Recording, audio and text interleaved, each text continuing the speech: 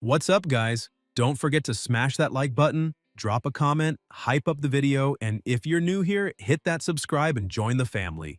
Guys, if you want to support the channel and get something cool, check the first link in the description. Use my code HugoHenriqueMore to get 10% off on anime lamps. 3 years ago, Earth underwent drastic changes. Animals and plants began evolving in insane and inexplicable ways. To protect the world from destruction and preserve peace, humans awakened the power to control monsters and use them in battle. Those who gained this ability became known as monster trainers.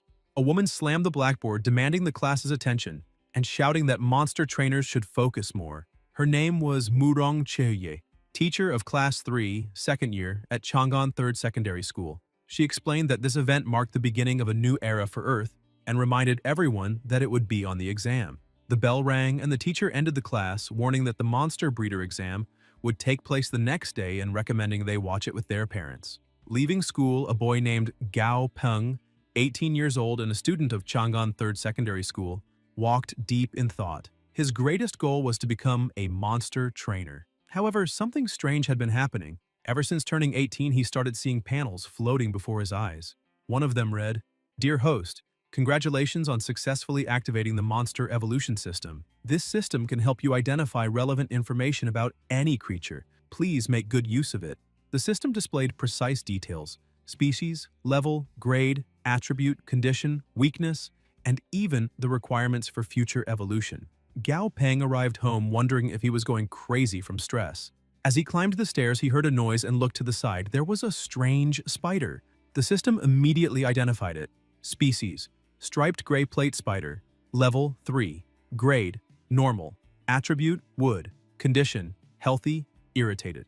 Weakness: fire. Upgrade requirement: excellent grade. He stared at the panel, astonished by how real it seemed, remembering it was Grandma Chen's pet spider. Teacher Morong had said that kind of spider was usually docile, but suddenly it leapt from the wall toward him. He shouted that there was nothing gentle about it and dodged quickly, running upstairs while calling for his grandmother. Sure, the spider wanted to eat him. The creature shot webs but missed, and Gao Peng realized how fast it was, panic rising. He wondered what to do, then remembered the system message. Its weakness was fire. Quickly, he lit a lighter and threw it, causing a small explosion that set the spider ablaze. Yet he realized the weak fire wasn't enough. Burning, the spider became even angrier, jumping up the stairs with killing intent. A red warning flashed before his eyes. It was just more enraged. Desperate, he ran faster, shouting that he only had one floor left. If he made it, Dazi would help. He sprinted with the spider close behind, its legs clattering against the steps, fear pushing him to keep moving. Finally, as he reached his door, the spider leapt to grab him. Gao Peng shouted for Dazi, who flung the door open so hard it hit the creature straight on. The impact sent it flying back, and another monster emerged, making the spider tremble with fear. The protagonist stood beside Dazi and asked with a half-smile if it still wanted to fight. The spider backed away and then fled, climbing up the walls until it disappeared. Peng watched and commented that it sure ran fast, but he'd let it go this time. Anyone who makes a contract with a monster can communicate through a mental link. Dazi, still grumbling, said he was starving and asked why his master came home so late, nearly fainting from hunger. The creature had two forms: combat and rest.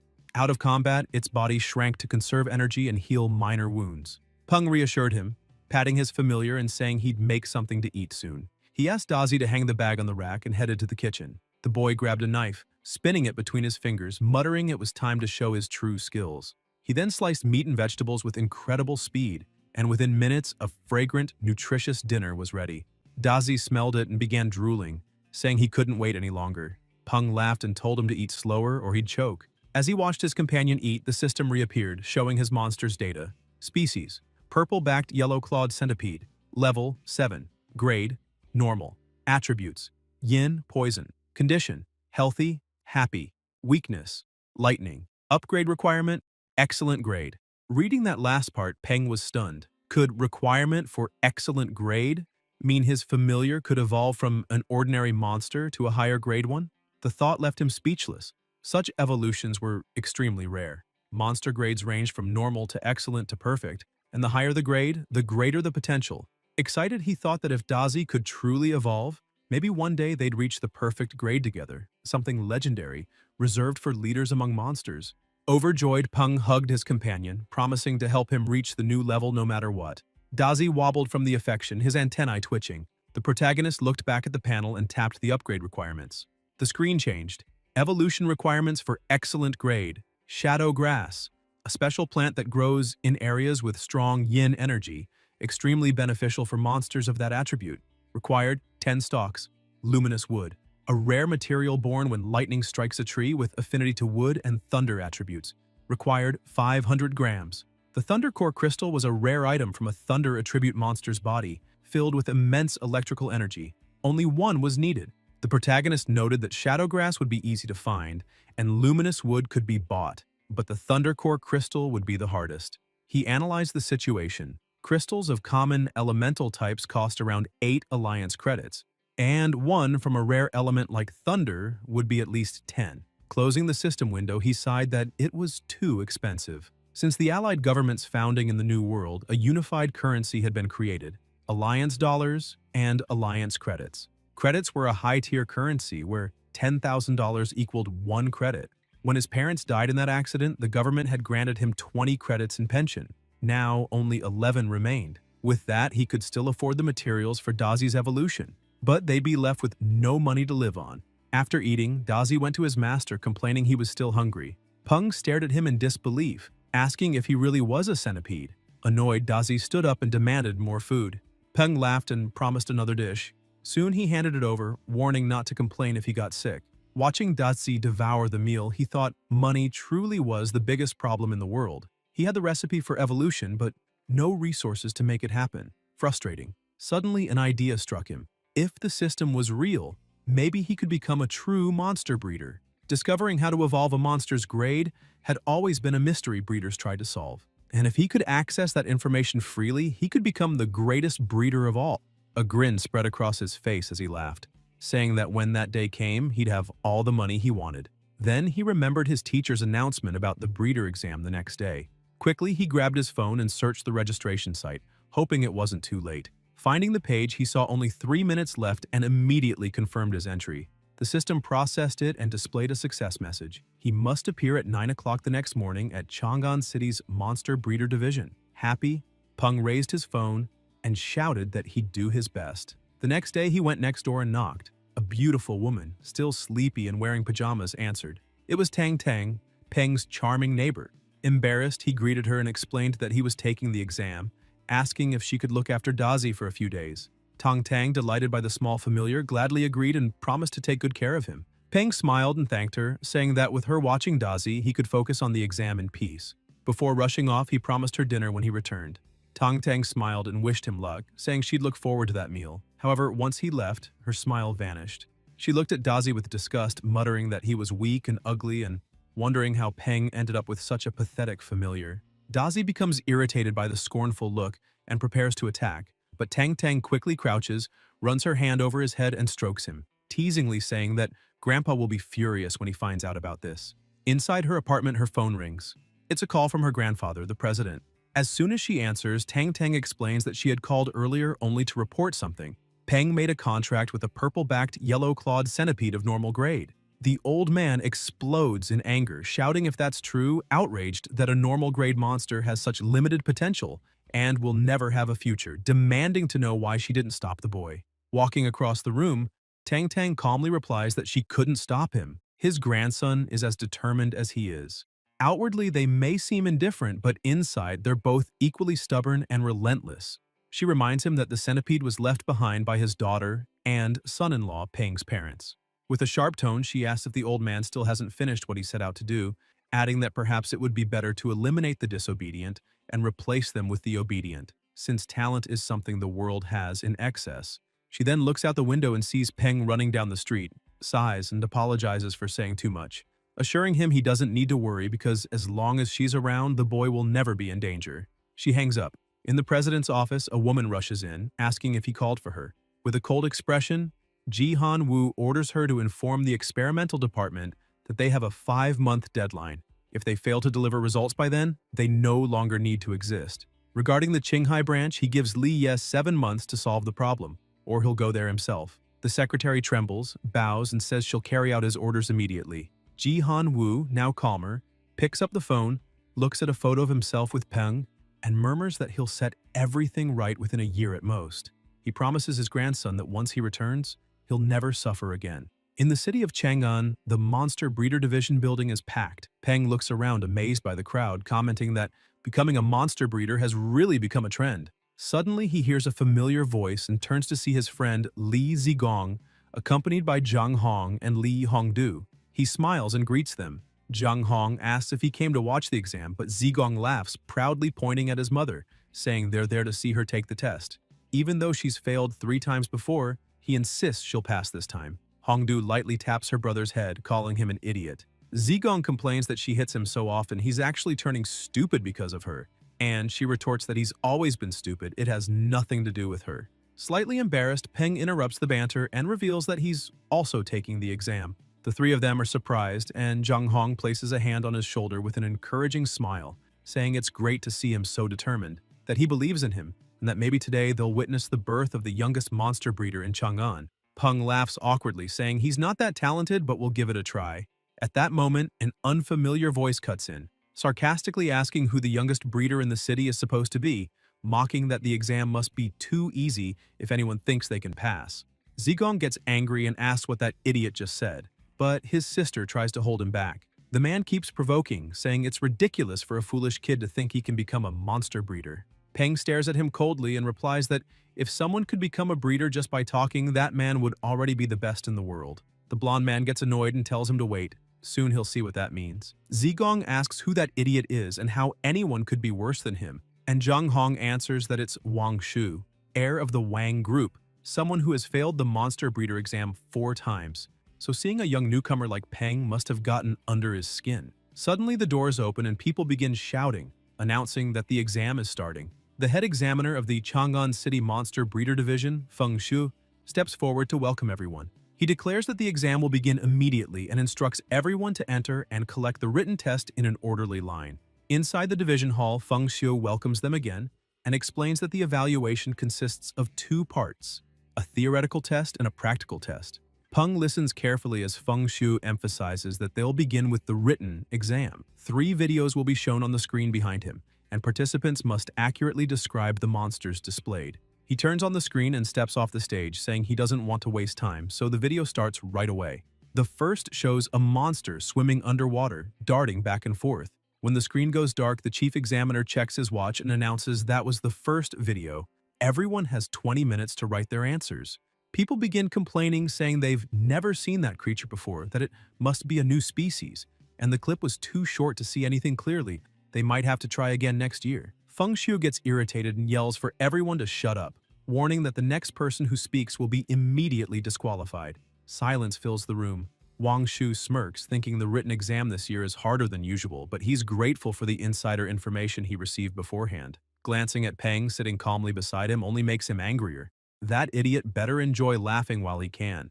Meanwhile, Peng is fascinated, realizing the system seems to be responding to his thoughts and providing exactly the information he needs. The monster is a Gale dolphin. It enjoys soft music, tranquility, sunbathing, and eating fish and shrimp. Its weaknesses are darkness-type attacks and chaotic sound waves. Peng writes all of it down. The second video shows a monkey-like monster, and the system identifies it as the muscle gorilla. It likes climbing trees and eating bananas, is vulnerable to poison attacks, and has an impatient, easily irritated nature. The final video shows the third monster, identified as the claw mantis. It's strong, brave, and carnivorous, feeding on all kinds of insects, and its weakness is fire-based attacks. At exactly 10 o'clock, the examiner announces time is up and the tests are collected. Another proctor walks around gathering papers and asks everyone to wait for the results.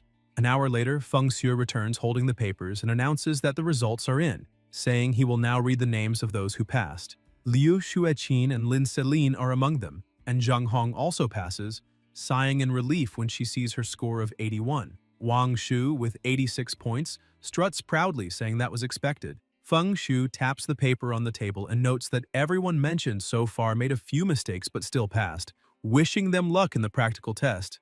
Wang Shu turns to Peng and says that if his name is Peng, he didn't hear it called, so maybe he didn't pass. The blonde keeps mocking, saying it's a shame. Looks like today won't be the birth of the city's youngest monster breeder after all. Peng listens silently, trembling with anxiety, thinking that's impossible. The system couldn't have been wrong. Just then, Feng Shui speaks again, saying there's one final name left on the list of those who passed. He asks the candidate to stand up. Confused, Peng rises and the examiner begins clapping, saying he truly didn't expect the candidate with a perfect score to be so young, praising the talent of the new generation. The crowd begins to murmur in admiration, saying he scored perfectly on the written exam, even though he's still in high school. Proof of an exceptionally bright future. Many whisper that they might be witnessing the rise of Chang'an's youngest monster breeder. Peng smiles and, looking directly at Wang Shu, says that Gao Peng has just been announced with a perfect score, apologizing for the disappointment. The blonde man seethes, shouting that the bastard just got lucky. As the announcement ends, the chief examiner leads all successful candidates into another room. Peng looks around, finding the place huge. Feng Shu welcomes them to the second phase, explaining that the practical test is simple. Each room behind him contains a monster provided by the association, and the goal is to increase that monster's grade within 1 week. He emphasizes that all necessary materials will be provided by the association, but anyone who fails to upgrade their monster must repay the market value of the resources used. There's also a strict limit on the amount of materials allowed. Exceeding it means automatic failure. At that moment, another figure walks in, clapping. It's Li Jin, manager of the Monster Breeder Division. He calls for everyone's attention, saying they'll now assign rooms and asking them to line up to draw a card from a red box. One by one, the candidates step forward to take their cards. As he waits, Peng thinks that since the selection is random, there's no way to know what kind of monster he'll have to handle, which explains why the Monster Breeder Certificate is one of the hardest to obtain. Wang Shu watches him closely, thinking he can't wait to see if Peng will stay confident once he finds out what card he drew. When Peng reaches into the box, he jokingly asks the heart of the cards to bring him luck. But as he tries to pull out a slip, a tiny creature bites the paper and refuses to let go. Both he and Li Jin notice the odd scene. Smiling, Zhang Hong says she got room 6 and asks Peng which one he picked. Peng smiles back and shows that he got room 10. Feng Shu then orders everyone to head to the rooms corresponding to their cards, declaring the practical exam officially begun. Peng walks to room 10 and is greeted by a man who introduces himself as Zhou Yuan. Peng shakes his hand with a polite smile, saying he'll be counting on his help. As Zhou Yuan swipes his card and opens the door to the 10th room, a terrifying roar echoes from within. So powerful it makes the floor tremble slightly. The moment Peng steps inside, the system immediately identifies the monster. Species: Red River Monkey. Level: 10. Grade: Normal. Attribute: Earth. Condition: Sick, dying. Weakness: Yin. Then another notification appears listing the requirements to evolve it to excellent grade. Peng grows uneasy and asks what happened to that monkey. Zhou Yuan explains grimly that it underwent countless experiments, which caused conflicting negative energies to build up inside its body. In truth, the creature should have been put down, but due to a lack of available test subjects, it was assigned for this trial. Earlier, Zhou Yuan had questioned the manager, asking why, among so many healthy monsters, they'd pick this one. On the phone, Li Jin told him not to worry. He had his own reasons. In that same call, he was speaking with Mr. Wang, assuring him that everything was going as planned and that the candidate wouldn't pass the practical test, not even if he were the greatest monster breeder in the world. Back in the present, Zhou Yuan sighs and says the monkey has only survived this long because of its incredible will to live, but the chances of recovery are extremely low, far beyond normal difficulty. He offers to help Peng register for the next exam, allowing him to start directly in the second phase. But Peng looks at the monkey locked in the cage, breathing weakly, body trembling, eyes filled with tears. He thanks Zhou Yuan for the offer, but firmly says he won't give up so easily. Zhou Yuan smiles faintly, saying he understands, and allows him to enter. As soon as Peng steps through, the door closes behind him. The monster, lying on the ground, trembles as tears roll down its face. In its mind, flashes of painful experiments and voices calling it useless torment its thoughts. It screams in despair, staring at Peng with raw suffering. Peng slowly approaches, places a hand on the monkey's head, and gently tells it not to worry. Just trust him because he'll do everything he can to help. Using the system, Peng analyzes the Red River monkey's evolution path, and the results shock him. The first screen shows the normal path: purify bodily impurities and evolve into an excellent grade Red River monkey. But then a second screen appears, darker, surrounded by a shadowy aura, offering an alternative: Yin path. Absorb Yin energy to eliminate the body's weakness to the Yin attribute. High chance of evolving into a new species and achieving excellent or higher grade. Peng can't understand why this creature has 2 evolution routes, but new windows appear listing the requirements for each. For the normal evolution, 5,000 grams of spiritual aura herb, 4,500 grams of concentrated aucuba scent, 10 bottles of first-class antidote, 5 elite-level monster crystals of the wood attribute, 2,500 grams of spirit-calming wood powder, 10 bottles of heart-cleansing dust, and 10 kilograms of tranquil leaf tea. For the distorted yin evolution, 250 grams of black candlegrass, 1 elite-level carrion attribute monster crystal, 2 or 3 pouches of luminous powder, 1 or 2 skull mushrooms, and 3 stalks of withered grass. Peng compares both lists and realizes the normal path demands an absurd number of materials, far exceeding the limit allowed by the examiners. He reasons that his choice makes sense. It's easier to continue painting on a stained canvas than to scrub it clean and start from scratch. So, he decides to take the risk and choose the distorted path. The system updates and displays the yin evolution formula. Mix a portion of black candlegrass into the creature's 3 daily meals for 3 days. Then feed it the carrion-type crystal and place it in a bath containing sulfuric acid solution blended with luminous powder, skull mushrooms, and withered grass. After that, let the process occur naturally. Reading everything carefully, Peng calls Zhou Yuan and hands him a note. Zhou asks if that's the material list, and when he reads it, he's stunned by the names. Black candlegrass, skull mushrooms, withered grass, all toxic ingredients. He frowns and says every one of them is highly poisonous, asking if Peng intends to raise the monkey's grade or kill it. Peng calmly replies that desperate times call for desperate measures, assuring him he knows what he's doing before closing the door. Zhou Yuan storms off, pacing anxiously, muttering that this boy couldn't possibly have gotten a perfect score on the written test. He's just a fool with a bit of theoretical knowledge, acting like a genius. 3 days pass. In room 2, one participant has already failed. In room 7, another candidate also failed, lamenting that the monster's grade almost increased, but she couldn't figure out what went wrong. In room 8, someone else loses it completely, shouting that nothing makes sense. He followed every ratio perfectly, yet nothing worked. Meanwhile, in room 10, the Red River monkey starts to recover. Peng watches, noting that once again the system was right. The black candlegrass stimulated the monkey's body and healed most surface wounds. After 3 days of feeding, its body and spirit are at peak activity, and the carrion crystal has begun to take effect. Peng holds the cage key and says that now all that's left is to put it into the sulfuric acid solution and wait. He remembers Zhou Yuan's warning when handing him the key, that it was meant to open the cage and that all monsters provided by the association were supposedly docile. But after all the suffering the Red River monkey endured, it could react unpredictably, so Peng must be careful. Looking down at the key in his hand, Peng reflects that it's hard for a monster to communicate with a human without a blood contract, and letting it out could be dangerous. But he's already decided. It's the only option he has left. He approaches the cage and speaks gently, saying he's going to release it, but it needs to promise to behave. The monkey nods as if understanding.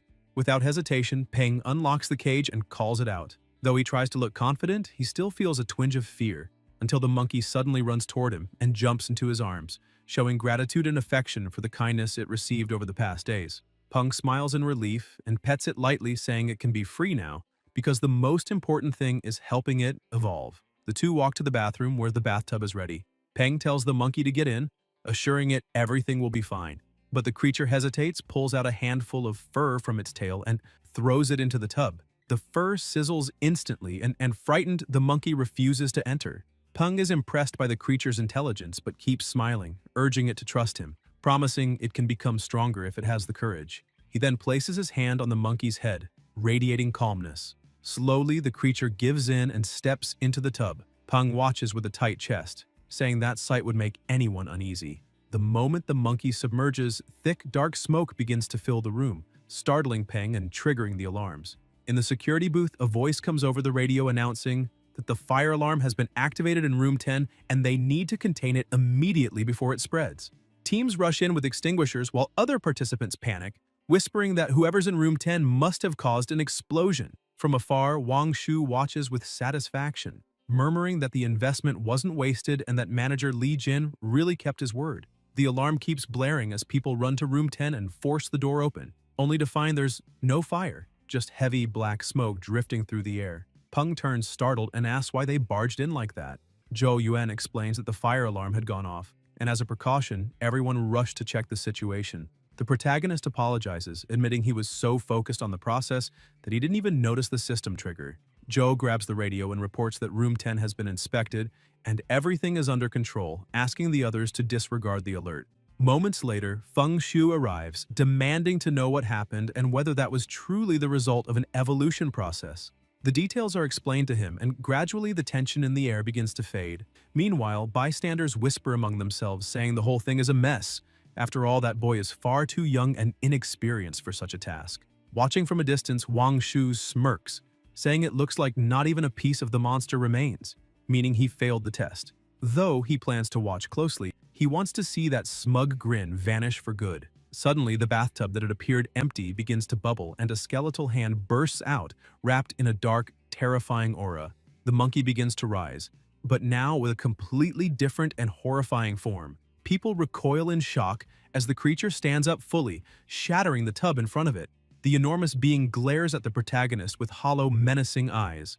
Feng Shu demands to know what it is, and Li Jin, equally stunned, asks if that thing could really be the same Red River monkey. Zhou Yuan smiles faintly and says that the kid isn't just a theoretical fool, he's a true genius.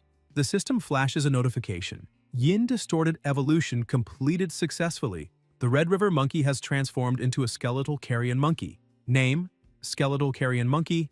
Level 11. Tier: Elite. Grade: Perfect. Attribute: Undead. Condition: Weak but animated. Weakness: Light. Peng's face lights up in disbelief. It actually worked. He's overjoyed but mutters that the system is ridiculous. This was only supposed to be a qualification test. In the future, with enough materials, he could evolve and mass-produce creatures like this. Scientists gather around, noting that after the evolution, the creature's body has grown massive, the gas surrounding its bones is incredibly resilient, and the bones themselves look as strong as steel. Li Jin comments, amazed, that this must be an entirely new, uncatalogued species, and more than that, an exceedingly rare undead type, making it a priceless discovery. Feng Shu smiles, observing that undead types are indeed uncommon, even among the allied government's ranks. But the real treasure isn't the creature, it's the boy who created it. Peng turns around and realizes the chief exterminator is watching. Smiling proudly, he calls out to the examiner, asking him to verify the results. He's successfully evolved the Red River monkey. Feng Shu smiles and tells him he's done exceptionally well, worthy of the top score on the written test. The now transformed monkey tugs on Peng's clothes, trying to communicate. Peng touches him gently and says he understands. He's already helped him evolve. Shouldn't that be enough? But the creature's eyes show it isn't satisfied. Li Jin, consumed by greed, starts grinning. Evolved monsters are usually handed over as rewards to the association staff. Normally, he wouldn't care about such things, but this time is different. That new species has to be his. Feng Shu, seeing the situation, calmly states that it seems the monster has formed a bond with the candidate. And if that's the case, he should be allowed to keep it. Everyone is shocked, even Peng himself. Feng Shu repeats firmly that Peng may indeed keep the creature. Li Jin, outraged, demands to know if the chief is serious. Feng Shu replies yes, because this is a new species, and all data about it is unknown. He adds that the evolution was a complete success, making the monster incredibly valuable, then asks what Peng intends to do with it. Peng pauses, recalling the examiner's earlier words about advancement. But what truly amazes him is something else. Before, the monkey had only been at normal grade and could only reach elite tier upon hitting level 20. Yet it has now achieved elite tier at level 11, skipping the excellent grade entirely and jumping straight to perfect. Even more astonishing, the system indicates it could still evolve further to the epic grade, and it's already an extremely rare undead type. Zhou Yuan approaches, stunned, saying no one could have guessed that creature was once a Red River monkey, and points out that it clearly wants to stay with Peng, so he should take it with him. Li Jin interrupts, raising his voice and turning to Feng Shu, insisting that can't be allowed. According to association rules, monsters that successfully evolve during evaluations must be handed over to the institution. He also argues that the Red River monkey underwent numerous experiments and only evolved because of them. Wang Shu seizes the moment, siding with Li Jin, saying the monster should have been destroyed long ago, mocking Peng for being so young and claiming it's impossible someone like him could improve a dying creature. Li Jin insists it's absurd to let him keep it. A novice like that doesn't deserve such a thing. Wang Shu reinforces the claim, saying Peng had no merit in any of it. The president then asks sharply how exactly the boy could have cheated. Realizing Feng Shu's irritation, Li Jin tries to soften his tone, saying maybe Peng didn't cheat, but the test's difficulty far exceeds what a junior breeder could handle. He claims Peng probably just got lucky healing and evolving the monster, which means the test can't accurately measure his real ability. Feng Xue replies with biting irony, is Li Jin suggesting that Peng took a dying monster, evolved it by accident, discovered a new species, and that still doesn't count as a valid result? Li Jin quickly backtracks, saying not exactly. He admits the test result stands since the boy did evolve the creature, even if by luck, and the certificate should be issued to preserve fairness. However, the evolved monster must remain under the association's ownership. Feng Xu laughs out loud, saying this is what comes from narrow-mindedness. It's shameful to see such petty thinking. He remarks that there are few talented breeders in the city precisely because their minds are trapped like frogs at the bottom of a well. Turning to Peng, he asks if the boy would mind showing those two how vast the world truly is. Peng takes a deep breath and replies that all he wants is his breeder certificate. He has no idea how he got dragged into such a mess. Then, looking directly at Wang Shu, he calls him old man, asking if he really thinks this was cheating just because he's young, concluding that such thinking belongs to a real idiot. He then points at Li Jin and says that just because he can't do something doesn't mean no one else can, asking sarcastically if the man is blind and didn't just see what happened. Peng goes on, calling them incompetent and ignorant for refusing to accept the truth, staring them in the face, clinging instead to excuses to justify their disbelief. Seeing people like that, he says, is truly pitiful. He then explains that although the name Red River Monkey includes the word river, its attribute has nothing to do with water. The name simply refers to the area where the species is found. But at some point, someone assumed it was aligned with water and yin because of that word. And that person, he says, was a complete fool. Judging by the monkey's condition, plenty of other fools believed the same thing since they had flooded it with materials of those types. They were all blind to the fact that the creature's true weakness was yin. Not knowing something that basic, he says, means they've wasted their lives. Wang Shu angrily protests that this is nonsense. Everyone knows the Red River Monkey's weakness is wood. Feng Xue interrupts, clarifying that while the creature does have some connection to wood, its true weakness is yin, and adds that Wang Shu will lose points for not knowing it. Peng continues, explaining that because of the monkey's strong vitality, it survived even after yin energy had invaded deep into its bone marrow, but purifying it would be nearly impossible. That's why he chose the opposite approach. Over the last 3 days, he fed it black candlegrass to strengthen its spirit and, using yin as a foundation, added undead-type materials, along with an elite tier crystal of the same attribute. While it might sound simple, he stresses that he didn't just mix them randomly. The real key lies in the order and ratio of the materials. Without that understanding, any attempt would have failed completely. Furthermore, anyone who tries without understanding the process could cause unpredictable results. And if the Red River monkeys were to go extinct because of that, he wouldn't be able to bear such responsibility. Feng Xue begins clapping, praising the brilliance of the new generation, and declares that since Peng has demonstrated such remarkable talent, it would be a waste to grant him only a junior breeder certificate. Therefore, the president personally guarantees that the protagonist will receive the official monster breeder certificate. Feng Xue adds that, unfortunately, issuing an advanced level certificate is beyond his authority. But if Peng travels to the main headquarters in Yanjing and undergoes a new evaluation, he's certain that with the talent Peng has shown, he will undoubtedly achieve that level, as long as he keeps working hard. Peng bows deeply, expressing heartfelt gratitude for everything. The president then rises, faces the two men still standing frozen, and returns to the subject of cheating. He demands to know who the real cheaters are and asks if they think he's too foolish to uncover their schemes. He reminds them that someone just admitted the Red River monkey was an experimental subject meant for disposal. Feng Xue says he too would like to know why a failed experiment scheduled for elimination was assigned to a test chamber in the first place. Zhang Hong confirms she already suspected Wang Shu's comments, and the other candidates start speaking up,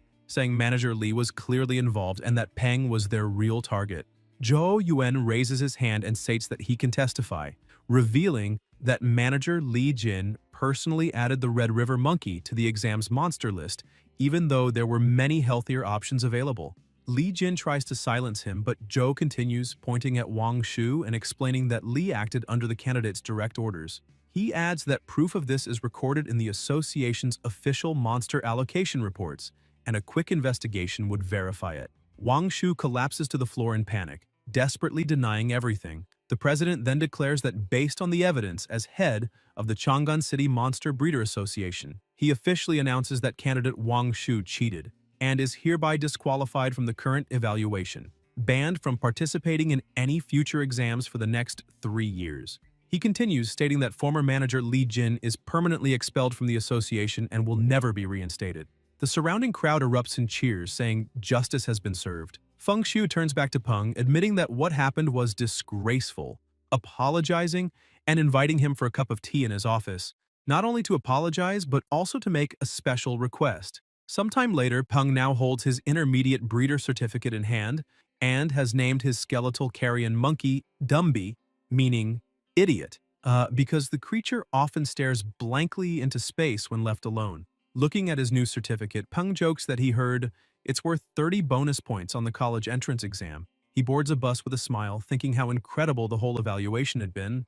Not only did he obtain a perfect grade monster, but also an intermediate certificate and an identity card for Dumby. He remembers that the association usually takes ages with such paperwork, but everything changed after befriending the president. Yet, just minutes earlier, inside the association office, Feng Shu had told Peng he wanted to invite him to represent the city in the World Monster Breeder Competition. The protagonist asks if he's serious, and Feng Shu confirms firmly. He explains that, as he said before, the top breeders in the city are mediocre, which is why they've never achieved strong results in major tournaments. But if Peng represents Chang'an, everything could change. Feng Shu emphasizes that the world has only been different for 3 years, meaning both old and young stand on equal ground. Thus, the World Monster Breeder Competition has no age limit. The president, now excited, slaps the desk and exclaims that in terms of potential, young talents like Peng have an overwhelming advantage. Peng tries to hide his growing interest, but his expression betrays him, and Feng Shu teases that it would be a shame for him to refuse,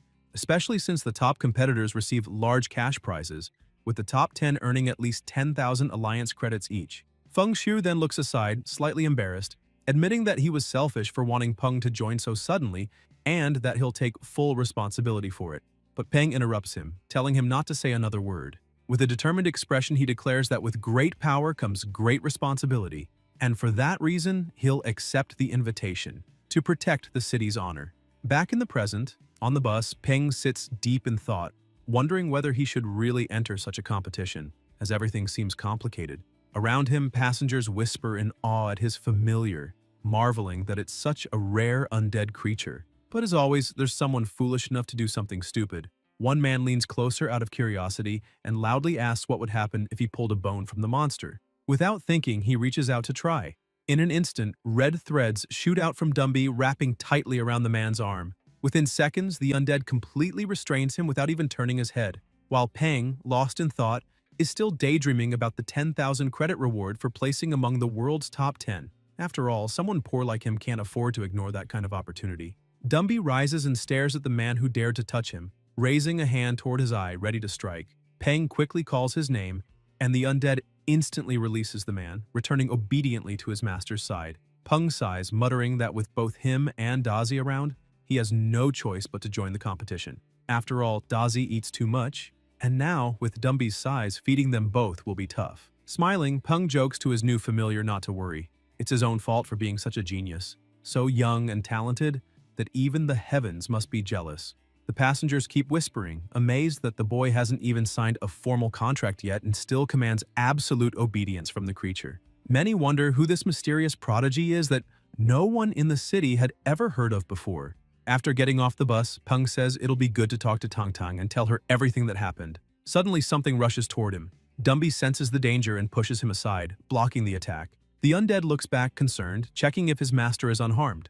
Peng gets up, wincing from the pain in his back, and asks why Dumby pushed him so suddenly. The creature remains in a defensive stance, guarding him, until Peng realizes what happened and smiles, saying he was just worried. He walks up to him and says there's no need to worry. From now on, they're all family.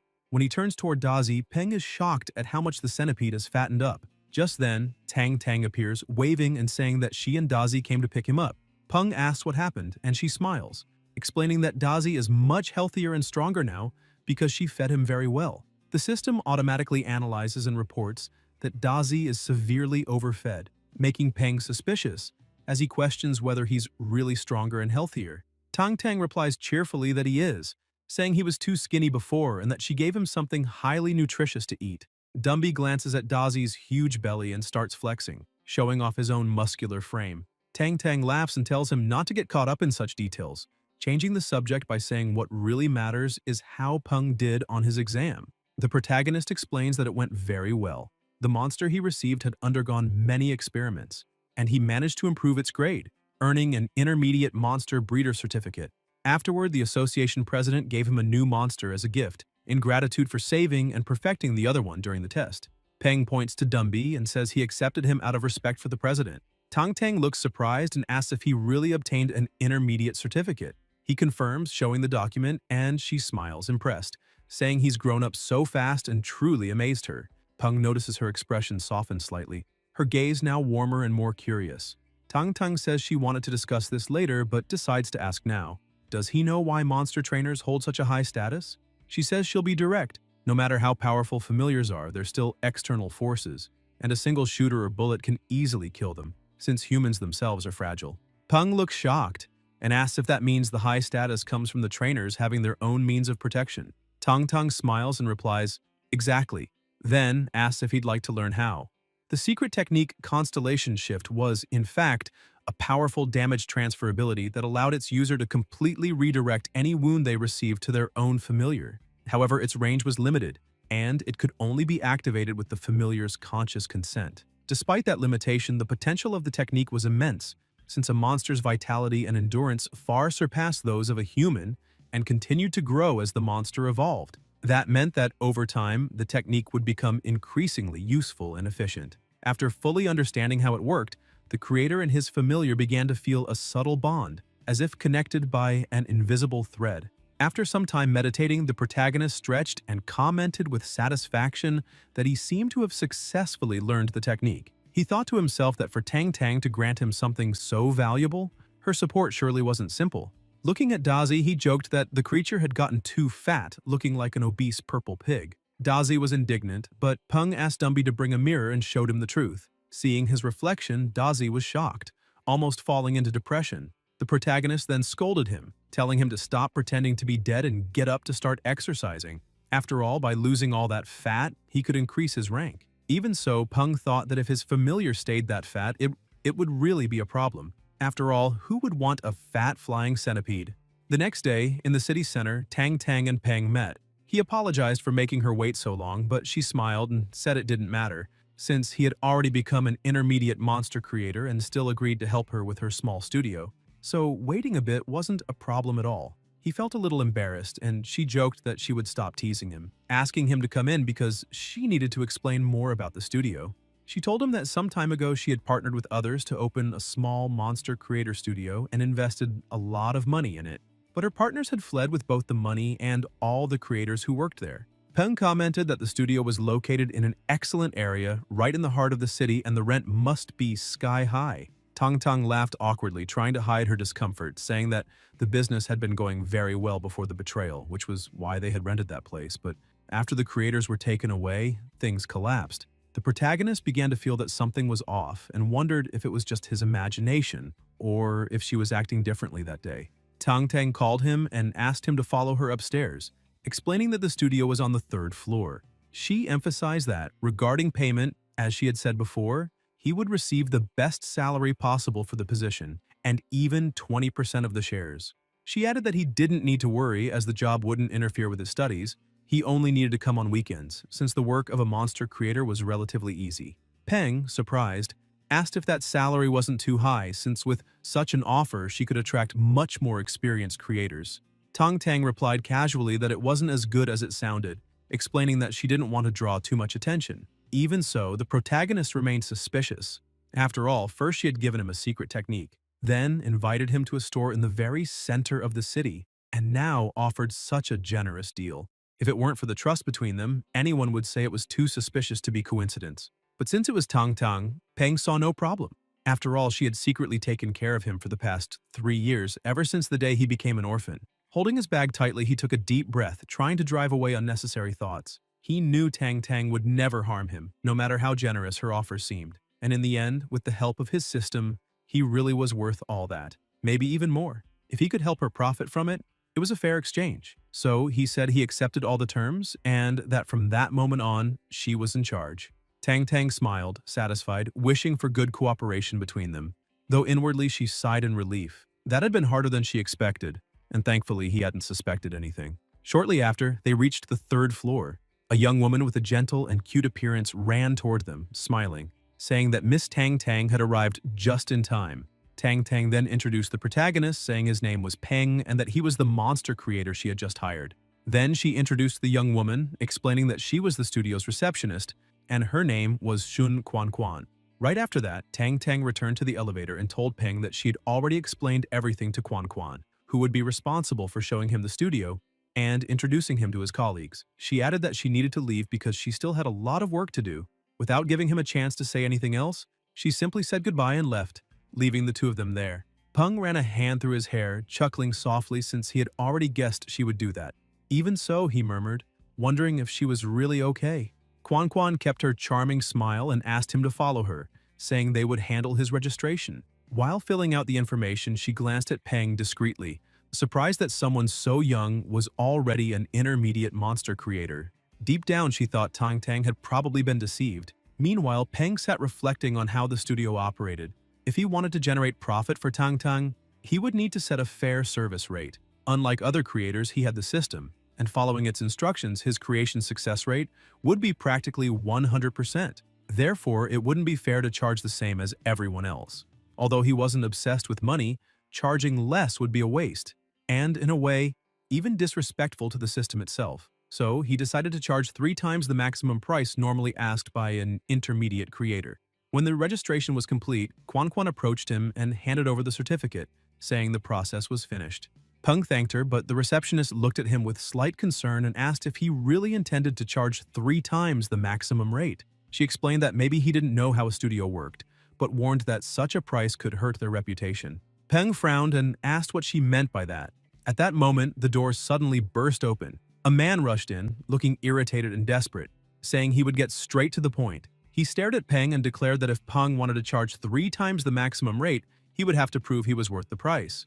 Stepping forward firmly, he stated that if Peng could heal his familiar, no matter how long it took, he would pay 10 times the requested amount. He repeated with conviction that if his familiar truly recovered and advanced in rank, he would pay 10 times the fee without hesitation. Quan Quan panicked the moment she heard the offer since that amount was absurdly high, and she desperately begged the man to calm down. Peng, however, remained calm and confident, saying it was fine. He remarked that this would be his first client and that, for that reason, he would give a generous discount, charging only 3 times the normal rate, not 10. The man looked at him in surprise and asked if he was really that confident in being able to heal his familiar. Peng asked him to calm down, explaining that he could only give an accurate answer after examining the creature's condition. The man then opened a box and with a worried expression revealed his small familiar. Quan Quan stepped closer anxiously as the animal began whimpering in pain and trembling in its owner's hands. The man looked at Peng in despair, asking if he could do anything. The system immediately activated the analysis. Purple electric rat, conflicting variant, level 19, elite tier, excellent grade, lightning attribute, condition, minor injuries and weakness due to mud contamination, promotion requirements for perfect grade, incomplete. Moments later, a red warning flashed across the system panel. Danger detected. Resolve the conflicting variation immediately. Peng widened his eyes and, unable to contain his irritation, shouted at the client asking what he had fed the rat. The man, startled, replied that he had given it blood jade Ganoderma, thinking it would trigger a mutation and help it evolve, but the result had been the opposite. Now, desperate, he asked if there was still a chance to cure it. Peng began reasoning. The electric rat had already been in the process of evolution, but the forced attempt caused a conflicting variation between the lightning and blood types, leading to the collapse. The system reappeared, displaying the variant evolution plan. 5 shadow fruits, 5 grams of scarlet maple from the well, 50 grams of golden lightning leaves, grind and boil into soup. Add 1 bloodbat crystal core, elite tier. Peng realized that if he followed the system's plan, he could turn the conflict into a complement and trigger a unique variant evolution. He then asked Quan Quan to gather the ingredients as quickly as possible and turned to the client, asking if he knew the creator's rules. They used their own materials, but the client had to reimburse everything afterward. The man agreed immediately, so willing to pay whatever it took. Peng approached the small rat and spoke to it calmly, promising that he would make it evolve successfully. Once everything was ready, they went to the treatment room. When the preparation began, both the client and Quan Quan were horrified by what they saw. The man, pale as a sheet, asked if that was really how Peng intended to heal the electric rat. The scene was absurd. The little rat was lying on a chopping board, and Peng, holding a huge cleaver, looked as if he were about to slice it up. Seeing that, both of them shouted in disbelief, calling it madness. But Peng, unfazed, grabbed the rat and threw it straight into the boiling pot. The client tried to stop him, and Quan Quan nearly fainted, crying that this would cause a massive loss. Even so, Peng continued stirring the pot calmly, and after a few seconds he lifted a ladle of the broth and, with the most serious expression in the world, asked if the client would like to taste a sip of the rat soup, claiming that, according to legend, it nourished the yin and restored the yang. The man began to panic, but Peng simply smiled and told him to relax, explaining that it was just a joke to lighten the mood. Then he lifted the lid and asked the man to take a look. Mr. Ma leaned in curiously, and to his astonishment, what was inside wasn't soup at all. It was a medicinal bath Peng had prepared for the familiar. The heat was only meant to help the creature absorb the medicine more effectively. Even so, the client kept watching with his heart pounding, trying to stay calm. The protagonist covered the pot again and with a confident smile said that the heavens were about to bless that rat, so it needed to boil a little longer, about 10 more minutes. Mr. Ma thought about how there were only 2 advanced monster creators in the whole city, both prestigious and impossible to schedule. That was why his only option had been Peng, an intermediate creator. But if the boy made a mistake, he wouldn't forgive it.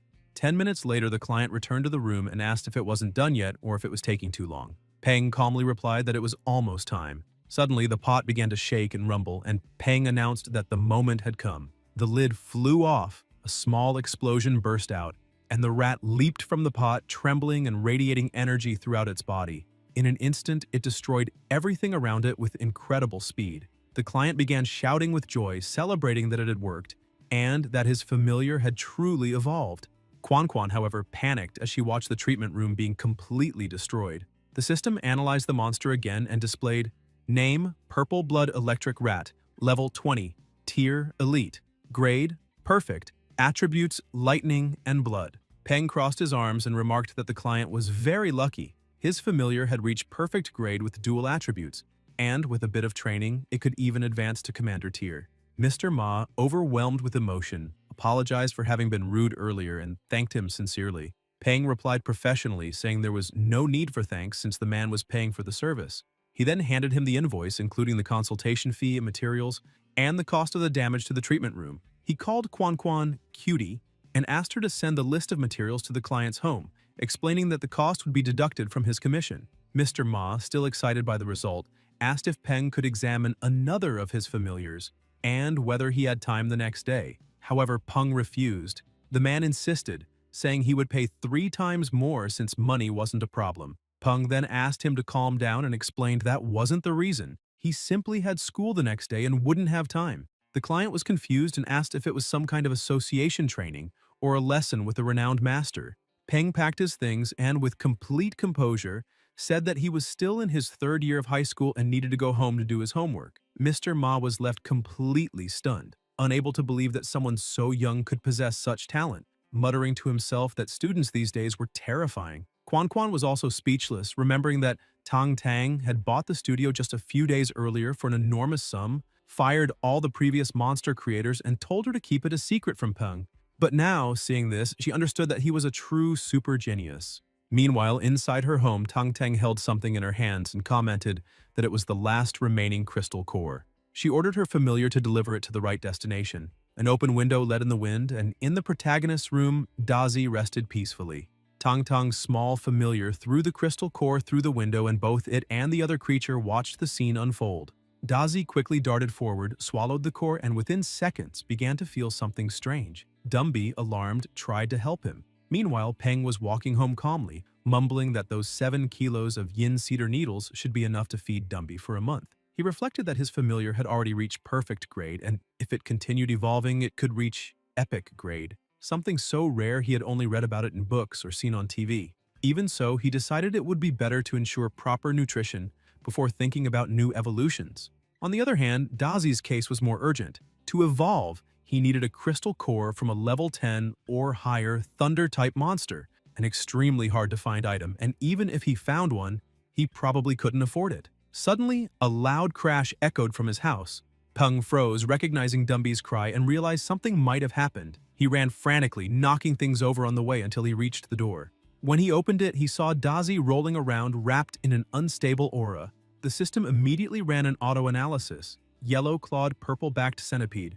In evolution. Current grade, normal. Level 8. A large amount of Thunder Titan centipede meat has been consumed along with a Thunder Titan centipede crystal core. Condition. Requirements met for one of the evolutionary paths. Evolution initiated. Peng's eyes widened. He didn't know whether to be amazed or terrified. He shouted, demanding to know what kind of evolution this was and where such a rare crystal core had come from. When he turned around, he noticed Tang Tang watching from a distance. He called out to her, angrily asking if she had given Dazi the core. She tried to play it off, avoiding his gaze, but thought that if she had told him, he surely would have refused. Changing the subject, she pretended to act natural and said she had only come to drop off his groceries since he'd left them halfway home. Before Peng could respond, she hurried off, grumbling that he'd been spending too freely since he started making money. Peng tried calling her again, but she told him to rest and promised not to bother him anymore before slipping into her own apartment. He sighed, realizing she obviously knew he needed that core and had done it on purpose.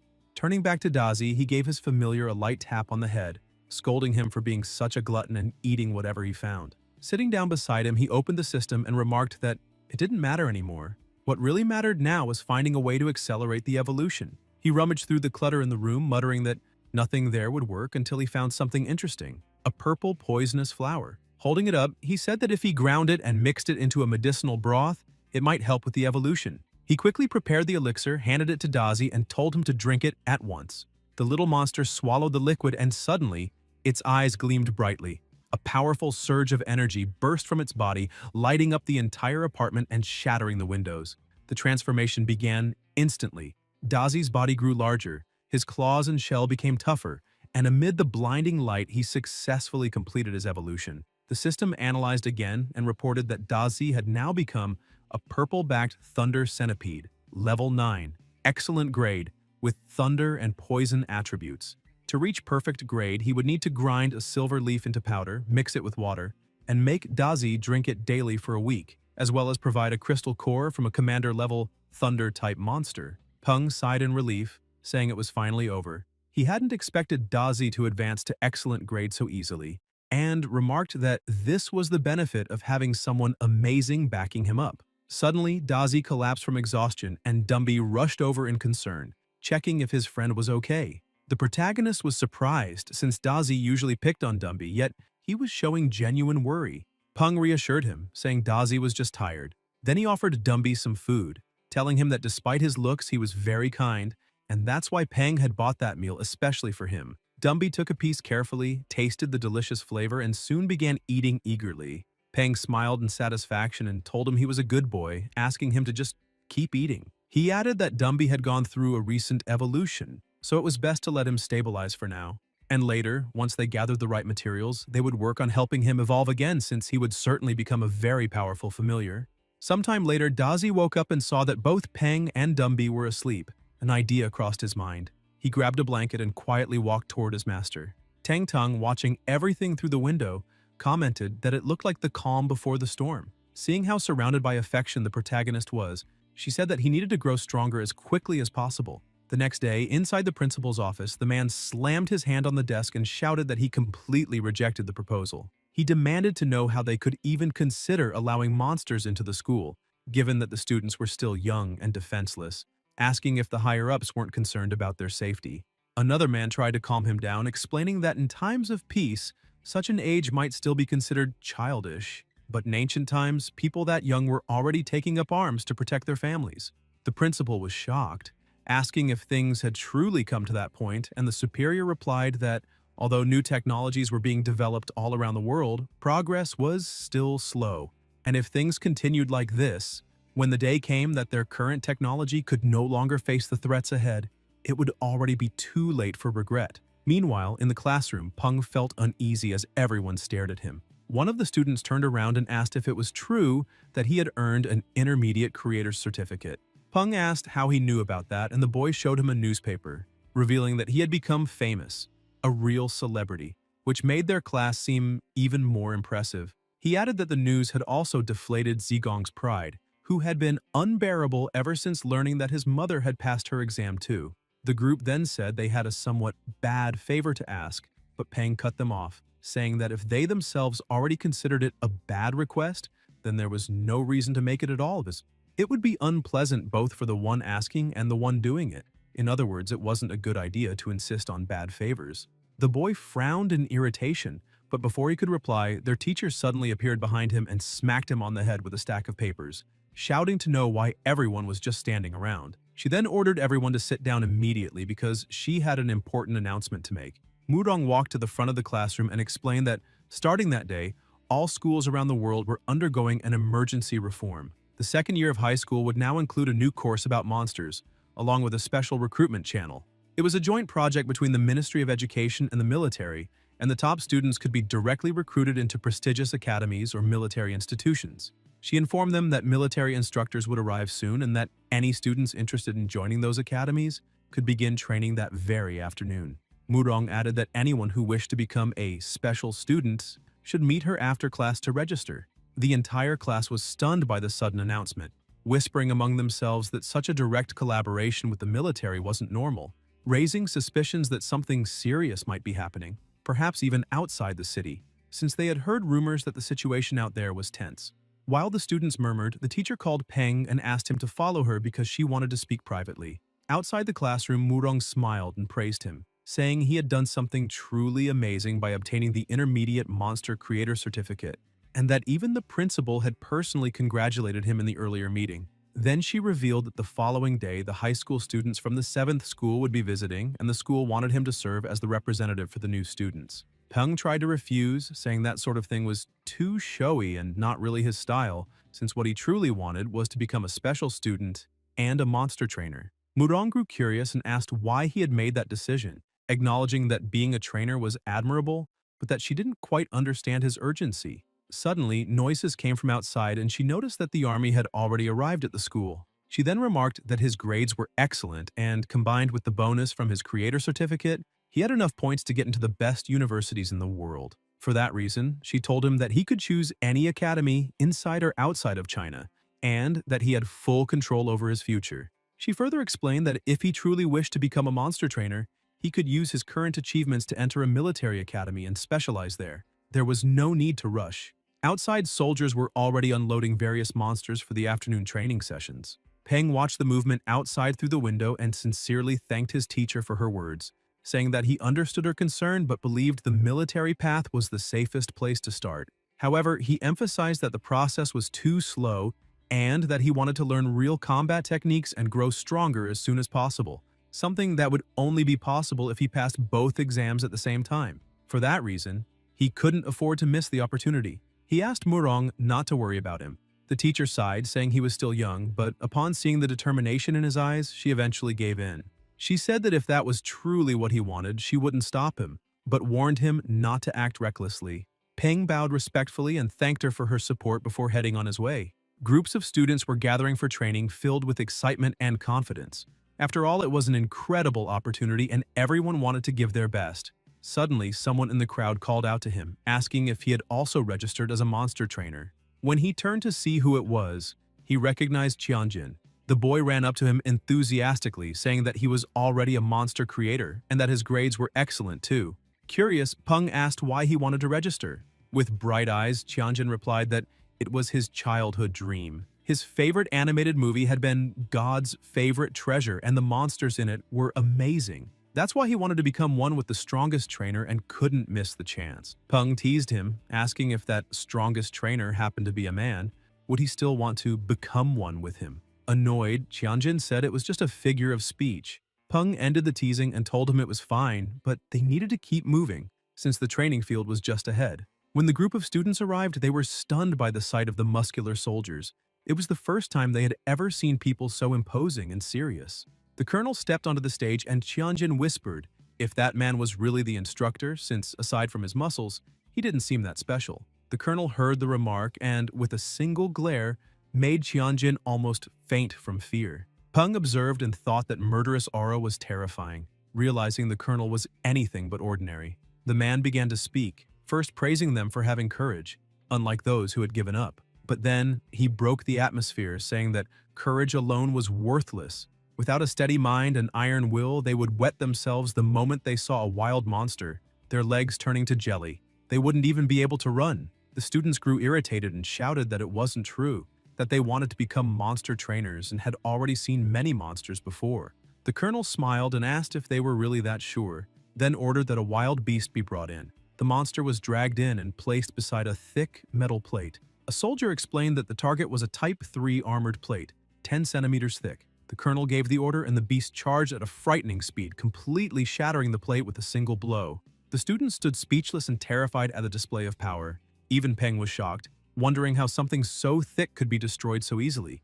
The colonel asked if they had all seen that, explaining that this was the power of a trained familiar, and that the monsters they would face in the future could be even stronger. He then said this was their last chance. Anyone who wanted to quit could leave right now. People started walking away, and Peng was surprised to see that almost everyone left. Apparently, they had only come for the excitement of the moment. The colonel shouted, asking why they looked so down, saying that what they had done wasn't wrong. He smiled and told them that those who went back should study hard because studying was also a fine path and they weren't deserters. They had simply made the rational choice to return to class.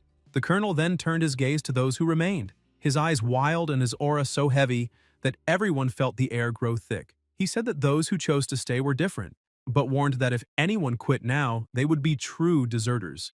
And he hated deserters more than anything. He asked if they understood, and with trembling voices, the students answered yes. The colonel yelled for them to repeat, saying he couldn't hear them. The group, terrified, screamed in unison that they understood. By the end of the day, Peng arrived home and collapsed on the couch, completely exhausted. Even though he had prepared himself mentally, he hadn't expected it to be that tough. Despite his fatigue, he noticed his familiars were upset and hungry, so he went to the kitchen. As he walked, he recalled Colonel Chen's words.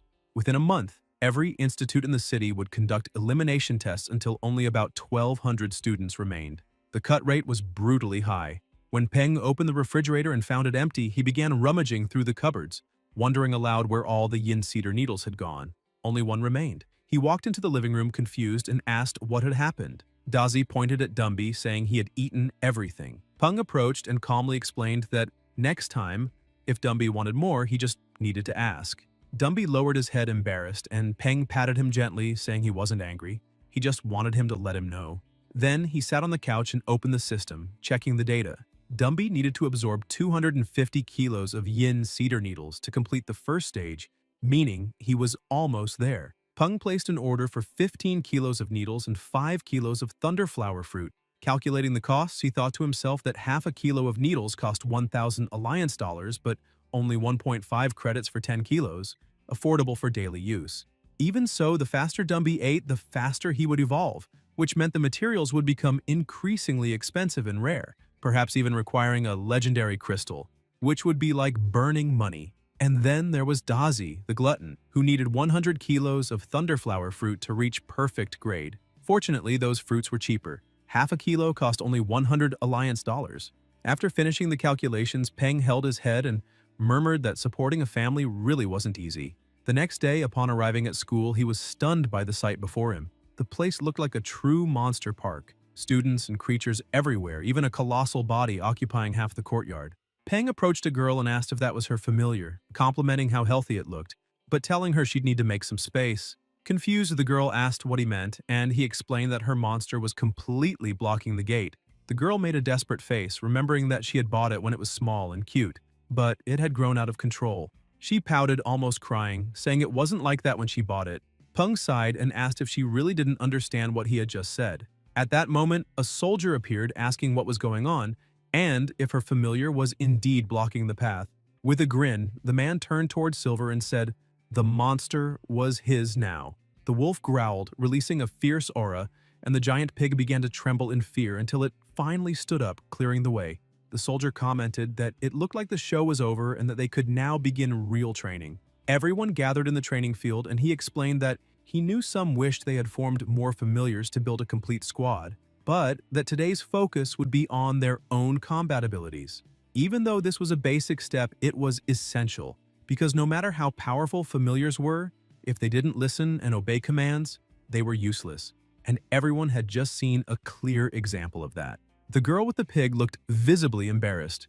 The officer crouched down and told them that if they wanted to train their familiars, they first needed to understand their habits and preferences to build a proper bond. As an example, he mentioned his own silver moon wolf, explaining that he always bought the armored black pork it loved and fed it personally. He even joked and slept beside it every day. Thanks to that, the wolf now trusted him completely and obeyed every order.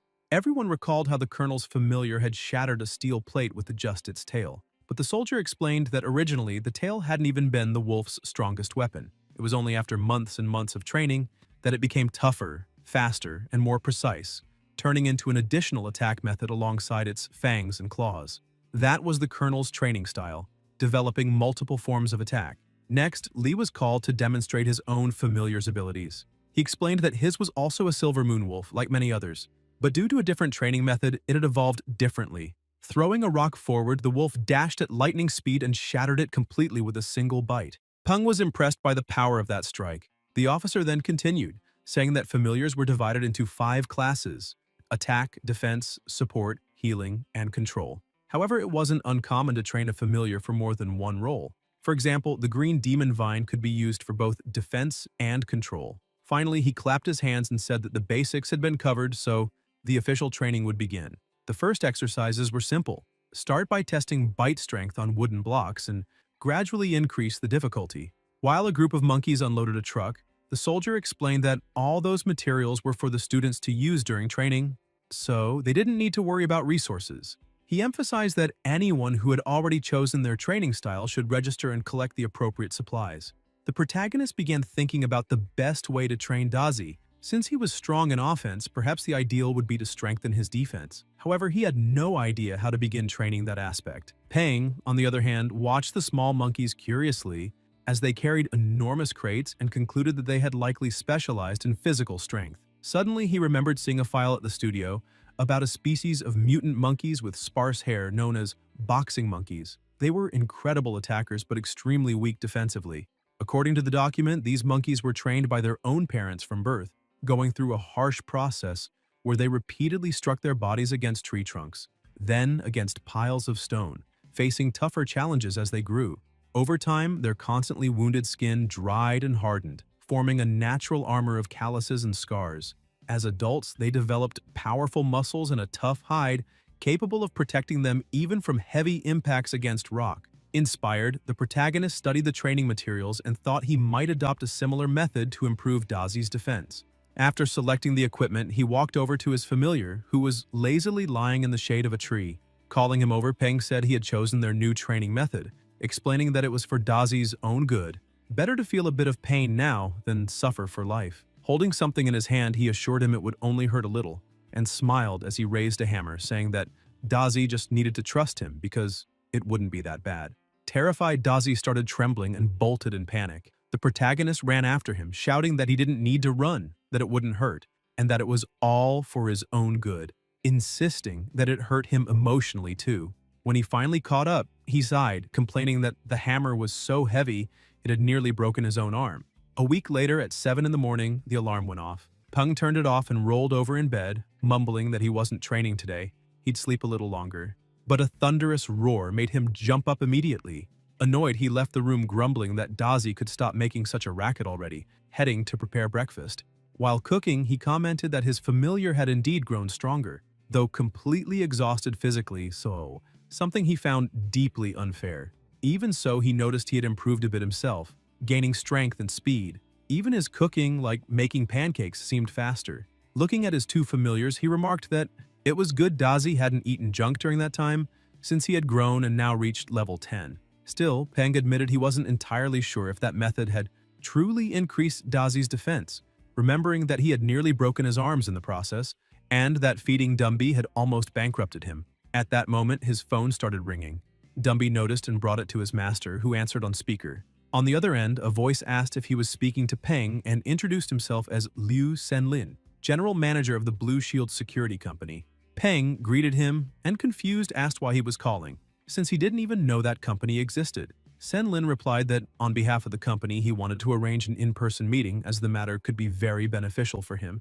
and asked if he had any time available to talk. Back at the studio, Quan Quan welcomed Peng and informed him that the guest was already waiting. When he entered the room, a man stood up and asked if he was Peng. The protagonist confirmed and returned the question, wanting to know if he was really Senlin. The man smiled, saying it was a pleasure to finally meet him in person, and reaffirmed that he was indeed the general manager of the Blue Shield Insurance Company, as mentioned on the phone. Senlin explained that he was there to ask if Peng would be interested in working for the company as a consultant monster creator. The protagonist was surprised by the offer but gestured for him to sit first. Once they were both seated, Peng asked why the manager had sought him out, pointing out that there were advanced monster creators in the city while he was only an intermediate one. He said he didn't know what kind of reputation he had earned to make the general manager of a major security firm personally come to him, but he was sure it was some kind of exaggeration. Senlin laughed, saying Peng was being far too modest, and admitted that while there were indeed a few advanced creators in the city, one of them being the president of the Monster Creators Association, Mr. Chen, someone like that obviously wouldn't have time to act as a consultant for a small company like his. The other was Mr. Guxian Lin, who already worked full-time as a government consultant. That was why, among all the intermediate creators, Senlin preferred to trust a talented young man like Peng rather than anyone else. The protagonist replied that if that was the case, then before proceeding, he wanted to make his conditions clear. The negotiation would only continue if they were accepted. First, he explained, he had classes from Monday to Friday and, unless in urgent situations, should not be disturbed during the week. Second, he would accept the consultant position, but he would not sign any exclusivity agreement, although he guaranteed he would never assist any competitors of Blue Shield. Senlin smiled and said that was perfectly fine, accepting the terms, and then showed him a contract asking what Peng thought of the part-time model they had prepared. The protagonist began reading and was surprised. The contract was almost too generous. There were no mandatory clauses, the salary was 500 credits per year plus commissions, and an additional 50 credits for every successful evolution of the company's demonic mantises. That made Peng think that the owner of Blue Shield must be an extremely wealthy person. After carefully reading it and finding no disadvantages, he decided to sign. At that moment, someone knocked on the door. Quan Quan entered and announced that Mr. Ma, who had an appointment with him, had arrived a bit early. The general manager stood up, saying that since the contract was signed, there was no need to take more of Peng's time. They shook hands, and Senlin said he was very much looking forward to the collaboration between them. The protagonist thanked him for coming personally. As the manager stepped into the elevator, he called someone, reporting that the contract had been signed and that Peng had chosen the part-time model. Though he still didn't fully understand why there had been such insistence on that young man, he remarked that there were so many creators in the city, why go through all that trouble? He was interrupted by the person on the other end, listened carefully, and then replied that he understood. Meanwhile, in the treatment room, Peng was examining one of the monsters and asked the client if that was the familiar he had mentioned during his last visit. Mr. Ma confirmed that it was. With the help of the system, the protagonist analyzed and identified the creature as a wax begonia fairy, level 3, normal grade, wood attribute, in healthy and cheerful condition, weak to fire and electricity.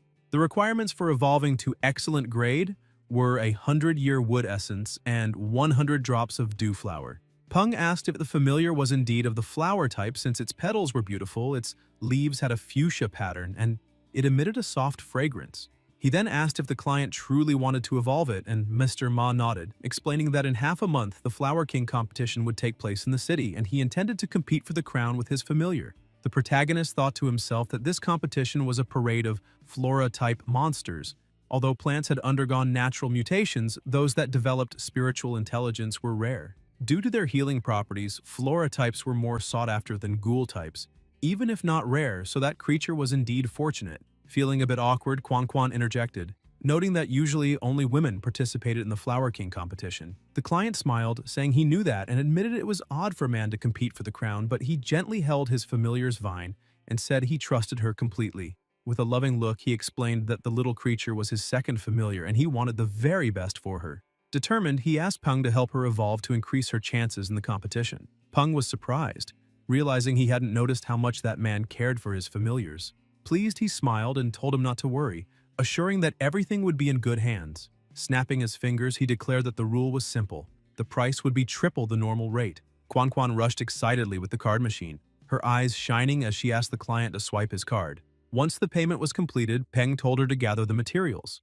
200-year wood essences, 150 drops of dew flower, 1 psionic leaf, 5 grams of fructus tuscendon, 500 grams of chestnut seeds, and 1 black venom herb. She confirmed everything was written down.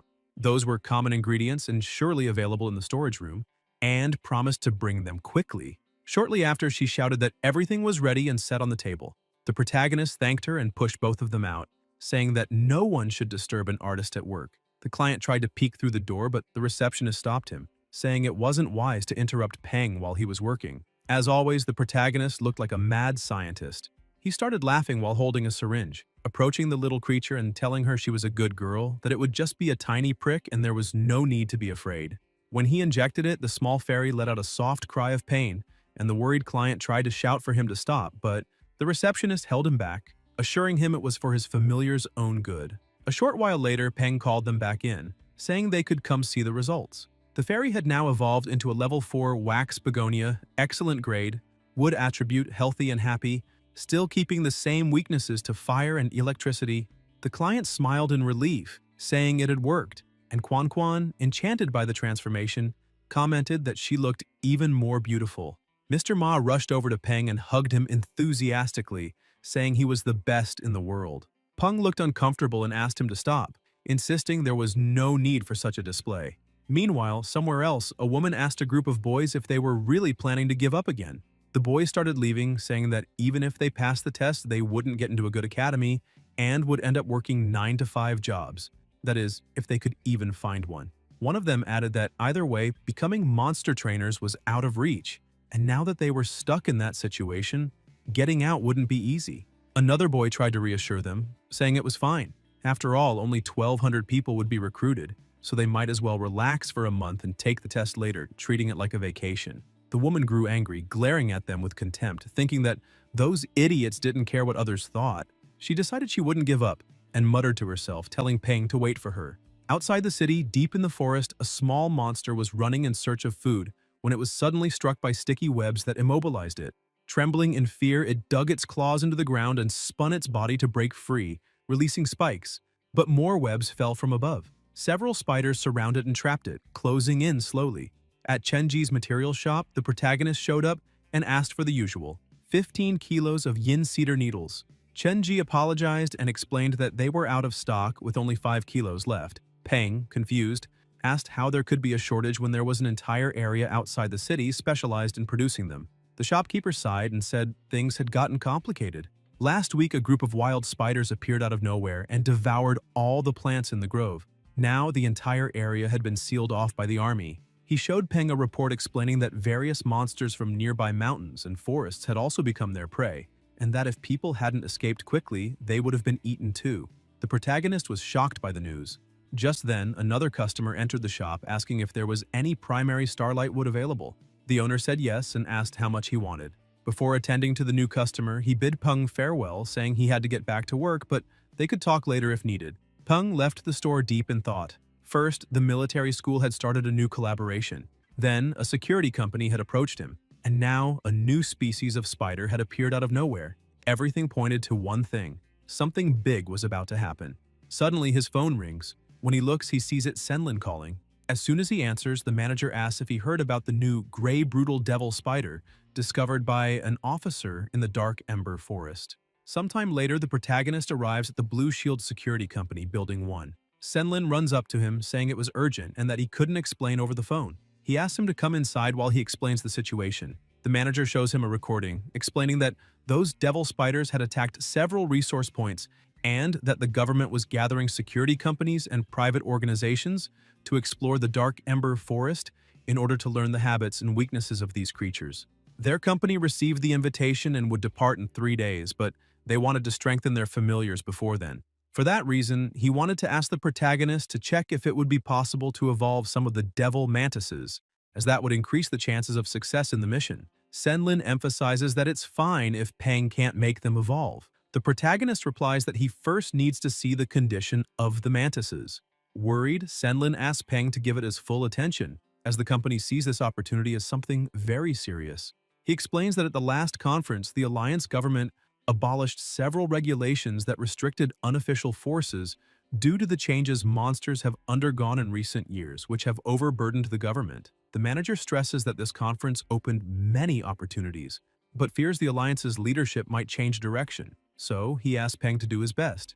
He then opens a door and shows all the devil mantises the company currently has, noting that they've also prepared enough manpower to assist if Peng needs help. He adds that as long as results are achieved, the rewards will be satisfying for both sides. Peng laughs and tells the manager not to worry, assuring him he won't disappoint. He approaches the mantises and begins to touch and examine them carefully. Another man enters the observation room and asks the manager what Peng is doing, since ever since he arrived, he's just been touching and looking, like an old man shopping. The man says he's confused, as Peng looks at most 20 years old, maybe even less, and questions if he's really capable of this. Senlin gets angry and tells the man to shut up, saying he doesn't know what he's talking about and that if he keeps making comments like that, not even his own sister will be able to protect him. The man starts trembling in fear and apologizes. The manager returns his gaze to Peng, thinking that he really doesn't know if this will work, but he's betting his entire future on that young man, so he must succeed. Suddenly, the protagonist stops and says, "The eighth to the left of the first row, the fourth to the right of the fourth row, the largest in the seventh row," and continues selecting a few more. Then he asks them to bring the 10 mantises he mentioned and prepare a laboratory, as well as a low-rank insect-type monster enhancement pharmacy, an earth-type core crystal, a star steel blade, perilla leaves, and 10 units of each. Senlin looks at the man beside him and shouts, ordering him to do everything Peng requested immediately. The manager looks back at the protagonist, astonished, thinking that in just 10 minutes, he managed to pick the 10 strongest among hundreds of familiars without a single mistake. That speed and precision are truly worthy of an intermediate breeder, perhaps even greater than a newly promoted advanced one. And the most impressive thing is that he's under 20 years old. Quickly, everyone starts preparing the area for the protagonist to work, and without wasting time, he begins mixing potions, pills, and other preparations. As Senlin walks through the corridors, he hears someone shouting that it worked. Shocked, he wonders if Peng really succeeded and rushes to the room to confirm. One of the mantises starts undergoing a transformation, its body expanding until, within seconds, the monster becomes much larger and incomparably stronger. The people cheer, exclaiming that it evolved. The man who had doubted earlier approaches the manager, saying it's unbelievable and that he truly has a good eye for spotting geniuses, because that monster had turned into a 4-winged Jade Devil Mantis, commander level, reaching the perfect grade, which only proves how extraordinary Peng is, a true national treasure. The next day, Peng is training Dazi and asks him to repeat the exercise. When timing it, he notices the time was 7.47 seconds, meaning 0.4 seconds faster than last time. As a reward, the protagonist calls his familiar, saying he'll give her some of her favorite dried worm. While training, he notices some people around laughing and chatting during practice. Looking around, he realizes that several students have already started slacking off and making a mess. But the instructors only care about the hard-working ones, completely ignoring the lazy ones. Still, he thinks that the lazy are the least desirable on a battlefield, so there's no reason to worry about them. Suddenly, a woman calls out to him. She approaches, saying she's noticed how dedicated he is in training. It's Mu Tiaying, Peng's classmate. He's surprised to see she's taller than he imagined and thinks that if she were a man, she'd be a real brute. He thanks her for the compliment, and Tiaying explains that she'd like to form a team with him. Confused, Peng asks why she wants to do that with him in particular. She clarifies that in the intermediate and final stages of training, the students will form teams to battle, and scores will be based on collective performance. Since no one else is as diligent as him, and no one seems willing to team up with her, she decided to invite him. Peng thinks the girl is pretty straightforward and that it'll be easier to talk to someone like that. He then asks where her familiar is. Tiaying smiles, tells him to wait a moment, and whistles. A massive rhinoceros comes charging toward them, stopping right beside her. Slightly embarrassed, Tiaying pets the creature and says that this is her girl named Lotus Seed, an iron rhinoceros. Peng and Dazi are impressed by the size of the familiar, and Tiaying points out that before he agrees to team up, there's something he needs to know. Lotus is extremely shy and sometimes even gets scared of small monsters. The young woman crouches and excitedly adds that, despite that, her familiar is excellent in the defense class and has incredible pain resistance, probably due to having low sensitivity to it. Peng starts thinking that forming a team with that girl might not be a bad idea. Even though there are many familiars around, 99% of them belong to the common grade and only a few have reached the excellent grade. According to the system's analysis, her rhinoceros is level 12, elite tier, perfect grade, metal attribute in healthy and happy condition. That means there are only two familiars at the perfect grade, the Iron Rhinoceros being one of them, while Dazi follows an attack-focused path with the Poison attribute. In that way, a defensive familiar would be the perfect combination, balancing their strengths perfectly. With her on the team, Dazi would have more room and time to attack as well as new strategic options. Taiying starts getting anxious, thinking Peng is taking too long to answer and might not want to team up with her. Feeling embarrassed, she turns and begins to walk away, thinking that because of her familiar's shyness, she might end up being a burden instead of a help. It wouldn't be fair to hold back the most dedicated student, even though she deeply wishes to be by his side. Before she gets too far, Peng calls out to her, asking her to wait and says that he accepts to form a team with her. Surprised and emotional, Tieng asks through tears if it's true. The protagonist smiles and replies that it doesn't matter if Lotus is shy. With enough training, that can change. Besides, he could never get along with lazy people anyway. Delighted, Tieng runs to him, grabs his hand and thanks him for the opportunity, but her strength is so great that she ends up shaking Peng like a doll. Meanwhile, on the outskirts of the Dark Ember Forest, someone orders all group leaders to gather for a meeting in the clearing. Shortly after, a woman meets with the general manager. He laughs and comments that it looks like the captain isn't joking, adding that according to the latest official reports, this new species of spider shows a clear fear of fire, and the captain's team is the best at handling that element, which means she probably intends to lead the mission. The captain keeps her composure and replies that she'd never dare such a thing, emphasizing that the manager's devil manises aren't called jungle assassins for nothing, and that she believes he'll be the first to complete the mission. The two stare at each other, as if locked in a silent battle. At that moment, an army officer draws everyone's attention and thanks them for coming. He states that they must all be aware of the new information discovered yesterday. The gray, brutal devil spiders are hunting on a large scale and taking their prey back to their nests, which indicates that they're storing food for the Queen Mother. Once she has enough food, she'll create a new order of spiders and might even attack the city. That's why the mission is of utmost importance, and cooperation among all teams is essential, since the top priority is completing it and ensuring that the rewards benefit every group involved. Some of the captains comment that they understand the military's concern, since the fear is that internal conflicts could jeopardize the progress of the mission. Something perfectly reasonable, as disputes between teams only cause problems and could ruin everything. The captain then approaches the manager and asks what he thinks. He calmly replies that he's in no rush and, for now, prefers just to observe. The officer begins shouting, saying that since there are no objections, they'll proceed with the mission as planned. They'll handle the first spider suppression. He gives the order, and within 3 hours the cannons fire, wiping out several of them. Senlin remarks that the military first tried to convince them with words and now with firepower. Even if they act out of duty and responsibility, he doesn't fully agree with their methods, though he chooses to stay silent. He continues saying the government already knows how critical that mission is. Besides controlling the light, their firepower also weakens the monsters, forcing the other teams to produce results. Annoyed, the captain points at the mantises and asks why the manager is still standing still when he has 8 commander-level familiars, while some groups don't even have half that. Senlin chuckles and says the other groups are just hiding their trump cards, unlike him, who's honest and shows everything he has. Suddenly, a deafening noise echoes in every direction. The mantises start trembling, and a man comments that they seem to be afraid of something. Senlin asks what's going on, but another, even stronger tremor shakes the ground, and a massive monster emerges from the forest. The manager starts trembling, instantly recognizing that unmistakable aura. It's a Tier Lord monster. He shouts that it's the Lord of the Dark Ember Forest. The monster charges forward, unleashing a terrifying roar that makes everyone run in panic. The military commander watches them flee, thinking they're nothing but trash. Suddenly, a phoenix appears in the sky, and the people, relieved, point and cheer, saying it's the Golden Deity, the military's guardian beast. The Lord faces the phoenix, and with just one fiery attack realizes its power, retreating right after. The crowd celebrates, saying that thanks to the military, the Lord has retreated, and they breathe in relief, believing they've escaped annihilation. The commander walks up to the manager and says they'd better start moving soon, since they won't be able to hold that gorilla off for long. The order is given, and everyone starts regrouping. But the commander still can't understand why they have to let those useless groups do something they themselves could easily handle. A man with the blue hair steps in, saying they already understand the world is changing, and that this is a huge advantage for them. But those changes are beyond what they can control alone. The situation is starting to spiral, and for their own future, private organizations need to grow and start helping as soon as possible.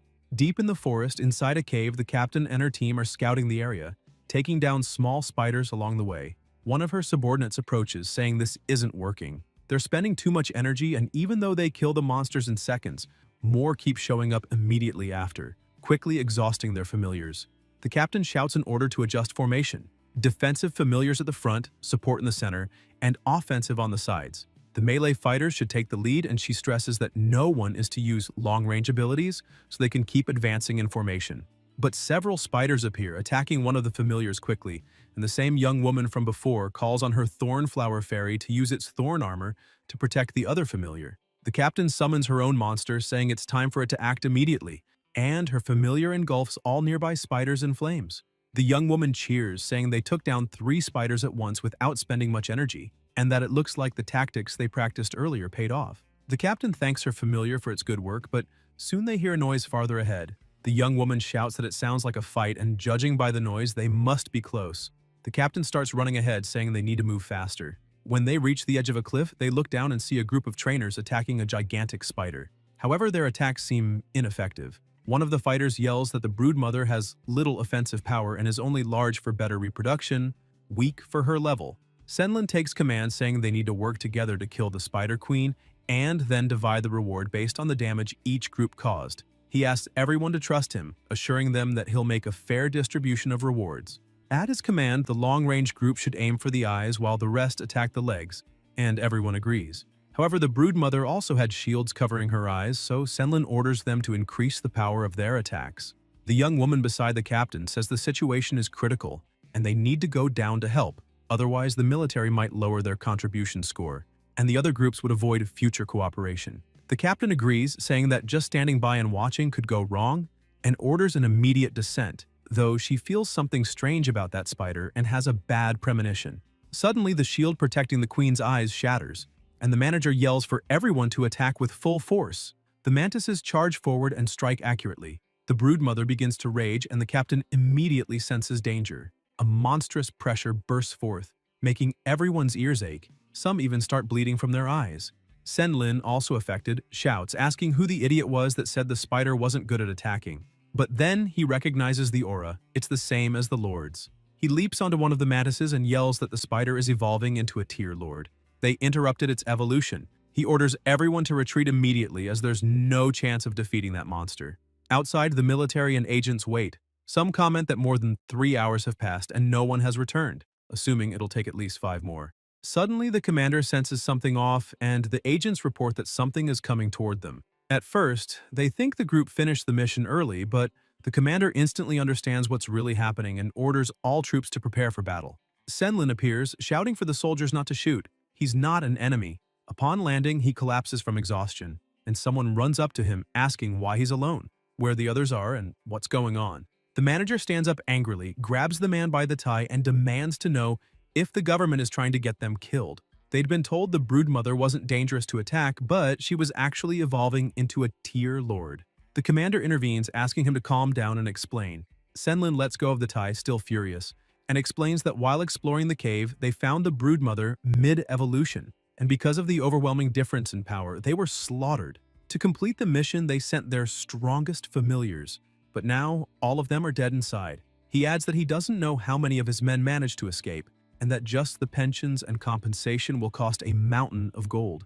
The commander understands and also grows enraged, turning to the government agents and demanding how they could have given such ridiculous information and let this happen. Suddenly, another person emerges from the forest, and the commander asks where the Spider Queen is. Did she follow him? The man answers that he's not exactly sure what happened, but he thinks the broodmother went after the others and they split up to escape after leaving the cave. The soldiers exchange glances as more survivors begin to appear, apologizing for failing to protect the rest. They barely escaped becoming spider food themselves. The commander says that if they had known earlier that the spider was evolving into a tier lord, they could have sent stronger reinforcements. He adds that if they'd managed to tame the Spider Queen, she would have been a tremendous asset to the military zone. But the government made a grave mistake this time. However, since the spider failed to complete its evolution, it's now useless, and they don't need to worry anymore, because 2 tigers can't live on the same mountain. The Lord of the Dark Ember Forest won't allow another tier lord in his territory. Sometime later, back at the academy during training, Dazi was evolving rapidly, which sparked envy among some students who scolded their own familiars. saying that if they trained as hard, they could also evolve better. Peng begins to wonder whether what happened was bad luck or good fortune. After all, Senlin had encountered 2 tier lord monsters and 1 almost lord just from accepting a government mission. That showed how much more dangerous the wild zones were becoming. The selling price of a normal tier monster's body was very low, and an elite tier's was only slightly better, only worthwhile in large quantities. That's why he needed to make Dumby and Dazi advance to commander tier as soon as possible, and then go hunting in the wild zones. Once they advanced, his reputation as a monster breeder would be established, and he could go to Yanjing to obtain his advanced monster breeder certification, 1 main profession, monster trainer, and 1 secondary breeder, which would allow him to follow his path. Dumby had already reached level 14, but unfortunately, no one had completed the mission he had posted in the Monster Hunters Guild, and he had already used up all his yin cedar needles. Now, Dumby just sat in front of the refrigerator every day staring at it. As for Dazi, after all the training, she had reached level 13. That's when Tiaying arrived and showed him the defensive familiar training guide she had mentioned before. Peng takes the guide and starts flipping through it, realizing that Tiaying didn't choose to form a team with him by chance. She seemed well prepared, and with those notes, they could plan tactics based on their familiar's traits. On one page, it said, "For a defensive familiar, a will of steel is far more important than physical defense. Therefore, rigorous and intense training is required." Peng smiles, wondering if she's really serious, and when Tiaying notices his expression, she asks what's wrong. The protagonist simply replies that it's nothing. He just thinks she's going too easy on Lotus. Suddenly, the loudspeaker announces that all students must gather in front of the stage as there would be no individual training that day. Once everyone assembles, the instructor announces that it's the last day of the first training phase, and before starting the second, he'll reveal a list of names. He begins, Liu Keshu eliminated, Xie Jiangyi eliminated, Hu Yantian eliminated, and lastly, Wu Yonghuan eliminated. He orders all the named students to leave the field immediately. Some begin shouting, claiming it's unfair and demanding to know why they were eliminated. The instructors grow angry and ask if they have a problem with that, saying they've been watching everything they've done for weeks and should already know they've been fooling themselves. One instructor turns to Xie Jiangyi and asks if the phone is more important than training, while to Hu Yantian he asks if it was comfortable sleeping during practice, adding that from tomorrow on she'll get to rest in a softer bed. He goes on, saying that if they can't even put effort into the first phase, there's no reason for them to stay, because the second phase involves real combat. Anyone keeping that lazy attitude will not only be useless, but also endanger their own familiars' lives through sheer incompetence. The students are startled upon hearing that real battles are next. One of them, excited, asks if they'll fight real monsters and brags that his Teddy is strong and will easily win against anyone. Another snaps back saying that Mutt looks like a joke and would probably panic at a scratch, adding that if he wants to fight, he should face something like his own yellow-tailed Scorpion King. The two start arguing and taunting each other. One of the instructors orders everyone to form groups of 5 as they're about to begin real combat training, each group under a designated constructor, and tells them to hurry up. The same 2 arguing students run to Peng and Tiaying's side, saying the others should find their own groups because they've already chosen theirs. The students organize into groups, and then the head instructor appears, smiling and greeting the protagonist. He introduces himself formally as Zhang Renbai, saying he'll be their team's instructor. With a menacing air, he laughs and asks who wants to be the first constructor, revealing the first monster, a steel-bristled boar, level 9, normal grade, slightly injured but aggressive. The 2 young men look terrified and ask if they can pick another monster. Renbai shows another one with a calmer appearance and asks what they think. The protagonist observes and recognizes it as a bloodthirsty hyena, level 10, excellent grade, wounded, and on high alert. He evaluates that since it's of excellent grade, it's stronger than the boar and even has poison resistance, but the injuries make it unstable. He thinks that if that hyena catches the scent of blood and goes berserk, it'll be far more dangerous than the boar, so he decides not to let the instructor switch monsters. He raises his hand and steps forward, saying that if no one else wants to, he'll go first.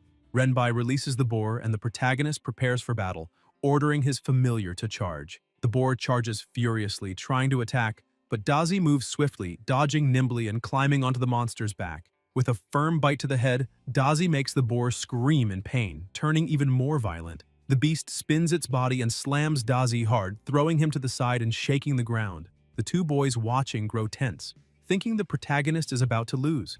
Peng quickly analyzes the situation. At first glance, his familiar seems at a disadvantage, but the system shows something different. The steel-bristled boar is now poisoned. Its condition changes from slightly injured to injured, which means Dazi is starting to take control of the fight. The poison was injected along with the attack, and the more the boar moves, the faster it spreads. Moments later, the boar starts trembling and collapses, its condition now severely injured. The two boys and their familiars are stunned, not understanding what just happened, since the boar seemed to have the upper hand. Renbai explains that the boar's face has turned bluish, and judging by that, it's been poisoned. The chubby boy, confused, asks how that's possible.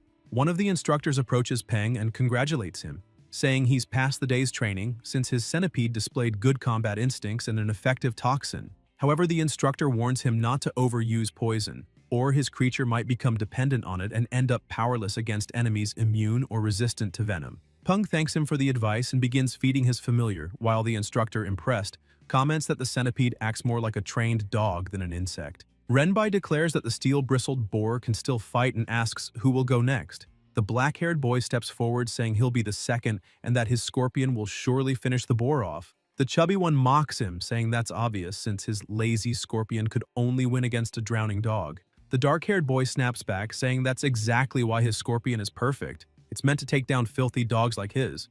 The instructor, annoyed, orders them to stop arguing and continue the training. The second combatant commands his scorpion to advance, telling it to use its stinger and poison the boar to death. The boar, already on the verge of collapse, is quickly finished by the scorpion, and the boy bursts out laughing, saying the result was expected. His yellow-tailed scorpion king won easily. But then, something unexpected happens. His familiar starts trembling, foaming at the mouth, and collapses unconscious. The boy screams in panic, asking what happened and why his powerful scorpion king suddenly fainted. Peng explains that it happened because the scorpion was poisoned, and the boy, shocked, asks how that's possible. Taiying clarifies that the protagonist's centipede venom was still inside the boar's body, and not all poisonous familiars have resistance to toxins. The boy realizes that his own familiar ended up poisoning itself. The chubby student bursts out laughing, mocking that the scorpion is as dumb as its master. The dark-haired one points to the side and snaps that the fat one laughs too much, but doesn't even watch his own familiar. Turning around, the boy sees his dog about to bite the boar and rushes to grab Teddy, shouting that he can't eat that.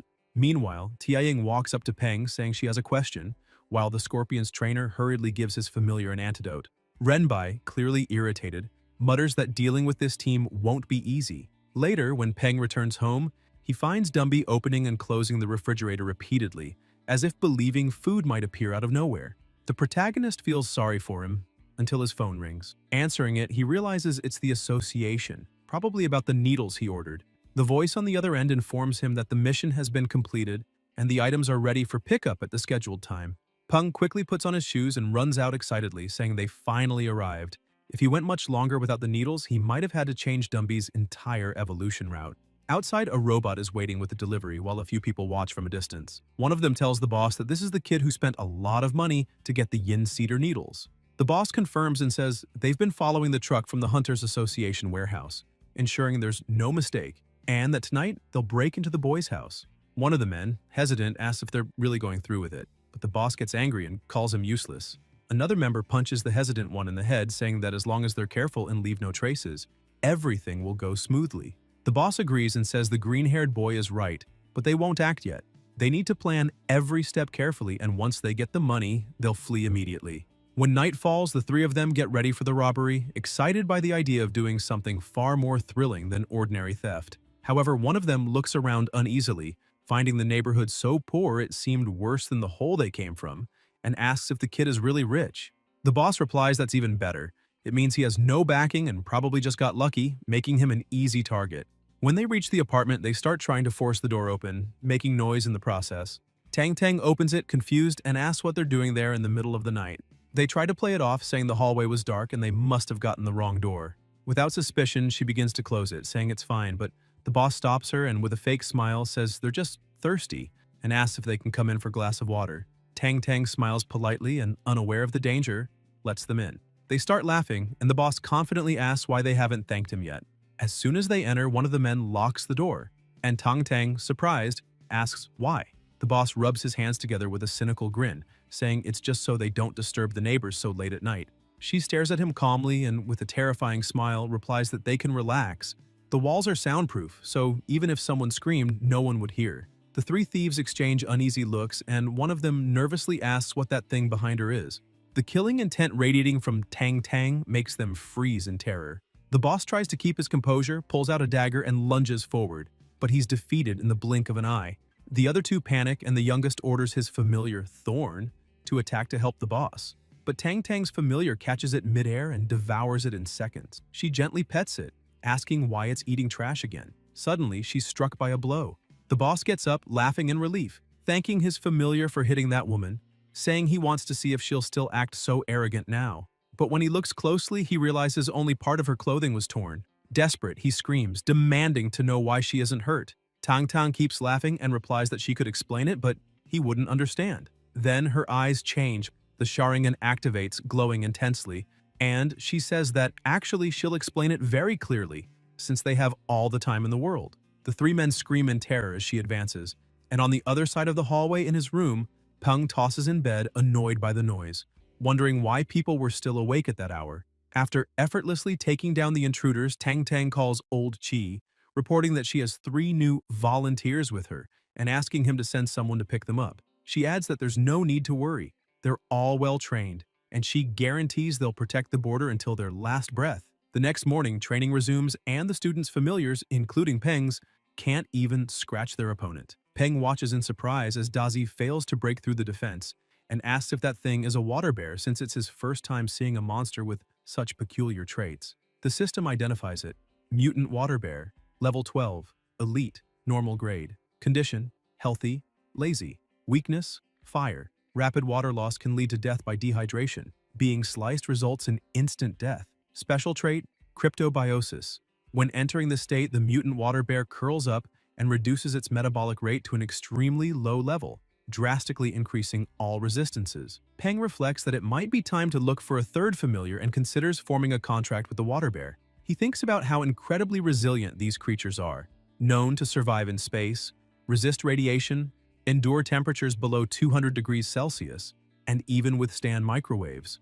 After the cataclysm, their vitality evolved further, granting resistance to several rare attributes. The protagonist keeps assessing the situation, realizing that even though the water bear has incredible self-defense capabilities, it wouldn't work well in a team setting to protect the others. Therefore, he decides to set that idea aside and instead look for a long-range attacker, or a defensive familiar. And if he can find one with healing or flying abilities, even better. While he's lost in thought, Tianying and Lotus finish off the hyena. She approaches celebrating and the instructor rushes to stop her, asking her to calm down. When large monsters are fighting, people must stay away from the battlefield to avoid unnecessary accidents. Peng smiles at the sight, realizing that Lotus Seed's shyness has lessened a lot since their training began. His phone rings and it's manager Senlin asking if he's free today. The protagonist asks why, and the manager says he'd like to invite him to lunch. Some friends are visiting and he'd like to introduce them to him. Peng doesn't quite understand why the manager suddenly sounds so flattering, but it makes sense. After all, since the Dark Ember Forest incident, the company had suffered great losses, and since Peng is now an intermediate-level monster breeder, Senlin probably wants more of his help in the business. Peng agrees to go and tells the manager to meet him at the school gate after classes in the late afternoon. When classes end, Senlin is already waiting outside. Peng gets in the car and apologizes for the trouble, but the manager waves it off, saying it's no trouble at all. He often passes that way since his daughter attends the same school, so it was just convenient to pick him up. His daughter, Liu Jiaoyu, sitting in the back seat, rolls her eyes and calls her father a liar, saying this is only the second time he's ever gone to her school, and the first was just to enroll her. Senlin quickly changes the subject, saying that, in any case, if Peng ever has free time, he'd like him to take a look at his daughter's familiar. Peng glances back and sees it's a cat-type familiar, a rare sight. He quickly scans it and finds it's a mint cat, level 12, normal grade, wood attribute, weakness, water. Smiling, he says he's usually at his studio on weekends, so she can come for a consultation then. Zhao Yu brightens up and asks if he's serious. The manager stops the car in front of their house, telling his daughter she can go in and that they'll talk about it later since he and Peng still have business to discuss. She gets out smiling, thanks Peng again for offering to help, and waves goodbye. Peng, puzzled, wonders what's going on. If they're just meeting some friends, why did the manager send his daughter home first? Everything feels increasingly suspicious. As the car drives off, Peng asks who these friends are, and Senlin simply replies that he'll find out soon enough. A short while later, they arrive at a temple, and the manager asks him to come in. As they walk through the entrance, Peng takes in the scenery. The place is styled like an English garden, probably designed by a master landscaper familiar with both northern and southern aesthetics. Dining in such a refined place could only mean the manager's friends weren't ordinary people. When they reach the main hall, Senlin says everyone's already there and invites Peng inside so he can introduce him. The first introduction is Captain Song-si, the second, Captain Jiang-gu. Jiang comments that Senlin had been so secretive before that he never imagined he'd bring along a little boy. Peng glares slightly annoyed, realizing it's no coincidence that everyone there represents a monster hunting group. The looks directed at him are filled with curiosity and greed, and it unsettles him deeply. Senlin tries to lighten the mood, saying that since everyone's here, they can begin eating, but Jiang raises a hand and says to wait. Staring at Peng, he says the boy doesn't seem very happy, asking if he's upset about being summoned so suddenly. The captain, Song-si, cuts in, asking what Jiang is trying to do. Scaring a kid would be disgraceful, especially if word about it spread. Senlin explains that he hadn't told Peng anything about the meeting, so the boy had no idea they'd be gathering there. The manager apologizes, admitting the invitation was impulsive and poorly arranged. Jiang nods in understanding and shifts his tone to something more respectful. He says they've wanted to meet Peng for quite some time to ask for some advice, but it's been extremely difficult to find him. He then asks Peng to come closer and join them. The others, too, act a bit more polite, inviting him to sit at the table to eat and drink with them, adding that it'd be a waste to spend the time just chatting. They might as well take the opportunity to seek his insight. Peng notices that, though they sound friendly, their words reek of pretense, and it's clear they have ulterior motives. The manager apologizes again, saying he didn't handle things properly. Peng stays irritated, thinking that he's ended up putting the manager in a position where his debt now far exceeds whatever he was paying. In other words, he owes him. Even so, Peng decides to see just how far this red marriage will go. Jiang sets his chopsticks down on the table and says he's a straightforward man and has a few things to say. Jiang points out that the rumors about the protagonist describe him as an extremely talented young man with a 100% success rate in monster evolutions, and he asks if Peng is really as miraculous as people say. Peng laughs and replies that it's not quite like that. All that fame comes from Examiner Feng Xu's care and guidance, but adds that if they ever need help, they can visit him at his studio or through Senlin's company for a proper consultation. The captain smiles, saying Peng's words are quite straightforward and that since he's a friend of manager Senlin, then he'll consider him a friend as well. He emphasizes that it's only natural for friends to help each other, so why would they need to involve a company in between? The others echo the same sentiment, treating him as though he were just another friend and claiming that mixing business with friendship isn't right. Peng starts to grow irritated again, realizing these people are treating him like an idiot. Feeling disrespected, he simply stands up and starts to leave. Senlin quickly asks him to wait, but Peng apologizes to the captains, saying he's just a high school student who's only been in the field for a short time, so he can't accept such important tasks. The manager apologizes on his behalf, saying he didn't organize the meeting properly and asks Peng to wait a moment so he can drive him home. Peng declines, saying there's no need, as he's already called a rideshare that's on its way. A few minutes later, the car arrives and he leaves. Some of the guests comment that he's just an ungrateful brat while others defend him, saying he's still a kid and not worth getting angry over. Senlin apologizes to everyone again, saying his intentions were good but things didn't turn out as he expected. The others eventually accept his apology, saying they should get back to dinner. After all, the manager had gone through the trouble of arranging the meeting, and the real fault lay with that immature young man. Jiang pats Senlin on the shoulder and says that this time he helped lure Peng in and build ties with the other groups, so the favor the manager owed him since the Dark Ember Forest incident is now repaid. Senlin laughs, saying there's no need to talk like that since they're longtime friends and should always help each other. Jiang denies it, saying favors are favors, and they are not friends.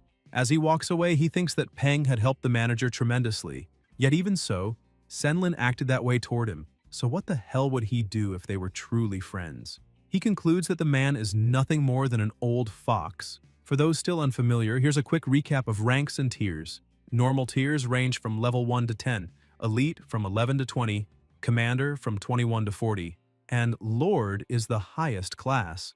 As for grades, they follow this order: Normal, Excellent, Superior, Perfect, Epic, and Hidden. Now that we're clear on that, don't forget to like and subscribe. Love you all. Once again, night falls, the protagonist returns home and decides to watch a bit of TV. On the news, the Alliance News Channel reports that the Blue Magic Genetic Enhancement Serum, released by the United Dragons Group, is a scam with severe side effects. In the Neon region, there have been multiple cases of malicious mutations in familiars that use the serum. The United Dragons Group has announced a global recall of the product. Even just watching through the broadcast, Peng's system analyzes the familiar shown in the footage and identifies from the image that its status is injured, as its blood vessels have been damaged. The report continues, informing customers that anyone who purchased the product can request a full refund at United Dragons Group stores. Scientists from various countries state that genetic enhancement serum is an inevitable step forward and that the public should face it actively instead of rejecting it. Peng's phone rings again. It's the manager. Surprised, he wonders why Senlin would be calling at that hour. He answers, asking what he can do for him. Senlin starts by saying he truly feels sorry for what happened, admitting that the incident earlier that evening was his fault. He explains that he should have told Peng in advance who those people were but didn't, as he never imagined they'd act so disrespectfully.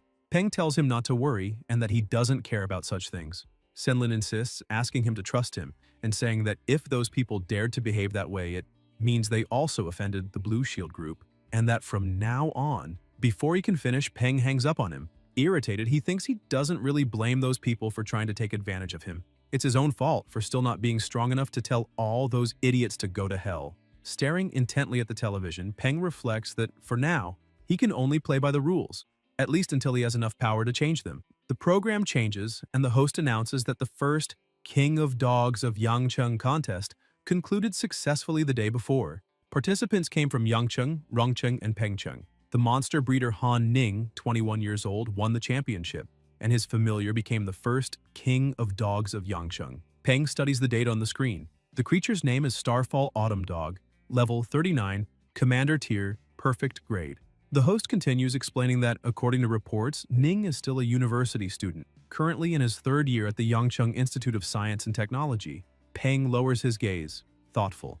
In just 3 years, that young man managed to evolve his familiar to Commander Tier and Perfect Grade, placing him among the strongest people in the world. Determined, Peng murmurs to himself that Ning should wait for him, because soon he'll be just as powerful.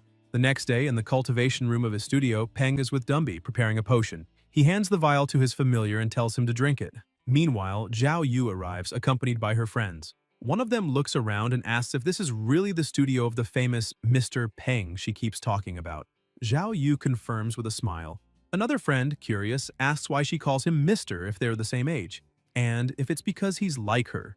Zhao Yu turns and starts tickling her, calling her a brat and asking how she dares imply she's old. The two burst out laughing while the third watches amused. At that moment, Quan Quan appears and greets them warmly, welcoming them to Flying Rock Studio. She asks if they have an appointment, making the girls exchange puzzled looks and wonder if booking ahead is really necessary. One of them glances around, noting how empty the place seems, and asks if business is really that good to require scheduling. Quan Quan says that if they don't have an appointment, she can call the boss to confirm a slot.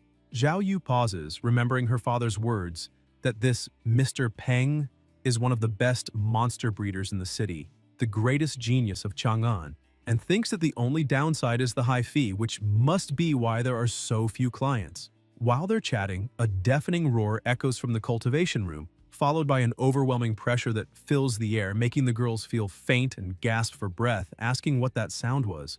Inside the cultivation room, Dumby begins evolving, and an intense aura bursts from his body. When the process ends, Peng checks the system. The skeletal ghoul monkey has reached level 16, epic grade, ghoul attribute, light weakness, and acquired the special trait, Heart of Blood Threads. Excited, he opens the details. Special trait, Heart of Blood Threads. Effect 1. Active. Consumes a certain amount of blood threads and energy to form a heart of blood threads. While active, all physical aspects of the skeletal ghoul monkey are enhanced. The effect ends when the heart is destroyed. Effect 2. When the heart of blood threads is consciously activated, it triggers heart resonance, allowing control over the heartbeat of other beings. Peng celebrates, realizing Dumby's combat power will increase dramatically with this addition, but then frowns, noticing a new problem. His familiar now looks like a Susanoo, and that kind of flashy form is anything but discreet. Peng asks Quan Quan to help him find something to cover Dumby with, since there's no way he could walk around the streets in that form. The receptionist looks both shocked and impressed, thinking that the protagonist managed to promote his familiar extremely fast, proof that he's getting stronger by the day. Zhao Yu and her friends approach him as well, surprised to see her there, assuming she must be the manager's daughter. Peng, still suspicious, remembers hanging up on the manager earlier and is confused about his motives, wondering if he might have sent his daughter to test him. However, he becomes curious about her friend's familiar since it's quite intriguing and of a completely new kind. a monstrous being that floats in the air as if swimming through the sea, making him realize there might be creatures as strange as that one roaming around. Embarrassed, Zhao Yu calls the protagonist Sir and asks if he could take a look at her familiar. Peng tells her not to call him that, since they're the same age, and it feels weird. He reminds her that clients pay up front and says her familiar, a mind cat of the elite tier, normal grade, will cost 60 credits. The protagonist thinks he should probably let it go, since she clearly doesn't know what her father did, and it wouldn't be right to treat a little girl harshly. Peng then adds that because of her father, he won't charge for the materials used to promote her familiar. Zhao Yu is delighted and thanks him. While the protagonist asks where her familiar is, Zhao Yu panics, looking around and asking where it went since it was just there moments ago. Her friend points to a corner saying the cat is hiding, probably scared. The cat is completely terrified by Dumby's presence, and as soon as its owner approaches, it leaps toward her with gleaming eyes, almost crying, falling into her arms and feeling slightly safer. She tries to comfort it, telling it there's nothing to fear. Peng then walks up to her friend and asks where she got that jellyfish. The girl is surprised and asks if he's really interested in her familiar, to which he replies that he's just curious. He's never seen one with those traits before. She explains that the creature isn't really a familiar, just a little pet that acts as a walking wallet. She then takes her phone and places it inside the jellyfish, showing that it can store items within its internal space. She explains that this species originally came from Pengcheng, but recently many sellers have been importing large quantities and selling them at Wuku Square's Commercial Street. Peng becomes serious, analyzing the situation, and thinks that he's just found what his third familiar will be. Shortly after, at the square, a crowd has gathered and a man with a megaphone shouts for everyone not to miss the chance to get the latest and only flying coin purse, the flying pouch, encouraging people to check out Pengcheng's newest and most popular pet.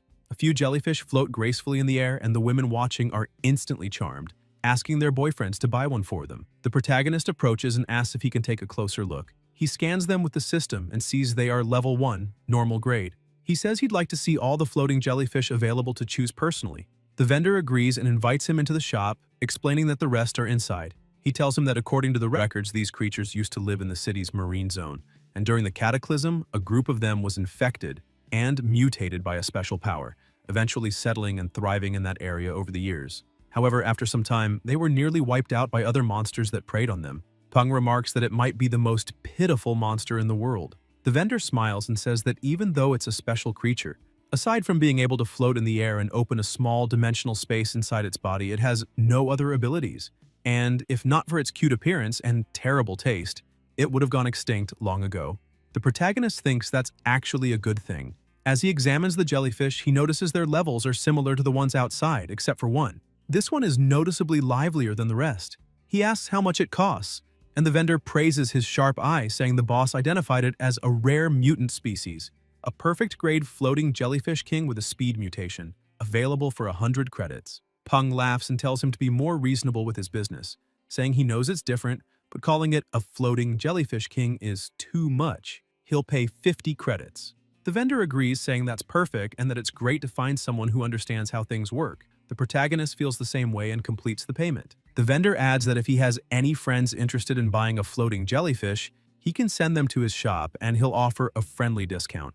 Peng thinks about how the man immediately asked for 100 credits and made up that floating jellyfish king story, wondering if he'd really give anyone a discount or just charge them even more. Still, he laughs to himself, thinking he didn't come out losing. The analysis shows the following traits. Name, floating jellyfish. Level, 4, grade, excellent. Attributes, space and poison. Preference, fruit juice.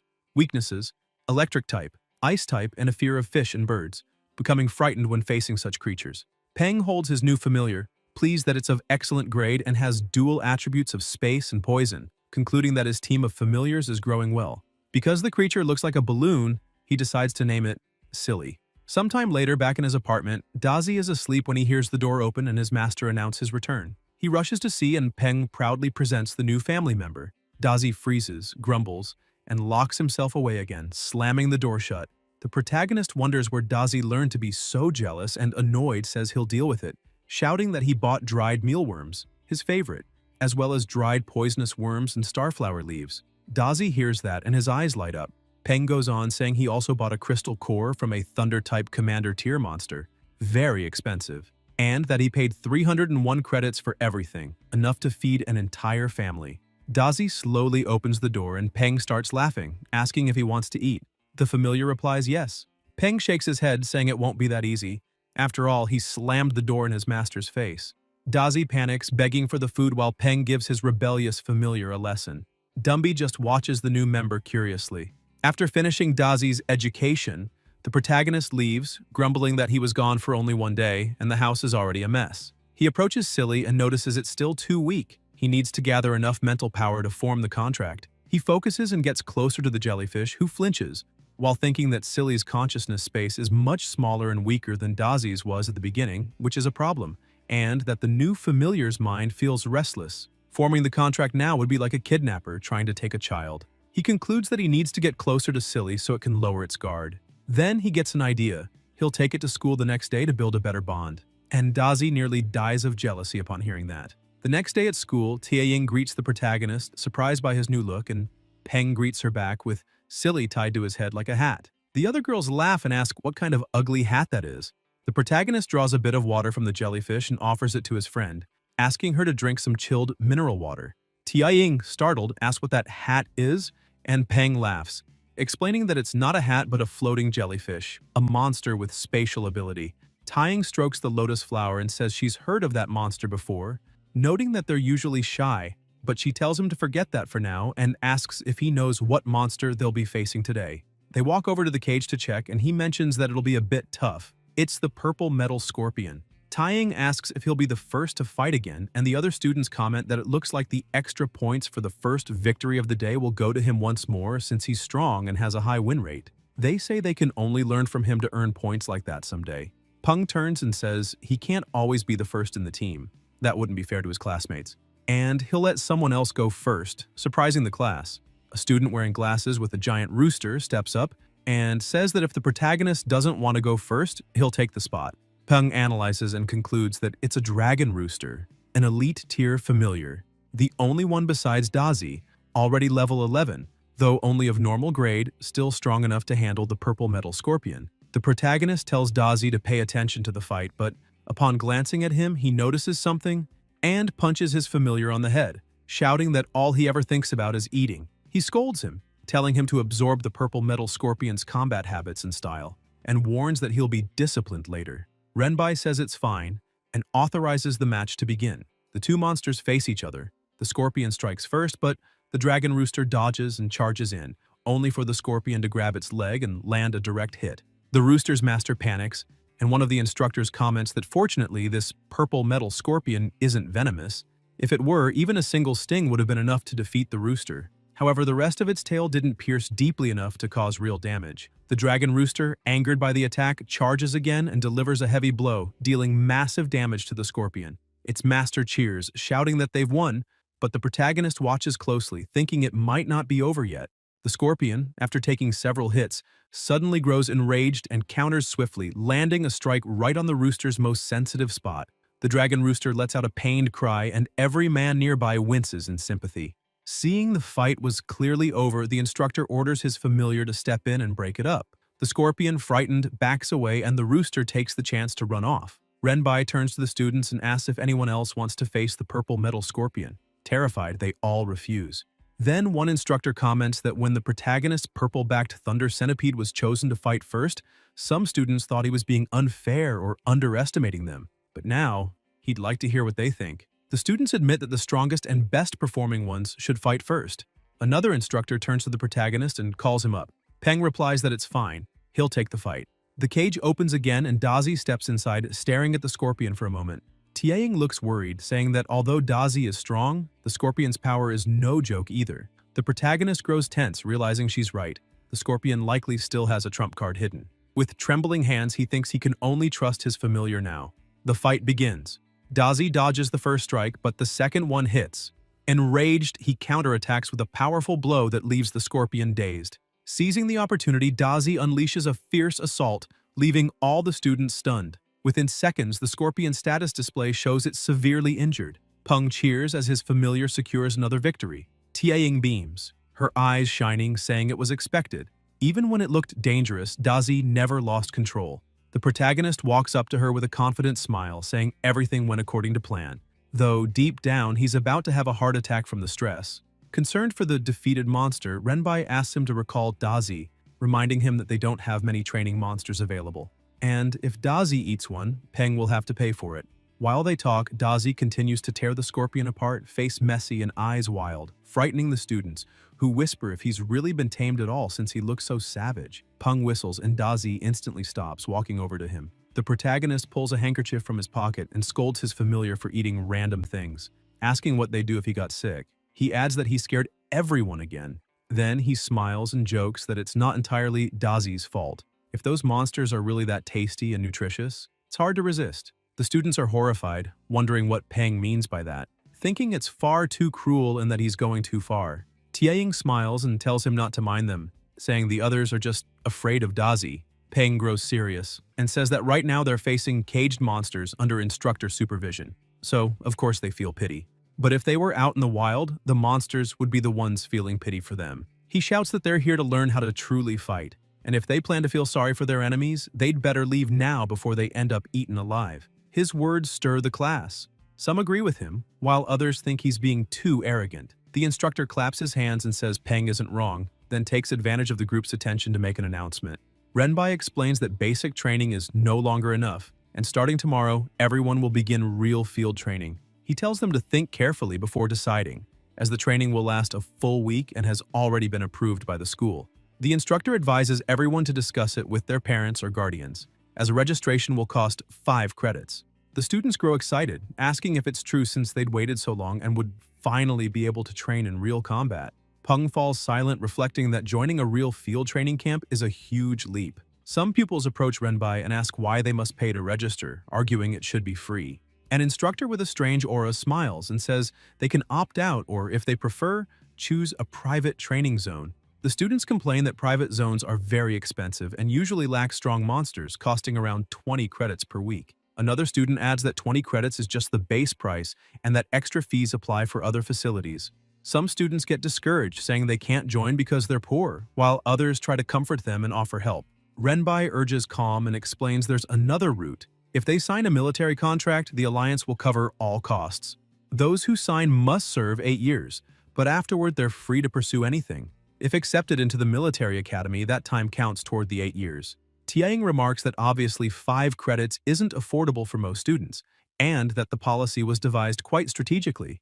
The protagonist notes that even if accepted into the academy, they'd still owe 4 years of mandatory service.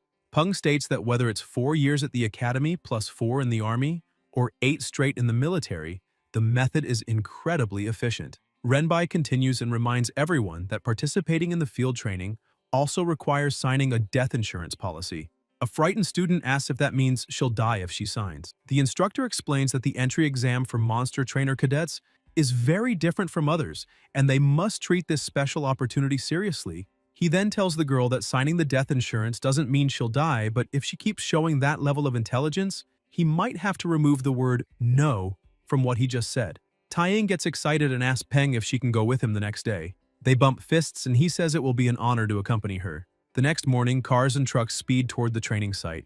Everyone is impressed by the beauty of the place until the vehicle runs over a rock, startling everyone inside.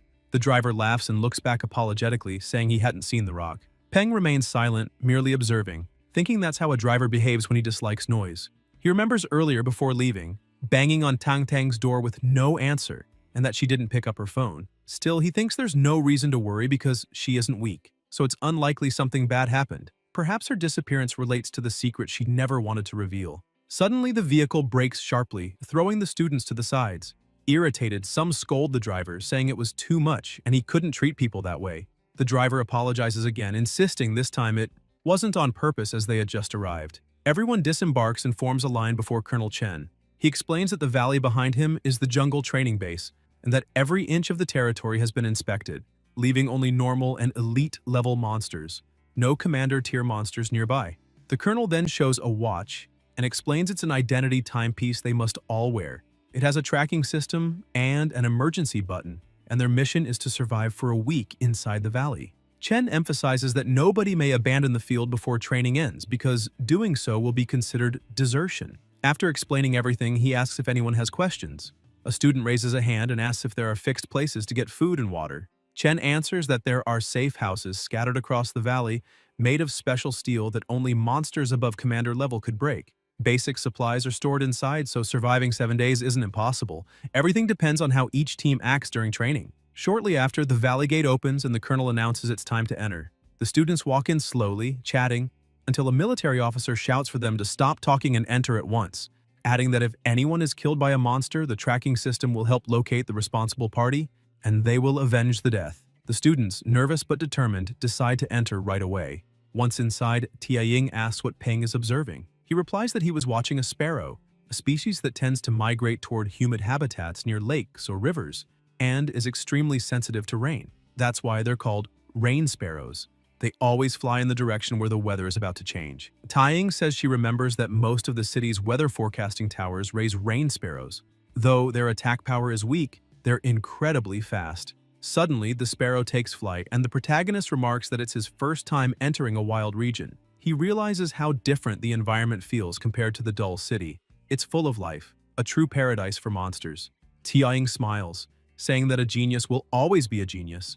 While everyone else rushes deeper into the valley, he's calmly observing his surroundings, and that kind of mindset is what makes him so amazing. Peng replies that, in truth, he was only standing still because he wanted everyone else to go in first.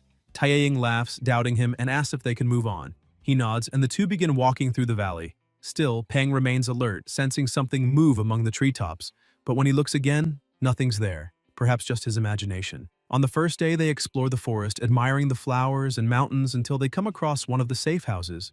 Taiying points ahead, saying there's a camouflaged cabin that must be one of the safe houses mentioned by the colonel. Peng agrees and says they should check inside. When they open the door, they find a simple, clean room with minimal furniture. Taiying notes that there are only 2 beds, suggesting that the instructors don't want students forming large groups. Peng comments that since there are no Lord-level monsters and very few Elite-level ones nearby, forming big teams would make the trip pointless.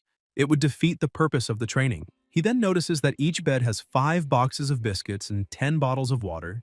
Used carefully, that's enough to last an entire week. This shows the military is testing the students' survival ability. If they had to hunt monsters for food, many wouldn't make it. Tianying, fully equipped like a battle robot, asks if he's not going to wear his suit too. Peng looks surprised and she smiles, explaining that the jungle is full of mutant mosquitoes, some so venomous that a single bite can kill. He laughs and says he'll just use an herbal repellent, adding that they might as well explore and hunt something, since he doesn't plan to eat biscuits all week. Besides, now that they have a safe house, he suggests Tianying can unleash her lotus seed in full size to travel faster. If anything happens, she can bring them back quickly. Taiying looks even more impressed, saying that's exactly what she expects from a genius, someone who thinks ahead of time. As they walk through the jungle, Peng explains that the first step is finding a water source since animals usually gather there to drink and survive. Taiying then notices a strong scent coming from flowers on some tree trunks. The fragrance is intense but mixed with a rotten odor, making her head throb slightly. The protagonist grabs her arm and signals for silence, telling her to command her lotus seed to strike the tree with full force. Confused, Tianying looks at the tree, seeing nothing special, wondering why he'd want her to attack it. But when she sees his focused expression, she remembers that Peng's instincts have always been accurate, so she decides to trust him and gives the order. In that instant, something in the tree shifts almost imperceptibly, as if trying to hide. The lotus seed shoots forward at high speed, smashing into the trunk, knocking a snake loose. It tumbles through the branches before hitting the ground. Tianying gasps, realizing something had actually been there, and thanks Peng, saying that without him, they might have been caught off guard. She asks what kind of snake it is, since its camouflage was practically invisible. The protagonist explains it's a green tree snake, a species that blends perfectly among the branches. Its flesh contains toxins that can be consumed by other animals but not by humans. Then Peng begins to wonder if he could still make use of it, remembering the technique Tang Tang had taught him. In theory, any damage he takes can be transferred to Dazi, so perhaps the same principle might apply to toxins too. He says that if this works, it means he can eat that meat. And he remembers hearing that the more poisonous a snake is, the tastier its flesh becomes. Suddenly, he hears something moving in the branches behind him and turns around, but unfortunately sees nothing. He begins to wonder if he's really hearing something or just imagining it since it feels strange. Behind the tree, the snake is trying to crawl away quietly. Taiying calls out to him, saying there's a lake nearby. She walks over, dips her hand in the water, and comments that it seems perfectly clean with no dirt or toxins. Peng smiles, pleased, saying that's great. Now that they have a clean water source, their chances of surviving the 7 days have increased drastically. Suddenly, a small frog appears beside him and spits something out. The saliva lands near his foot and starts to sting. Shocked, he asks what that was and uses his system to analyze the little creature. The system replies, name, blue-skinned frog, level, 2, grade, normal, preferences, spitting saliva at other animals, weakness, electric type and earth type, hates when other animals spit saliva back at it. Peng thinks the frog must be insane. It loves spitting at others but hates when someone does the same to it. He wonders who would be stupid enough to spit back. After thinking for a moment, he decides to ignore it since the frog isn't worth the trouble. The most important thing now is figuring out how to make use of the lake. But as he's thinking, the frog spits at him again. The protagonist gets irritated while the frog mockingly croaks at him. Peng gathers all his determination and spits back at the frog, feeling like a fearless fighter, thinking he gave it a chance. But since it didn't appreciate it, it's just an idiot. He even brags that since he has a system, he already knows its weakness. The little frog starts trembling with rage, and the familiars, along with Tiaying, have no idea why Peng would do something so ridiculous. Suddenly, the frog starts crying and screaming loudly. Moments later, Tiaying looks at him and says, there are way more frogs in that lake than she expected. Peng lowers his head, realizing his mistake. A massive number of frogs surface from the water, all furious and glaring at him. His partner asks what's going on, noticing the odd look on his face. One of the frogs begins gathering energy in its mouth. Peng notices and grabs her hand, pulling her away, shouting that they need to run. They all sprint from the lake and soon reach a safer distance. Gasping, Tiaying asks if they're safe now. Lying on the ground, Peng answers yes. Exhausted, Tiaying says she never imagined she'd one day be chased by frogs. Still sprawled out, Peng comments that they can't underestimate those creatures. 1 or 2 might be weak, but 100 together is something he doesn't even want to think about. Confused, Tiaying asks how he can say that after just spitting on one. Peng gets up and says it's time to organize their situation. Behind the northern trees lies the frog lake. To the west is the valley entrance, with some trees but no dangerous creatures spotted so far. To the south, a dense forest with traces of large carnivorous monsters. Thick trees there make it difficult for her lotus seed to move. And to the east, a small incline leading to a wide meadow with signs of herbivores. Tiaying says that's all the information they have for now and asks if he thinks they should expand their scouting area. The protagonist replies that they could, but first they need to eat. The others don't look too thrilled, but Peng tells them to relax. What they discovered today is already plenty, and there's no need to get too anxious on the first day. He suggests everyone calm down and rest. Tiaying agrees and says they still need to find something to eat. Peng tells her not to worry and lifts the green snake he'd captured earlier. Tiaying is completely puzzled since a few hours ago he'd said humans couldn't eat that meat. Peng tosses a few small bottles on the ground and says those will be the seasonings: fine lilac lotus, golden strand nutmeg, and black-blue grass. She asks when he picked all that up and where he's been keeping it. Peng points out that this is jungle survival training. They always have to be prepared. Meanwhile, everything they do is being monitored in a control room, where several people are watching dozens of camera feeds showing what's happening during the test. The safe houses found, the paths the students take, and even those who've triggered emergency signals asking for help. One of the agents turns to his colleague and asks if number 17 is the one Zhang mentioned. The other soldier monitoring the cameras confirms it, saying both his familiar and his appearance match. The agents keep commenting that faced with so many frogs, the only option was to run, and even then, you'd have to shake them off. And that boy did exactly that, which showed he was good. Colonel Chen points out that it might seem simple, but for a student with almost no training, it's quite difficult. Whether it's using the terrain, mastering jungle survival skills, or having the determination not to give up when everything goes wrong. Peng outperformed most teams, and that's why he wanted everyone there to focus their monitoring on him. Meanwhile, the pair were heading back to the safe house, and Tiaying said she wanted to see if that would really work. She tries to open the door but notices something odd. The protagonist asks what happened, and she, worried, replies that it seems the door is locked. Tiaying starts knocking and asks them to open up, but the people inside say there's nobody there and it's already full, telling the two to go away. She tells Peng that apparently they've lost the safe house, but they should have expected it since there are so few available. Peng tries to reason with them, saying it's already getting dark and it's just the two of them, and that he wouldn't mind sleeping on the floor inside. Two people inside start arguing. One asks why he's even explaining himself, saying they should just tell the outsiders to leave since the house is already too small and no idiot would agree to squeeze in with them anyway. The other agrees, saying they'd better go quickly because it will be more dangerous at night. Taiying gets angry and starts cursing them out, but Peng calms her, saying there's no point getting mad at people like that because sooner or later they'll learn their lesson. She takes a deep breath, admits he's right, and turns to summon her familiar, but then notices the protagonist is heading toward the house and asks why he's going back. Peng takes out a chain, leaving his partner stunned, and the people inside start shouting when they realize he's locked the door from the outside. Tianying asks where he got that padlock, and the protagonist explains he took it in the safe house near a table. Apparently, the instructors wanted them to reinforce the doors to increase security, so he grabbed the chain and put it in his bag when they were leaving. Laughing, he keeps walking alongside his partner. The instructors laugh too, saying that's great and that the boy is truly remarkable, cunning like an old monkey. Even the colonel notes he has potential. An examiner a bit further back observes that the protagonist is much better than most students, but now they'll see if he's capable enough in a place full of monsters at night, raising the question of whether they'll survive. Peng leads the group, saying they should follow that path and might find another safe house.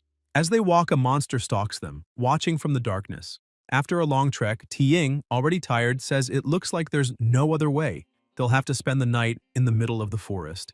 The protagonist agrees, saying they shouldn't keep exploring because it's late and they haven't found a cave, so they need to stay at the top of that tree. The trunk stands vertical, and if they branch out about 3 to 4 meters above the ground, they can build a simple shelter there. Taiying agrees, saying it sounds good. The lotus seed strikes to fell the tree, and then the protagonist sets up camp, and within minutes, everything is ready. Taiying breathes a sigh of relief, saying they're finally done. And when she looks ahead, she sees her partner has fallen asleep quickly. She looks at the familiars and sees they're both asleep too. She pulls a blanket from her bag and thinks she'll try to rest a bit as well. Higher up, among the trees, someone watches the two and comments that they're very brave to sleep in the middle of the jungle without a fire or a night watch. She smiles, saying she'd like to see how far they'll go, but is interrupted by a noise and turns quickly as something approaches. Tang Tang camouflages herself again and sees a black shadow panther advancing. It isn't very strong, and with the protagonist's current power, it shouldn't be a problem. The panther speeds forward with impressive agility toward the two. The lotus seed hears it and rises on alert, waking its mistress, while the protagonist shouts for them to get out of the tree. Tianying quickly jumps onto her familiar's back. Peng and Dazi also spring up, alert. She stares at the blur ahead and notes it must be a shadow-type monster, unsure of the species or its strength, and wonders whether they should run or fight. The protagonist uses the system and analyzes carefully. It is a black shadow panther, common rung, level 15. He explains that running away wouldn't only mean turning their backs, which would actually trigger the panther's hunting instinct even more. As he speaks, the monster lunges. He's caught off guard by its speed and calls for his familiar. Dazi jumps in front and tries to land a hit but misses. The panther appears behind them, ready to strike. But that's exactly what Dazi wanted. He unleashes his electric power, stunning the panther, then bites down hard, leaving a deep wound. Peng is astonished to see his familiar using electricity to paralyze the enemy, realizing that it's slowing the panther down. All that training truly paid off. Even when facing a higher-level monster, Dazi still manages to maintain the upper hand. The panther writhes, counterattacks just enough to break free, then stumbles away, trembling as if something else were watching it. When it looks back, it sees a massive serpent darting toward it. Peng spots it too and freezes, asking what that thing is, because with a single bite, it swallows the panther whole. He immediately orders everyone to run as fast as they can. As they flee, the snake simply turns in another direction and crushes a tree in its path. Watching from a distance, Tang Tang notes that the serpent doesn't seem interested in Peng, which is good. If they fought there, it would attract too much attention and likely expose everyone's positions. She vanishes again while the instructors monitor everything on their screens, tracking the serpent and reporting an emergency. They turn to the captain, asking if they should engage the giant mutant jungle anaconda. Another man replies that it's unnecessary. This particular anaconda is docile and not very aggressive, making it a good test for the students. If they can't handle something at that level, they might as well give up on this path. The colonel agrees with Instructor Chen but orders the Golden Eagle team to remain on standby for a possible rescue mission, ready to deploy the moment anyone hits the emergency button. The next morning, Tianying wakes up with sunlight on her face, still leaning against her familiar. The protagonist is already standing, telling her she woke up just in time. They're heading out. She asks where to, and he says they'll return to yesterday's camp since they fled in a rush and left their things behind. Concerned, Tianying asks what they'll do if the anaconda is still nearby, since they don't know its weaknesses or attacks. It's dangerous to go back without any knowledge. Peng explains that's precisely why he has to return. A trainer's greatest strength is knowledge about monsters. Even the smallest detail can save a life. Times have changed, and hiding from danger would only make them weaker. He starts walking off, leaving her speechless for a moment. Then she tells him to wait and runs after him, saying she can't keep up if he walks that fast and asking how he plans to escape if the giant snake tries to devour him, since he can't ride his familiar. She approaches the two, apologizing to Dazi but admits he's not built to carry people. Meanwhile, Tang Tang continues observing from afar. As they near the camp, Tianying notices the damage to the fallen trees around them and says that if they hadn't run fast enough, they'd have ended up the same way. The protagonist glances to the side and spots something shining. He moves closer to the trunk, wondering what it could be. Taiying says she'll go ahead to check, but he shouts that it's impossible. The system identifies it as wooden spatial heart, a spatial attribute material. He realizes it's a vital item for Silly's evolution, one he's never seen in the market. People weren't even sure it really existed. He never imagined it would be hidden inside bottle trees. He quickly concludes that the snake from yesterday must have grown that large because of this rare material, and that it didn't chase them because it was simply guarding its food. The protagonist takes the material and stores it in his bag, thinking he'll need to return later to collect more. For now, though, he can use this training to find other rare resources. By the third day, he finds another rare material, and the same happens again the following days. Finally, at the end of the 7th day, the colonel gathers all students who pass the test and tells them they are truly the best group the program has ever had, which makes him very pleased. The provisional date for the next combined valley training is set for 3 weeks later, and all students who attended this one will be allowed to join the next free of charge. With the end of training, the colonel reminds everyone that he hopes they've learned a lot from the experience, and that now they can rest for the next few days, returning to classes after 3 days as a reward. The students all cheer, thrilled to finally get some rest. Tianying is also happy, saying she can finally use her phone again since she needs to call home and let her family know she's okay. Peng takes out his phone, chuckling, thinking he should also tell Tang Tang he's fine. But as he looks at the screen, he's startled to see a news alert about a massive locust swarm. Meanwhile, in the city's pedestrian district, everyone starts receiving emergency notifications. Even the TVs begin broadcasting breaking news showing footage of the northern region. A reporter speaks from the front lines, explaining that the city's military forces have managed to contain the swarm on the outer perimeter.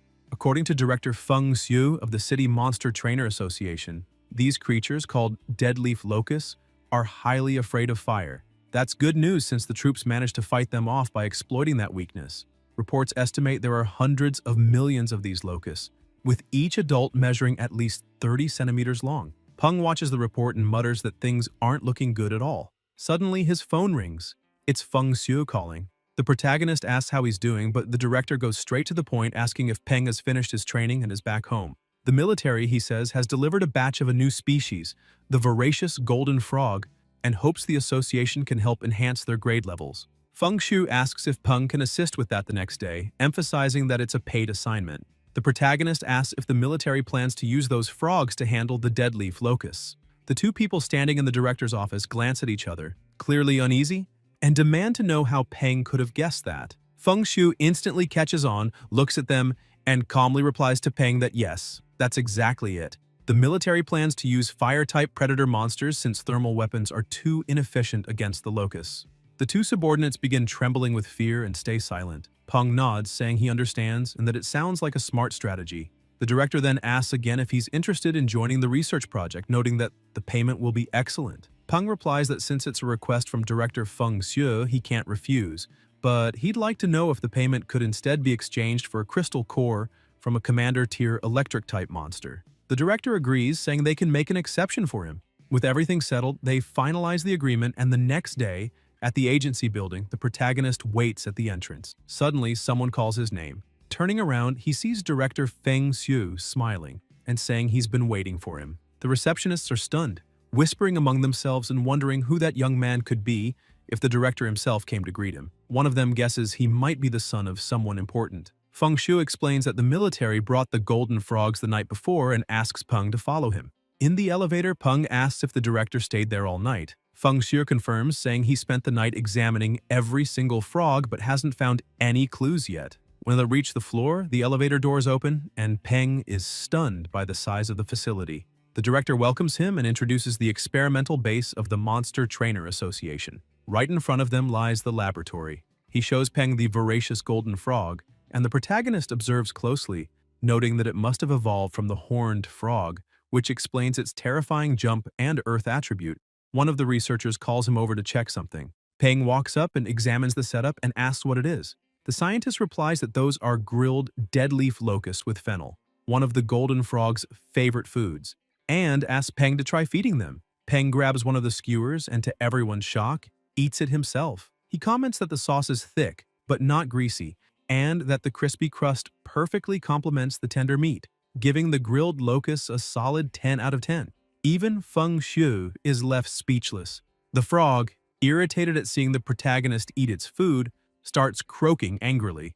Peng laughs and tells it not to worry, he was just testing the flavor, but says they overdid it on the fennel, making the taste a bit heavy. He then hands the skewer to the frog, which swallows it whole in seconds. The protagonist thinks that if the frog can even eat a steel skewer, its stomach must be unbelievably strong. He then turns to the director and asks exactly what the military wants to improve. Feng Xiu explains that their focus is on defense, digestion, and, of course, offensive power. He calls Peng over and shows him the results of his previous research, explaining that he discovered the golden frog has only a weak affinity with the fire attribute, so he tried combining the frog with a fire element material and tested its blood and flesh, discovering they had the highest compatibility with the fire orchid vine, without any signs of rejection. However, the vine's properties are too weak, and they still haven't found a truly effective breakthrough.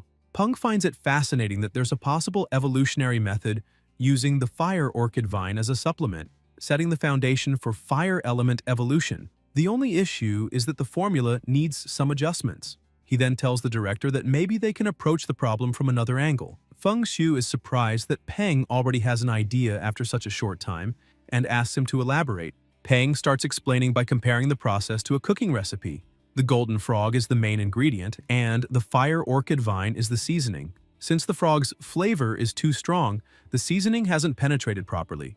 At this point, he says, they could try a different cooking method, using stronger ingredients and higher heat to help the flavors blend better. The director looks slightly disturbed by the culinary analogy, but Peng insists it will work. Feng Xiu thinks for a moment and suggests using red-faced demon peppers. Peng agrees, saying it's worth a try. The director then calls out to Zhang, reminding him there should still be a handful of red-faced demon peppers in the association storage and asking him to fetch them immediately. Zhang agrees and goes off to get them, though he still finds the whole idea absurd. Trying to evolve a monster as if they were cooking it. He wonders if this is really the method of the city's youngest monster breeder. The director notices his expression and thinks that, although Zhang has plenty of potential, true growth for a monster breeder takes more than just talent. It requires courage to explore new paths, and he hopes the young man realizes that soon. A few minutes later, Zhang returns, telling the director that the materials have arrived. When they open the container, they see that the ingredients are in excellent condition, well preserved. Zhang looks at the protagonist and smiles smugly, thinking, of course I picked the best materials. This way, when the experiment fails, Peng won't be able to blame the ingredients. Feng Xiu begins the preparation, and as he extracts the demon pepper's juice, he notices the color is too strong and asks Zhang to fetch some suhemu, wang ginseng, and angelic yuemu. The protagonist watches silently, thinking that some ingredients are still missing, but saying so now would be suspicious, so he decides to wait for the results. The director finishes the mixture, and with a syringe in hand announces that the evolution potion is ready. When he injects it into the frog, its skin swells and then suddenly explodes. Feng Xiu exhales deeply and tells Zhang that the test failed and they need to analyze the blood to find out why. After examining the data, Zhang concludes that the flesh burst because it absorbed too much fire element, causing a violent energy reaction. The fire energy didn't fuse properly with the blood and tissue. The director had already suspected as much. Zhang continues, explaining that based on prior experiments, if there had been even a chance of success, there would be traces of the fire element in the exploded tissue. In that case, they could have just refined the formula and adjusted the proportions. But the complete energy conflict means the two forces simply can't merge, making the test a total failure. Feng Xiu cuts him off, saying it's too soon to declare the idea wrong. They need more data, so they'll keep testing. Zhang tries to argue, but the director orders him to stop talking and prepare for the second test. The second and third tests also end in explosions. The people around start murmuring, doubting the protagonist's abilities, whispering that this is already the third failure in a row and that something must be wrong with his formula. Some say maybe Zheng was right from the start and that Peng, being so young, was simply overestimated. exactly as Peng intended. He smiles and walks up to the director, saying that after so many attempts, maybe it's time to double the main ingredient. Feng Shu pauses, thinking it's a bold move, but Peng, confident, reminds him that he's already trusted him once, and all he's asking for is to trust him again. Feng Shu asks which other materials Peng plans to use. Peng explains that they'll need black soft earth, a soul-type material with earth attributes that possesses moisture and yin properties. It would help the golden frog protect its internal organs. Then they could add sparrow saliva wood to supplement the red-faced demon pepper, since wood feeds fire and fire generates earth. The director hesitates for a moment but ultimately decides to test it. They begin the process immediately, preparing everything with meticulous care. Soon after, Zheng analyzes the data and shouts for the director. This time, a large amount of fire element has successfully fused with the flesh. Feng Shu smiles, saying it's unbelievable. The formula worked. The protagonist then suggests they move on to a live test, explaining that since many of these ingredients must be digested to be truly effective, testing only the flesh and blood won't yield accurate results. Feng Shu agrees, so they move to another frog's cage and Peng gets ready to inject the potion. He remarks that although they've done small-scale meat sample tests before, they still owe the frogs something, so they can give them more grilled locust skewers as a treat. As soon as the potion is injected, a strange smoke begins to rise from the frog's body, spreading throughout the room. Everyone panics, but the protagonist remains calm, saying the ratios have already been set. They just need to keep adding the materials at timed intervals, or he'll handle it himself. Feng Shu assures him it's fine. He wants to observe the process closely. Peng takes the chance to hand him the syringe, asking if he can step out for some fresh air. Feng Shu takes responsibility and lets him go. Outside, Peng mutters that demon pepper really is strong, but now he just hopes no one suspects that he already knows the final formula. He's only been suggesting changes gradually, as the tests yielded partial results. And besides, the director has been helping him. Still, he needs to be cautious. This is the first recorded evolutionary experiment of a golden frog with the fire element, and he's just a high school student with no authority who supposedly didn't know the recipe beforehand. Suddenly, the lab doors burst open and people rush out coughing through a thick cloud of smoke. Peng notices the smoke has turned red, meaning the formula worked. Then, from the haze, a huge frog emerges. Zheng cheers, shouting that it worked. Fire and earth, dual element, they've done it. Peng, however, quietly analyzes it with his system, thinking that while the fire element is present, as a dual attribute creature, it'll only be able to fully embrace one path for now. The system scan displays all its stats clearly. Monster name, Magma Fire Frog, level 19, grade, excellent, attribute fire, weakness, water, description, evolved from the voracious golden frog. In order to adapt to its revolutionary path, its earth attribute was discarded, transforming it into a pure fire-type monster. During the evolution, its body suffered extensive internal damage. Large portions of muscle were corroded by fire energy, weakening its physical strength and jump capability while slightly reducing its evolutionary potential. Meanwhile, on the city's northern border, troops were already positioned for battle. The commander called for all units' attention. The target had appeared in Sector A3. They were to prepare for immediate engagement. Through binoculars, they could see the swarm of locusts approaching. The commander ordered the use of white phosphorus bombs, and all tanks fired simultaneously. The results were effective. The bombs worked perfectly. Smiling, the commander shouted that they just needed to keep it up to crush the swarm. But his expression quickly turned to shock as he saw the insects starting to form a sandstorm again. A massive sand tornado began advancing toward them, rendering their attacks useless. The storm was absorbing the blasts. An urgent transmission was sent out to all forces. The deadleaf locust had begun forming a firestorm, and all incendiary bombing was to cease immediately. The soldiers grew uneasy, asking what they could possibly do if they couldn't use fire anymore. One of them clutched his weapon tightly and declared that behind them were billions of lives. Those disgusting insects could not be allowed to pass. He shouts for everyone to open fire. If they can kill even one, that will be enough to honor their families. Suddenly, an army of red frogs appears on the battlefield. The frogs fix their gaze on their prey and release a strange odor that makes the locusts tremble in fear. The soldiers notice the sandstorm beginning to subside and ask where those frogs came from. The captain explains that a young monster breeder created them specifically to fight the deadleaf locusts, and that they shouldn't be called just frogs. The locusts attempt another charge, but the frogs are already prepared. They all attack at once, creating a massive explosion in the sky that roasts the entire swarm instantly. The charred insects rain down and the frogs leap to devour them. The soldiers are stunned, saying that more than 100 locusts died in a single strike. The captain adds that the small army of magma fire frogs ensured that their comrades no longer had to risk their lives, and whoever created them is truly remarkable. Meanwhile, in the city, a group of elderly folks sit chatting in a plaza. A woman asks old Han if his granddaughter is participating in that special training. Han says it's better not to mention it. She was eliminated the other day, and though her father scolded her harshly, the embarrassment still lingers. Suddenly, a military jeep speeds into the square and stops right in front of them. The woman asks who the jeep could be looking for. Han replies that judging by the direction, they're heading to the 6th floor and wonders if they're after that boy, Peng, since a similar vehicle came for him last time. The woman says that the last time she saw him, he was walking around with a skeleton. The old man asks if it was some kind of ghoul. Another elderly lady joins in, saying she saw it too and that the skeleton had ghostly flames swirling all around its body. Han asks her if by chance she means the skeleton belonging to Peng, the young man who lives right above her. The old woman laughs and says that skeleton is the protagonist's familiar. It may look scary, but it actually protects people and helps out. A rather cute creature, really. The others seem unconvinced, so she changes the subject and asks her spider to help thread a needle. Han comments that her spider is very handy and asks if it has a name. The woman replies she hasn't named it yet.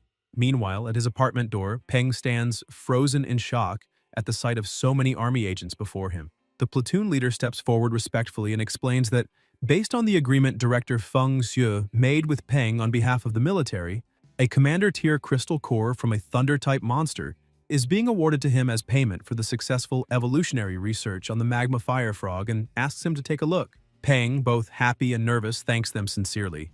The platoon commander says he came personally to deliver it because he wanted to meet him in person. Saluting, he tells Peng that on behalf of all his comrades, he wishes to express their deepest respect and gratitude, especially for those who lost their lives during the operation. It is a sacred duty, he says, for soldiers to defend their homes and their country. They do not fear death, only dying without being able to do anything. After this heartfelt gesture, the soldiers depart, and Peng watches them through the other window. At that moment, he realizes he's been given a gift, the system, and maybe it would be worthwhile to participate in more experimental projects to help the military. Still, he understands that the system is merely a tool. The most important thing is to strengthen himself as quickly as possible so he can protect himself, and only after that think about protecting others. He senses something approaching and looks down to see Dazi hugging his leg. Smiling, he pats his familiar, saying it seems Dazi sensed his mood and came to comfort him. Then he adds that the main material has just arrived, so it's time to upgrade Dazi's grade. He heads to the kitchen and starts preparing a special soup. When it's done, he returns with an unsettling smile and tells his familiar to drink it immediately. Dazi hesitates, sniffs the bowl, then gathers his courage and drinks. He drops the bowl to the floor, and an aura of electricity envelops his body, even frightening Peng. After a few seconds, the aura fades, leaving Dazi scorched and motionless. Peng stands silently for a while as Dumby, nervous, pokes his friend to see if he's all right. Then he gets an idea. He goes to the fridge, takes out some metal needles, and tries to get Dazi to eat them to recover. The protagonist approaches and tells him not to worry, that they should leave Dazi alone for now. Dumby, still confused, simply obeys and sits beside his friend, munching on the needles quietly. Peng watches and thinks that those two really are living treasures. Then he decides it's time to form the contract with Silly. He calls her, but she doesn't want to come closer. He smiles and says he has some delicious juice with him. Silly immediately rushes over and hugs the juice. Peng thinks that the three of them are truly a trio of gluttons. He pricks his finger, touches the jellyfish, and begins to focus. Silly's consciousness is still a bit weak, but he notices she's brave, approaching him without even being called. Apparently, all the good food he gave her wasn't in vain. He places his finger on her consciousness, telling her to become his new companion. The contract appears, and he continues, saying she will become his partner, and that he'll give her the power to never fear anything in this world again. Silly responds that she doesn't want power, she wants juice. Peng can't believe it, but ends up agreeing, promising her liters of juice. Thus, the contract is complete. The next morning, Zhou Ying was sleeping peacefully with her familiar when a shadowy figure began calling her, asking her to get up because it was time for breakfast. She wakes in fright and looking ahead sees that it's her parrot telling her to wake up and eat. Zhou Ying says he's a good boy, since ever since the old man passed away, the bird has been her only companion, and she thanks him. She remembers that ever since her daughter's accident, she had no will to do anything, and that it had been difficult for the old man to handle the meals every day until he eventually left too, especially breakfast because he would wake up early every morning to make it and wake her up. When she finally recovered and could take care of him, he was gone. Now she doesn't know how she's still alive or how much longer she'll keep going. and that's why she's grateful to the parrot for giving her a reason to keep living. She smiles as if she already knows something, thanking the parrot once more for staying with her all this time. However, she adds that the old man has been waiting for her for a long time and that she needs to go be with him. Suddenly, a blue energy begins to fill the room. The old man appears beside her and places his hand over hers, saying he's there to stay with her.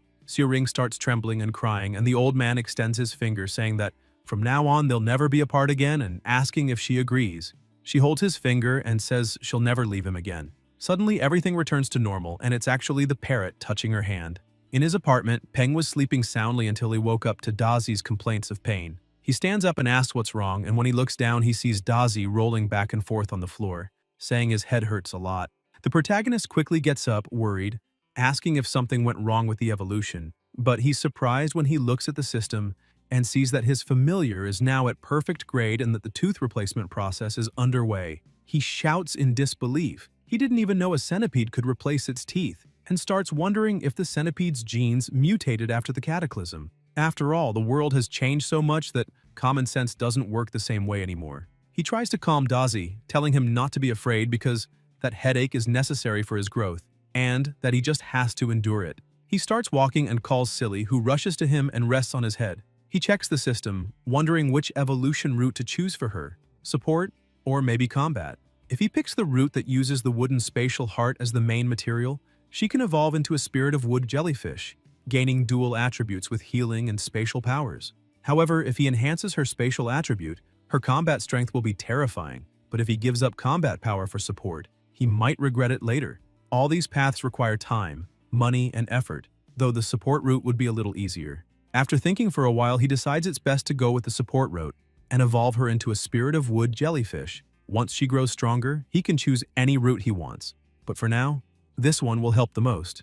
As he leaves the apartment and passes through the plaza, he notices some people standing still and asks why there's such a crowd. The people are murmuring, wondering what's going on and if they're seeing things. Suddenly, a light begins to shine in the sky, and some say it might be a ghost, that it must have come to take Grandma Xiu Ying, and that it must be the old man. When he looks up at the sky, the protagonist also sees a completely blue phoenix, and the system instantly identifies it. Name: Soul Guardian. Level: 25. Grade: Perfect. Attribute: Soul. Description: a powerful desire keeps this monster in the mortal realm, allowing it to take on multiple forms, and once that desire is fulfilled, it returns to the underworld. One of the bystanders says they saw everything. The two began to rise, their bodies on the metal support turned into a point of light and flew away. The parrot and the old woman were definitely gone. The protagonist thinks that it seems the grandmother really passed away. Suddenly, he remembers that she had a gray-striped plate spider, and that, after its master's death, a familiar is no longer bound. If it chooses to return to nature, that's fine, but if its temperament changes and it starts attacking humans, its fate will be sealed. Peng begins running toward the grandmother's apartment, saying he needs to get there as fast as possible. When he arrives, he's out of breath and sees that the door is locked, with no sound coming from inside. He starts wondering where the spider might be hiding. Judging by the striped plate spider's habits, it should be. Looking up, he sees it in the same place as always. Using telepathy, he gives Dazi the command to act, and when the spider begins to approach, Dazi quickly wraps his master with his body. The spider bows before them, trembling, and the protagonist feels a bit disappointed, asking if it really came down just out of fear of Dazi. Shaking with fear, the spider recalls Xu Ying saying that she was old and would soon die, and that she didn't want to sign a contract again. She had apologized, saying she didn't want to give the spider a name so it wouldn't feel tied down, as she gently stroked its head. The same memory flashes through Peng's mind, and he says it must be hard to lose the old woman. With a faint smile, he kneels down and extends his hand, saying that if the spider wants, it can come with him. Later that day, people are confused, asking what that thing is. Peng is walking through the streets looking like a black Spider-Man with his familiars, and people whisper that he must be trying to become the leader of the Five Poisons sect. As he walks, he thinks that now he just needs a familiar with good defense and his team will be complete. Even if it sounds ridiculous to use a spider as a meat shield, however, it has a defensive evolutionary path, and the materials aren't hard to find. After forming a contract with the spider, he can strengthen it to gain more soul power, combining it with the soul power he already obtained from Dazi and Silly. Maybe he's not too far from forming a contract with Dumby, but he feels a bit down knowing he'll have to stop improving Dumby's grade for a while, since if it evolves further, the soul power required for the contract will only increase. When he arrives at the studio, he greets Quan Quan with a good morning, and she replies by calling him boss. Peng is confused since she's never called him that before. She usually addresses him as Mr. Gao. She keeps calling him boss, her eyes sparkling with a charming expression, saying it's been a long time since they've seen each other. The protagonist finds it strange, and suddenly Quan Quan's aura begins to change. She says that lately many people have been looking for him, and that several clients keep asking when he'll be available. Even when she tells them he's busy, they insist, and she can't even get through to him anymore. Peng realizes she's completely irritated and asks her to calm down, saying that now he actually has plenty of free time. Somewhat nervous, he shows her a list and says he'd like her to prepare some materials first, and afterward he'll treat her to milk tea. Quan Quan snatches the list, clearly annoyed, and walks away, leaving the protagonist standing there. He sighs in relief as Dazi mutters that he's a real scoundrel. Inside the lab, Peng is about to form the contract with the spider and tells her not to worry, asking her to trust him because he'll give her a good life. After sealing the contract, he gently pats her and says it's time to begin the evolution. He starts the timer and begins preparing the potions. After several tests, he declares that everything's ready. Approaching, he notes that her body color is gray, a gray-striped plate spider, and says that after evolving, she'll become an armored gray spider. Since Silly and Dumby's names both end with Y, he decides to name her Stripey. He holds up the potion, saying this is the carefully crafted evolution potion he made himself, and that she'll get stronger with just a single bath. He pours the potion into the container holding the spider, and something begins to happen. The protagonist suddenly feels intense pain, realizing it's being transmitted through the soul connection, part of the suffering Stripey is enduring at that moment. He grits his teeth, thinking it's fine because pain is the path to strength, and they have to accept and endure it. Quan Quan opens the door, calling him boss again. He turns and asks what happened, and with a mischievous look, she says the client has arrived, and he looks like a very rich one. Peng smiles, saying he's on his way while thinking that now he has one more mouth to feed and needs to make money as soon as possible. Looking to the side, he sees a client accompanied by a bodyguard, and upon checking with the system, he remarks that it's interesting. That bodyguard is a commander-level familiar. Peng warns Quan Quan that he's going to meet a client and asks her to look after his spider's evolution. He explains that she should watch the liquid inside the container on the table, and as soon as it turns clearer, she must pour the white liquid from the test tube into it. Quan Quan smiles and says she understands. Then, Peng heads to his client and greets him. The man smiles and says he's heard about Peng for quite some time and finally has the chance to meet him in person. He introduces himself as Lu Si, a freelancer who owns a small herb garden, or rather used to own, since it was destroyed by gray demonic spiders and is still under repair. Peng asks if he means the herb garden on the east side of the city, and Lu Si confirms, surprised and honored that Peng knows about his small garden. Peng finds it strange, thinking the client seems far too important, and that he himself shouldn't be famous enough to attract someone like that.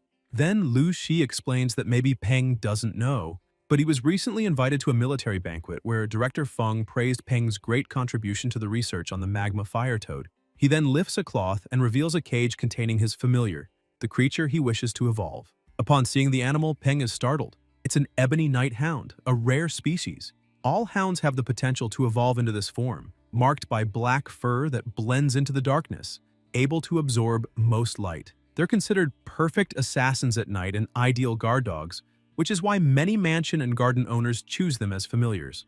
Lu Si says he's already familiar with Peng's pricing method, and that since it's a commander-tier familiar, the price should be set by Peng himself. He tells Peng he can charge whatever he wants. The protagonist opens his system, analyzes the options, and after ruling out the 2 rarest and most powerful routes, as well as 5 that require rare materials and lengthy processes, 13 evolutionary paths remain. He explains to Lu Shi that raising the familiar's rank isn't an issue and that he's already considered some possible routes, but each comes with a different cost and power level.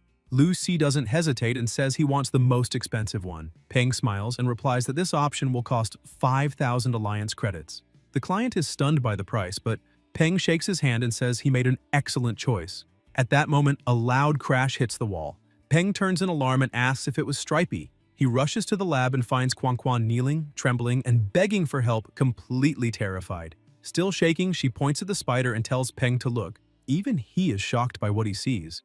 The system announces that the evolution was successful, transforming Stripey into a gray-armored spider. Relieved, Peng realizes everything went well, but immediately scolds the spider for breaking lab equipment and frightening Quan Quan. He then crouches and pats her head, telling her that no matter how strong she becomes, she must learn to control herself. Stripey feels happy at the affection, but slips after hitting a piece of debris with her leg and falls flat on the floor. Peng sighs in disbelief, wondering why all his familiars seem to have a screw loose, and hopes the saying, "birds of a feather flock together," doesn't apply to him. Still, he smiles and tells her to stay put in the office and not wander around. The spider starts walking sideways, leaving him puzzled. He approaches Quan Quan, apologizes for the scare, and explains that the container was broken and needs to be replaced with a larger one, at his own expense. He also asks her to prepare the materials required for the Ebony Nighthound's evolution and schedule an appointment with the client for next week. Looking at the mess around them, Peng remarks that they'll need to hire someone to clean the lab and tells her to contact the finance department to arrange for a new container.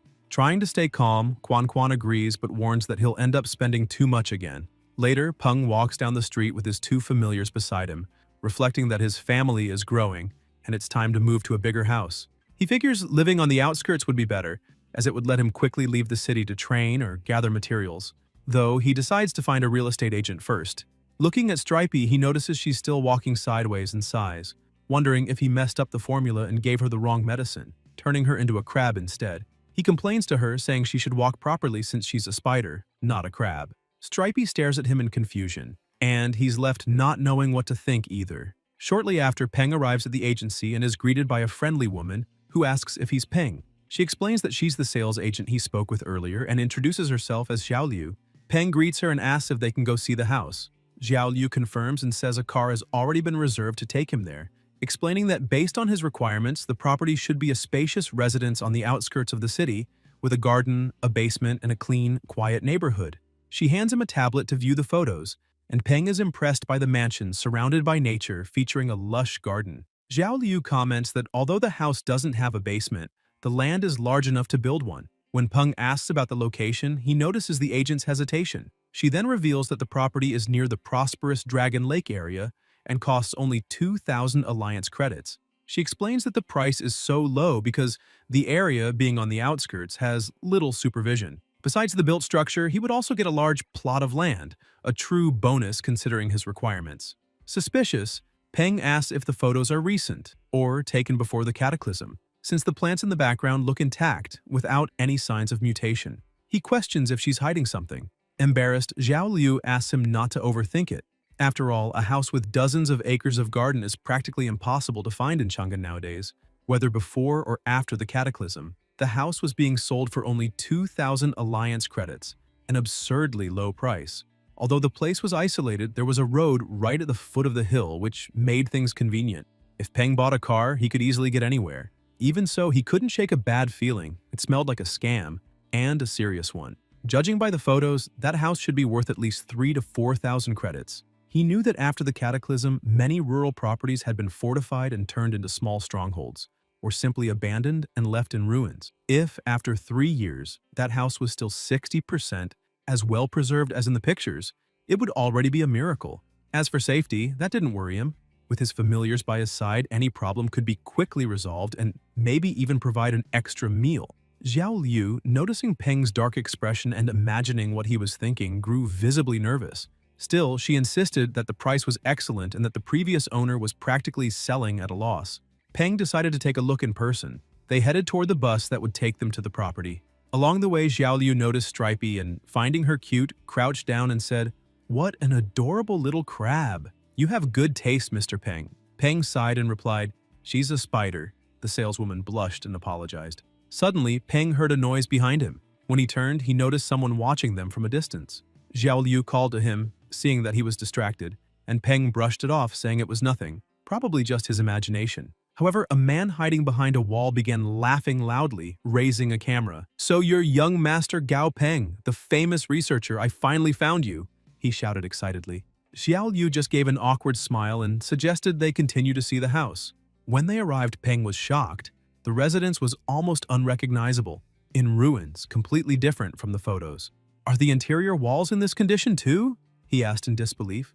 Upon entering, he noticed something odd. There was barely any dust, meaning someone had been cleaning the place regularly. The rooms were furnished with expensive wooden furniture, though old-fashioned and in need of repair. Even with the bad location, a house like that should never cost so little. Before he could comment, the door suddenly opened. A man appeared, smiling. "You must be Peng?" he asked. Surprised, the protagonist wanted to know who he was. Xiao Liu explained, "This is the owner, Mr. Liu." The man laughed heartily and said, I heard you had just arrived, so I rushed over. Peng found it strange and asked why the hurry, also wondering if they had met before. Liu replied confidently, "Come now. Who in this city doesn't know you? Director Feng's ace, the hero behind the last military operation." He handed Peng a business card. "I also work with familiars. If you're interested in collaborating, I can offer a 20% discount." Peng stared at him, surprised. The man really knew how to do business. Liu then asked what he thought of the house and explained that it was well maintained since he hired someone to clean it every month. If Peng wanted to buy it, he'd just have to pay a renovation fee and could move in immediately. "Quick and easy," he assured. Peng crossed his arms and replied honestly, "I'll be straight with you, Mr. Liu. The price you're asking is certainly tempting," Peng said. "But there's a problem. This house is worth at least 4,000 credits, even with the poor location. 2,000 is far below market value." He stared at Liu seriously. "So I'd like you to tell me the real reason behind such a low price." Liu placed a hand on the table and said that the house had actually been bought for his parents after they retired, since they were simple rural folk not used to life in the big city. That's why he purchased a home on the outskirts. He wanted them to live peacefully. They had worked hard for him their entire lives, and now that he was successful, he naturally wanted to repay them, ensuring they could enjoy a happy old age. But the monster horde ruined everything. They didn't even get to spend a single day in the house, and ended up dead. Liu began trembling, cursing that damned world and slamming his fist on the table. After a few moments, he took a deep breath, regaining control, and explained that he simply wanted to get rid of that cursed house as soon as possible. He had heard that Peng was looking for a property like that and asked the agency to sell it to him for 2,000 credits, saying Peng should see it as an investment. Mr. Liu emphasized that, unfortunately, he was no longer young and his future was limited. He didn't have the strength to do much anymore. But talented young people like Peng were the city's future, and he hoped they could prevent such tragedies from ever happening again. Peng was moved by the story, reminded of his own parents. He said he understood, thanked Liu for his honesty, and agreed to buy the house.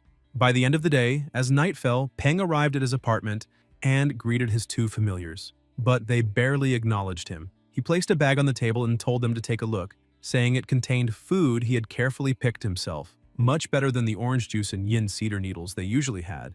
Instantly, both were interested, and everyone gathered around the table. Just as they were about to eat, they heard someone comment that the house seemed lively. Turning around, Peng saw Tang Tang. She smiled and said it had been a while since they'd seen each other, then began teasing Dazi, saying he had evolved quite a bit and even grown teeth, poking at his mouth to check if any were crooked. Dazi begged for help, but Peng just looked away and told him to hang in there. Tang Tang changed the subject and asked if it was true that he had bought a house. Peng smiled and said she found out fast, but explained that the place still needed renovations, so they wouldn't be moving just yet. She grabbed his hand and scolded him, saying he should have asked for her help since she knew many people, and he didn't have much experience. He could easily be deceived. He tried to explain himself, but she turned away, saying she was leaving. Still, her words echoed in his mind, and he began wondering if that man had fooled him with that tragic story. As she closed the door, Tang Tang muttered to herself that it was perfect, because when he moved, she would move into the house next door. The next morning, deep in the forest, Peng observed the surroundings with his familiars and realized they were close to their destination. The Bottle Tree Grove shouldn't be far. Stepping over dry leaves, he reflected that it was the last day of break granted by the academy, and that he needed to gather all the required materials as quickly as possible. If he didn't find the wooden space hearts that day, he'd have to wait until the weekend, delaying his plans. Suddenly, he sensed a presence behind him. Turning around, he saw a gray sand-brown lynx. The system identified it, level 13, normal grade, wood attribute.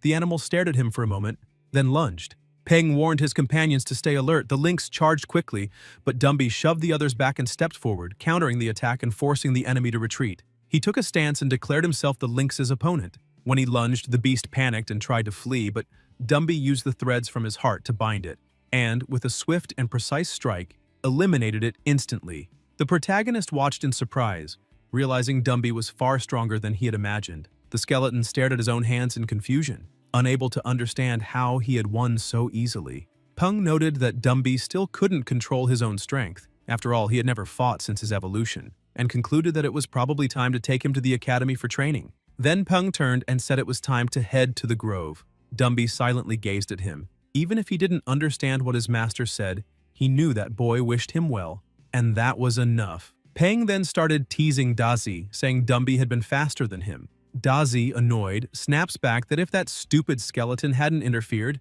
he would have finished off the kitty first. Peng smiles and says it's fine, since he knows just how amazing Dazi really is. After searching for 3 hours, Peng explores all the areas where the bottle trees grow and finally finds a few of them. Near the trees, there's a green tree snake, a species that seems to favor that type of environment. The moment Dumby spots it, he swiftly catches the snake and splits it in half, pulling out its core and showing it to Peng. The protagonist studies the crystal with curiosity, wondering if it really is a green tree snake's core, but reminds himself that this was just a secondary goal. The real mission is to find the wooden spatial heart within the bottle trees. Still, Dumby had acted on his own without needing any command. Peng then tells him to punch one of the trees. Dumby gets ready. Even the tree itself seems to sweat nervously. With a powerful blow, he knocks it down with ease. Everyone gets excited and Peng tells him to keep going.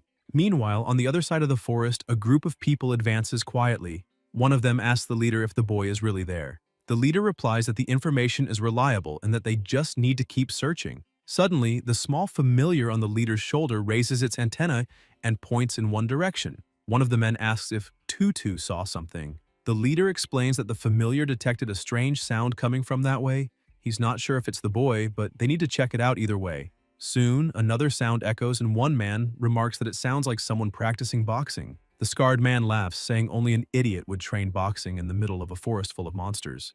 The leader, Sirius, warns them not to get distracted, reminding them they can't afford to miss any clue. After all, they landed a well-paying job. And he asks if the subordinate has forgotten that his sister is still waiting for her school fees, stressing that they need to find out what's going on as soon as possible. As they approach the source of the noise, they see Dumby striking tree trunks with overwhelming force. The man in the bandana backs away, frightened, saying he's out. Any monster strong enough to break a tree that thick with one punch is way too dangerous. The leader tells them to watch carefully and shows them a photo. The young man in the picture is the one they're looking for. Still, even he doesn't understand why the boy is destroying those trees.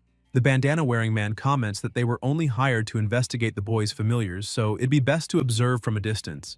Getting any closer might expose them. The scarred man agrees, adding that those familiars are far from normal. The giant centipede looks especially powerful, and messing with it would be a terrible idea. Both suggest retreating. The leader, however, rebukes them, calling them cowards and reminding them that they've always lived off pathetic jobs like corpse disposal. He asks if they aren't tired of it. With their skills, they've never made it far into the dark ember forest, but now an opportunity stands before them and it's time to seize it. The leader concludes that the boy must know something. After all, no one would make that much noise in the forest just to test a tree's toughness or practice boxing. If there's something valuable inside those trunks, they can profit too. With so many trees there, they could make a good sum. He then orders Dongsen to move to the darker side of the clearing and use his familiar to control the boy while he and Huan handle the big monster. He admits it'll be risky, but maybe this is their chance to finally leave poverty behind. Suddenly, the protagonist notices some bushes rustling. His familiars notice too and turn in that direction. Peng shouts, demanding to know who's there and ordering them to come out. The leader, realizing they've been spotted, thinks they're in trouble. Still, he steps out of the shadows, laughing, greeting Peng with fake friendliness and saying it's just a coincidence they ran into each other there, asking if he needs help. Huan watches his leader, thinking that, thankfully, he reacted quickly. But Peng doesn't buy the story. He recognizes the familiars those men have, the amateur stinger bee and the skull butterfly, both dangerous forest creatures. That's how he knows these guys aren't just ordinary adventurers. Dumby senses the stranger's presence and warns his master. When both look toward the sound, the leader turns pale, baffled that they managed to detect hidden people. Trying to hide his unease, he insists there's nothing to worry about, saying that's just his brother and they're not bad people. At that moment, Dongsen bursts out from the bushes, claiming he'd gone to the bathroom and just got back. The system identifies the familiar beside him, a mithril mantis, level 18, elite grade, excellent quality, gold attribute with an electrical weakness. Peng observes the creature, realizing it's a rare mutation, but quickly notes that Dazi would have the advantage, so there's no need to worry. With a firm resolve, he replies that he doesn't need any help, especially not from people like them. The leader forces a smile and says that if that's the case, fine, they'll leave. Huan looks puzzled and asks if they're really retreating. The leader explains that now that they've been discovered, they've lost the element of surprise, and if they fail, they might just end up creating a powerful enemy for nothing. He points out that the boy may be young, but already has 3 strong familiars, which means he's either very wealthy or extremely talented. And in either case, he's a troublesome target. Moreover, the black-cloaked familiar had made Tutu, the small creature on his shoulder, visibly uneasy, and his companion's instincts had saved his life many times before. For that reason, it's better to withdraw. In such an unpredictable world, no one knows what kind of disaster might unfold. He concludes that they can wait for the boy to leave and later return to the site to search for clues. After all, there are plenty of trees in the area, and a fight right now wouldn't be worth it. Peng watches as the men walk away, thinking that if Dumby hadn't detected them, they would have certainly attacked. But if they had tried, he wouldn't have hesitated to kill them. 2 hours later, with several trees felled, Peng and Silly celebrate, concluding they've gathered enough material. Peng calls Dazi over and asks him to use his electricity to light a stick, which he tosses onto the dry leaves, setting them ablaze. Before the cataclysm, starting a forest fire would have been a serious crime, but that had changed. Those trees were much tougher now, and a small fire wouldn't cause much harm. It might even help, since if all the monster-breeding forests were burned down, the world would be a safer place. Besides, the fire would erase any trace of their actions. From atop a mountain, Huan points to the rising smoke and tells the leader to look. Deng Sen remarks that the boy is clever. He did that to prevent them from returning and discovering anything. The leader agrees, saying the kid is indeed cautious, then falls silent, realizing that even without meaning to, Peng had revealed the ruthless decisiveness buried deep in his soul. Huan keeps pressing, asking if they're really just going to let this go so easily. The leader glares at him in irritation and scolds him again, demanding to know what he thinks they should do. Then, calmly, he explains that if the boy truly possessed some extraordinary treasure, perhaps it'd be worth the risk, but there's no reason to provoke someone like that for nothing. They can't attack others without a legitimate reason. That would only bring trouble. However, the leader adds with a subtle smile that even if they can't take action, someone else can. He then picks up his communicator and makes a call, asking the operator to inform Director Jiang that the task has been completed and that the information about the target's familiars has been delivered. The operator thanks him for his hard work and confirms that the payment has already been made. Immediately afterward, he reports to Dr. Jiang that the group did not attack Peng, meaning the test mission was apparently a failure. Director Jiang, however, doesn't show any frustration. He merely smiles faintly and says that it's fine, asking if preparations for the next phase are complete. Then, with a calculating gleam in his eyes, he comments with satisfaction that he has finally located Ji Hanwu's grandson. Peng remarks that Stripey is growing too fast. In just a short time, not only has she leveled up, but she also looks noticeably larger. Looking at the mess around him, he concludes she must be eating a lot.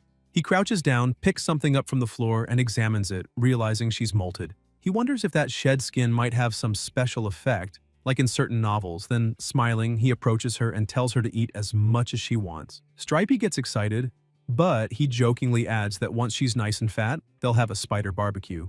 Stripey immediately puts her food bowl down, visibly upset. Peng laughs and tells her she'd better eat less anyway, since canned food could build up toxins in her body. He then reflects that now that he's obtained the spatial wood, he finally has all the materials needed for Silly's evolution. The problem is, he can't cook everything at once. Silly is too fragile to handle so much stress at once, so he needs to prepare the ingredients carefully. Late at night, he goes to his workshop, turns on the lights, and notes that Quan Quan has probably already gone home, which is great since no one will disturb him. He puts on his apron and studies the materials, saying they're rare and require special processing methods, high-temperature heating, deep freezing, and even acid corrosion. After some time, he cheers in satisfaction, saying he's finally done, and is sure Silly will love the sweet flavor. He places the portion in a container of water, and the smell alone makes Silly excited, even comparing the aroma to a delicious juice. Peng tells her to get in, but before he can even finish the sentence, Silly leaps straight into the container. Surprised, he says he hadn't finished talking yet, but then he notices something strange. The water starts turning green. He asks what's going on, remembering that Silly's favorite place has always been his head, and wonders if he chose the wrong evolution path. The green glow intensifies. He shouts for her to stop, but it's too late. The evolution completes. Breathing heavily, he realizes that the materials needed for an epic-grade evolution are far too rare, including that magical spatial sand whose effect he still doesn't fully understand, so the next evolution will probably take time. The system then announces the result. Wood Spirit Jellyfish, Level 6, Perfect Grade. Attributes, Space, Wood, and Wind. Condition, Healthy and Happy. Weaknesses, 1 word electric, 2, Ice. Peng notices that after Silly's evolution, his own spiritual power has increased significantly, and if he keeps training, he'll soon be able to form a contract with Dumby. While thinking this, Silly stares at him with shining eyes, and even when he tells her not to come closer, she ignores him and returns to her favorite spot, the top of his head. Suddenly, Peng's phone starts ringing. When he checks it, he sees it's the decoration company recommended by Tang Tang, but he doesn't understand what they'd want so late at night. When he answers, the manager asks if he's available, explaining that they're having trouble cleaning the house and need him to come in person to take a look. Intrigued, Peng asks what kind of trouble, and the manager replies that it's caused by some mutant plants interfering with the work. If they aren't removed, the renovations can't continue, so they need him to come instruct them. Peng agrees, saying he'll go immediately, and the manager sounds relieved, saying all the workers are waiting for him, so he should come as soon as possible. At that moment, Peng finds the situation odd and asks if he really said all the workers are there, wondering why they'd be working so late. On the other end of the line, the real manager Li is being forced to speak. Trembling, he says that's just how his business operates and pleads for Peng to hurry. Once the call ends, Dr. Jiang praises the manager, saying he did a good job and just saved his own life. Still suspicious, Peng mutters that it all sounded strange and tries calling Tang Tang, but her phone doesn't answer. Unsure what to do, he decides to play it safe and takes Dazi and Dumby with him, calling silly as well as he rushes out the door. Half an hour later at Peng's new house, one of the men approaches Dr. Jiang and asks why Peng hasn't arrived yet, suggesting he might have caught on. Dr. Jiang replies that they need to be patient. What matters is that he'll come, sooner or later. He admits that he doesn't like using such crude methods since they're civilized people, but also says this is a once-in-a-lifetime opportunity. Ji Hanwoo has a living grandson, and if he hadn't exposed that secret, he would have died believing that old man was alone in the world. The man with glasses comments that many others are probably interested in that secret, and once they find out, they'll definitely try to eliminate the boy in secret. Jiang agrees, saying Hanwoo is already old and unlikely to have another descendant, but the grandson is young and promising, and money moves people's hearts. He adds that the Southern Sky Group has already become a giant full of masters, each with their own plans and ambitions. The bespectacled man, intrigued, asks whether the doctor really intends to eliminate the boy, and if that were the case, why not have killed him outright instead of luring him there? Dr. Jiang explains that it's very likely the old man keeps people constantly protecting his grandson. A rash attack would be a mistake because it would only ruin everything and alert old Ji Hanwoo. Jiang raises his eyebrows and asks who said he wanted to kill Ji Hanwoo's grandson, making it clear his goal is not to kill him, but to capture him for bargaining with the old man. He explains that if the boy is killed, Hanwoo would certainly go mad, and then no one would benefit. Only those truly qualified to compete would win in the end. The doctor goes on to say that his research institute is only one of more than 30 belonging to the Southern Sky Group, not to mention other sectors like security. Even if the sole heir dies, that does not make anyone else the successor. Therefore, he has no reason to eliminate Peng. After all, the boy would bring him no advantage. In a sense, Jiang says, Peng is like a prince who will inherit a throne in the future, and even if they are on opposite sides now, one day they could become allies and profit together. He looks at his watch and says the boy is probably arriving. Then he orders that manager Li be eliminated. The man begins trembling and begs for his life, reminding the doctor that he had promised not to hurt him. Jiang only releases a small butterfly and tells him to calm down, saying he is a researcher, not a barbarian, and therefore will not harm him. The butterfly flutters before the manager, and within seconds, he falls to the ground dead. The doctor smiles coldly, saying the manager shouldn't have seen what was about to happen. One fewer witness to the night's success. Suddenly, something streaks across the sky at a high speed. The bespectacled man screams in fright and tells the chief to look. Jiang turns quickly, stunned, asking whether that could be the old Ji Hanwoo himself. Moments earlier in the city's military district, the divine familiar suddenly rises and fires a beam of golden energy toward the horizon. The soldiers alarm, asking what is happening and whether the monkey of the dark ember forest has reappeared. Another soldier says no. The golden deity is warning about something coming from the south, and they must investigate. The military chief approaches and says there's no need. It's just someone from the Southern Sky Group arriving in the city. Still, he asks everyone to stay on alert, breathing in and murmuring that the storm is drawing nearer. Meanwhile, at the protagonist's new house, Ji Hanwoo himself has already arrived, surrounded by a murderous aura and accompanied by a colossal dragon. Before him, Dr. Jiang lies fallen, trembling with terror. Trying to bluff, he shouts at the president not to come closer, claiming to have captured Peng. Hanwoo frowns and, furious, asks how he dares say such a thing. Everyone else has already been eliminated. Jiang panics, trying to explain he said that only to save his own life, and begging to be allowed to speak. Hanwoo then asks who told him about the grandson. Jiang, in a panic, says he told no one, but confesses he set a program to send Peng's information to all group employees if he died. The old man stares at him coldly and replies that that was not the question. Faced with silence, Jiang realizes the danger and cries out that it was Secretary Liu who told. Gasping, he tries to justify himself, saying he only wanted more funding for his research, that he would never hurt the boy, and that his work would bring great benefits to the group. It only needed a little more investment. The president ignores him completely and in a frigid voice says that since he has said what he knows, he may die. Jiang falls into despair and begging for mercy and shouting that he recognizes his mistakes, but it's useless. A roar echoes along with the sound of destruction, and his screams of terror are heard in the distance, announcing his inevitable end. The president surveys the wreckage and murmurs that Jiang was a complete idiot because he is Ji Hanwoo and would never bow to a threat. With a touch on his bracelet, he contacts the team and orders an investigation into everything related to Jiang Yilong. He says it's possible Jiang actually set up the program mentioned, so if they find anything similar, they must destroy it at once. If they can't, they must notify him immediately, because Peng is the rightful heir of the Southern Sky Group. An absolute fact. However, it would be a huge problem if that information became public before the right time. As the doctor's screams fade, Hanwoo stands motionless, listening in silence, and remarks that he rather enjoys this kind of simple, brutal world. Tang Tang approaches, calling him Professor, and he turns with a faint smile, saying she must have endured difficult times.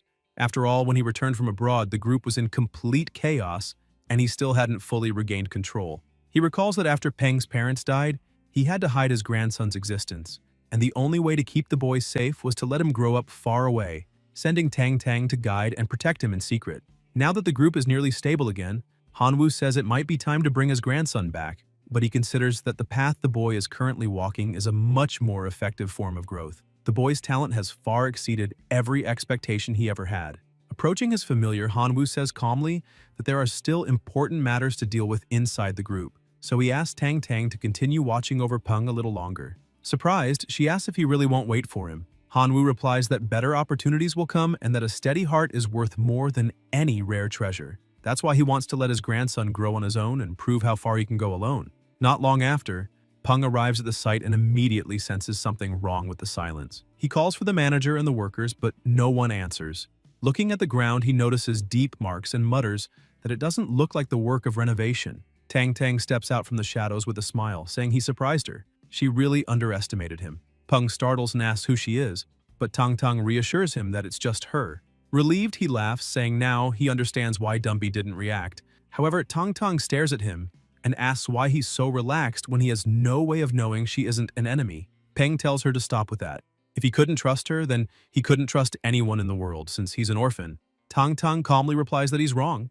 He's not an orphan. His grandfather is still alive. Peng freezes, completely shocked, and asks if that's true. Tang Tang explains that when the cataclysm happened, his grandfather became trapped on an isolated tropical island with a few close companions. It was a place filled with monsters and surrounded by an endless ocean, making survival far harder than anywhere else.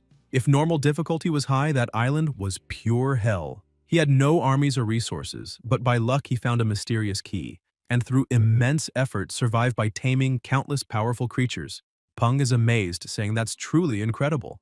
Tang Tang continues, saying his grandfather always worried deeply about his safety. That's why she was sent to protect him. However, she couldn't reveal anything because before she can finish, Peng smiles and says he understands, and there's no need to justify it. He says his grandfather must have had his reasons. Staying close to him would have been more dangerous, and protecting him from afar was safer. It might also have been a test to see whether he could survive on his own. Firmly, he assures Tang Tang that he won't take it the wrong way or complain. Tang Tang watches him, surprised and impressed by the maturity and composure with which he handles the revelation. Excited, Peng starts asking questions, eager to know what kind of familiars his grandfather has, their levels, and how strong they are. Genuinely curious and enthusiastic to learn about the man whose blood he carries, she tells him he'll learn all that in due time, while far above on the back of his colossal dragon, the president watches his grandson from afar and smiles, thinking Peng truly understands him, and now he wants to see what the boy is capable of. The next day, chaos breaks out at the academy. The protagonist approaches and asks what's happening, why there's so much shouting so early, and whether something serious occurred. A girl answers that it wasn't an accident, but a student attacking another. She explains that the two had hated each other for a long time over personal grudges, and that morning, one of them had just become a tamer. Right in front of the school, they argued until the new tamer ordered his familiar to attack his rival, who was nearly killed. Farther back, two boys gossip about the incident. One says that student could never make a good tamer, but the other warns him not to say that aloud or he might get attacked too. The girl goes on, saying the aggressor had always been humiliated by others because of his weak personality, while the injured one was the worst of them all and loved to bully people. The students start arguing. One says that if he used to beat others when he was stronger, now he can get hurt too. But another scolds him, saying that's not how it works. Because regardless of the reason, using violence is wrong. Another group snaps back, asking if he really believes that, and dares him to say the same thing to the monsters outside the city, claiming they'd love to see how many of them would listen. The boy retorts that they're changing the subject. Monsters and humans are completely different, and wonders aloud what the academy and the military plan to do about the situation, even suggesting that the training grounds might be removed from the school. Meanwhile, in the office, the headmaster, furious, shouts that students are forbidden from carrying knives precisely because of their immature mentality and impulsive nature. He emphasizes that monsters are far more dangerous than weapons, and that letting children command them creates enormous risk. Not to mention, it's unfair to students who still don't have familiars. Colonel Chen tells him to calm down and assures him that no one wants such incidents to happen again. The director takes a deep breath, apologizes for his outburst, and explains that he only lost control because he's deeply worried about the student's safety. Chen nods, saying he understands completely, and stands up, adding that he'll take the headmaster's suggestion into consideration, though he can't promise concrete results. As he leaves, he remarks that nowadays, nowhere is truly safe, and all they can do is trust the law and enforce it properly. The headmaster tries to argue further but can't find the words. In the city's military district, Chen goes straight to the chief instructor to report the incident. The man says the academy should be a place of learning, but that's long gone. Just in the past month, over 30 of the 300 crime cases involving familiars have been recorded in the city alone. And the problem isn't local, it's global. In Huaxia, they still maintain the lowest crime rate, but Western countries are in crisis, relying on powerful tamers to preserve peace and order. Chen lowers his head, saying he understands, and the chief instructor places a hand on his shoulder, saying he knows how he feels. But the Alliance won't stand idle and let things worsen. They'll act soon because extreme times demand extreme measures, and there's still much work ahead. Back at the academy, Renbai scolds the students, saying they've really outdone themselves. They've barely started fighting monsters, and now they're bullying each other. He declares that starting tomorrow, all familiars will be banned from entering the school, and a separate area beside the training grounds will be built exclusively for them. Meanwhile, Silly is stuck on Peng's head, humming nonstop, making it impossible for him to hear properly and drawing everyone's attention. Peng starts trying to pull her off while the little jellyfish clings tightly, begging him to stop. Annoyed, he mutters that he's heard jellyfish soup tastes pretty good. Terrified, Silly grabs a juice bottle and pleads with him to drink fruit juice instead of jellyfish juice. At that moment, Renbai calls for attention and announces that in 2 months, the college entrance exam will begin. He reminds them that time waits for no one, and that the results of these final months of training will directly influence their final grades. He warns them not to underestimate the importance of a good performance, since major groups, the military, and the government always prioritize candidates with high scores.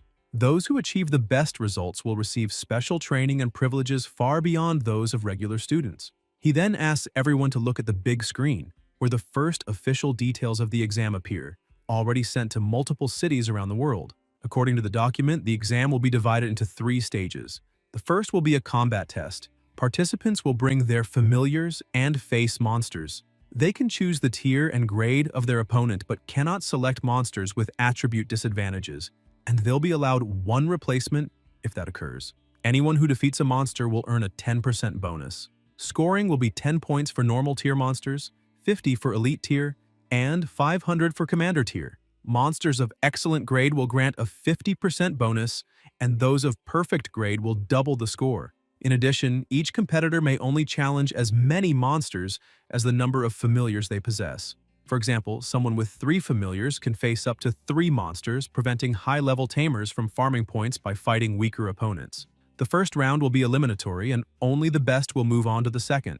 A survival mission in the wilderness broadcast live nationwide. Specific rules will be announced later. Anyone who reaches that stage will already secure a spot in a prestigious university, while the details of the third round will only be revealed during the second. Renbai smiles and says he hopes everyone appreciates the opportunity.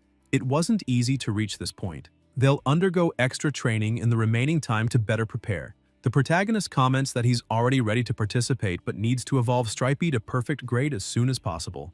The examiner announces that the next monster released for practice is the dead leaf grasshopper, a giant variant, excellent grade, level 10, normal tier, and asks who wants to face it first. Peng thinks Stripey, who just reached level 10, is the ideal opponent since spiders naturally prey on grasshoppers. She'd have the advantage, but her timid behavior concerns him. He remembers how terrifying she seemed when she first attacked him and wonders if that was just a stress-induced outburst. Apparently, there's still a lot of training to do. Raising his hand, he volunteers to go first. Renbai asks if anyone else wants to try, but no one answers.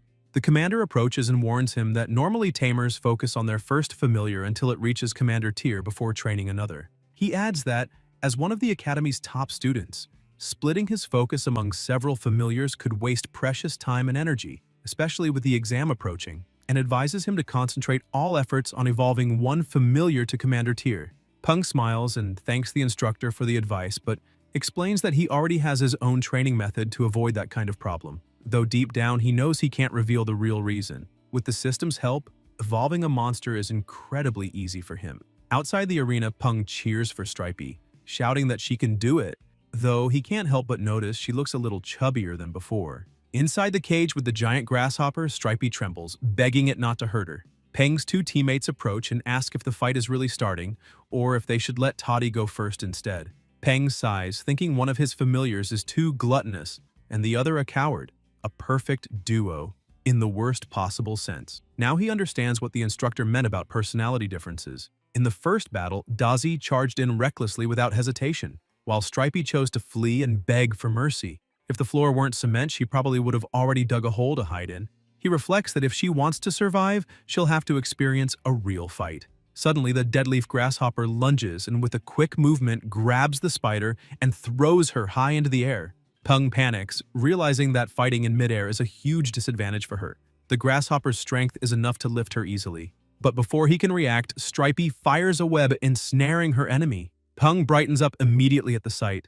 The spider falls back to the ground while the grasshopper struggles to break free, but she stands still, frozen in fear. When it finally tears through the web, it starts attacking relentlessly. Stripey defends herself as best she can, blocking every strike, but she's being pushed back. Tying comments that Peng's spider is impressive, since her web managed to restrain a mutant creature. Peng, however, isn't thrilled. He realizes that was her best chance to counterattack, but instead, she hesitated and missed it. Even though the grasshopper is mutated, its attacks haven't injured her, which proves she's much stronger than she thinks.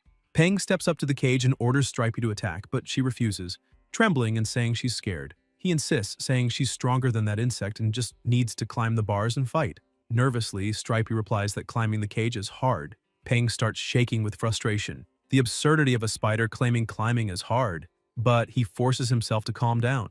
Maybe he's expecting too much. Training a familiar is never easy, and Stripey's a defensive type, not born to attack and seemingly with no desire to learn. Maybe it's better to accept that and focus only on defense. With a sigh, he tells her she can forfeit the match and come back, assuring her that if she really doesn't want to fight, it's fine. Hearing that, Stripey panics, convinced her new master is angry and about to abandon her. The memory of her previous owner's death floods back. She can't bear the thought of being discarded again. Overcome by fear, she climbs the cage and faces the grasshopper, screaming that she doesn't want to be thrown away. In a sudden surge of power, she lunges with astonishing speed and strength, striking a direct blow. The students gape in awe, cheering that she nearly took down the mutant monster in a single hit. No one expected all of Peng's familiars to be that strong. But Peng notices something's wrong. Stripey's movements have changed. Suddenly, the system starts flashing red, displaying warning messages. Familiar status, aggressive, out of control, combat desire drastically increased. Prolonged exposure to this state will cause irreversible damage. Upon reading irreversible damage, Peng panics. Stripey continues to attack the grasshopper relentlessly, binding its legs and tearing it apart over and over, consumed by fear and rage, as if she's lost all awareness. Seeing his familiar's desperation, Peng rushes to the cage and grabs her with his bare hands, pleading for her to stop. He apologizes, telling her she did an amazing job, that she was incredible. The spider, still trembling, frantically repeats that her angry master will abandon her, and her out-of-control status hasn't changed yet. With a calm smile, Peng tells her he would never abandon her. She's his familiar, and he's her trainer. That makes them partners. He calls her back saying she's done enough. Stripey gradually calms down, her status returning to normal, and she timidly asks if he really means it. Peng pets her gently, assuring her that he does, and tells her to trust him. He'll never abandon her. Renbai watches the scene, recalling what happened moments earlier. Peng had rushed over, furious and desperate, demanding that they open the cage immediately because his familiar wasn't well and he needed to save her. One instructor thinks that stepping into a fight between familiars is extremely dangerous, yet Peng didn't hesitate for even a second. Maybe that courage is the reason behind his outstanding grades, and the instructor imagines how great it would be if someone with such potential joined their ranks. After a week of training, Stripey finally slimmed down and lost her fear of fighting. In his free time, Peng consulted the instructor, and together they developed a fighting style focused on exhausting the enemy's stamina while avoiding direct confrontation. Watching his familiars play, Peng reflects that since Stripey's outburst, he's realized how helpful the system is. But relying on it too much and acting automatically can be dangerous. Whether in battle tactics or managing data, he's still inexperienced and needs to move forward carefully. While his familiars play around, he tidies up the apartment and thinks it would be a waste to throw away that old exoskeleton, since he'd heard spider shells can be used as medicine. Joking to himself, he wonders what would happen if he dipped it in egg, flour, and sugar, then fried it. He bursts out laughing, saying that as someone from the Celestial Empire, there's nothing he can't eat. And if it's poisonous, Dazi can help him deal with it. He quickly puts his plan into action, and when he takes a bite, he's surprised at how good it tastes, thinking a little cumin would make it perfect. He calls his familiars to try it. Dazi tastes it and says it's delicious, while Stripey hesitates, saying this food made by her master tastes strangely familiar. Later, Peng takes off his apron and thinks that since Stripey's level has increased, his spiritual power should have grown too. Maybe it's time to form a contract with Dumby. Without hesitation, he begins the ritual and asks Dumby if he's willing to officially become his familiar. Dumby agrees, and the contract is sealed. Peng celebrates, happy that his spiritual strength has grown. Smiling, he tells Dumby that from now on, they'll be partners for life, and his new familiar is deeply moved. The next day on the bus, Peng reflects that it's finally time for their second jungle training. Last time, they ran into a terrifying snake, so this time he plans to be more cautious. But with Dumby and Dazi along, he feels confident enough to explore without fear. Meanwhile, a short distance ahead, 3 people grumble angrily, saying they're going to teach that bastard a lesson. They vow to beat him up, calling him more vicious than a demon, and complain that he locked them inside a house just because they wouldn't let him in. If someone hadn't freed them, they would have died in there. They curse that he's lucky they never saw his face, or he'd have learned a painful lesson. Hearing all this, Peng realizes why the voices sound familiar. It's the same petty thieves, and apparently fate has a sense of humor. They finally arrive at the destination, and in another transport, the monsters are visibly terrified by Dazi and Dumby's presence. Peng notices this and thinks that even though Dumby's level isn't that high, his epic grade aura completely overwhelms the other familiars. He then says it's time to enter and tells his familiar to suppress its aura since it's intimidating the others.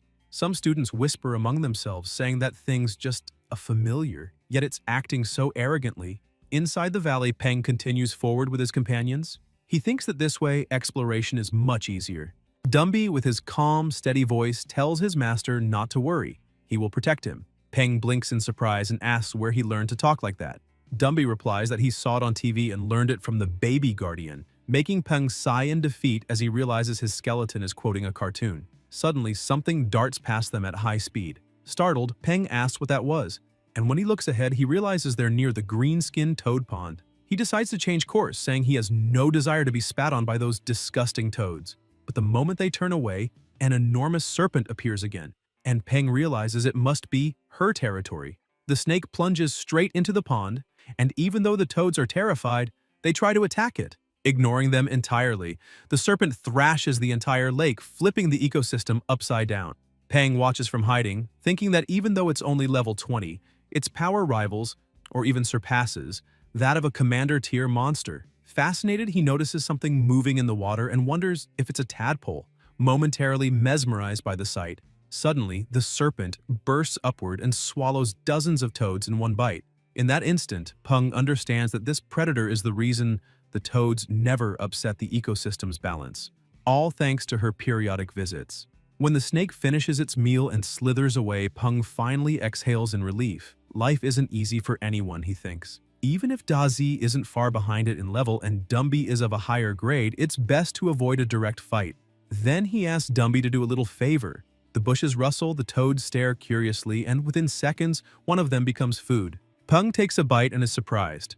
The meat is tender and crisp, and the sweet sauce with a hint of lemongrass is absolutely wonderful. No wonder the serpent loves eating toads. Their meat really is delicious. While they eat, Dazi suddenly stops, tense. Peng asks what's wrong, and a horse emerges before them. He's stunned to realize they've found a blacklight horse.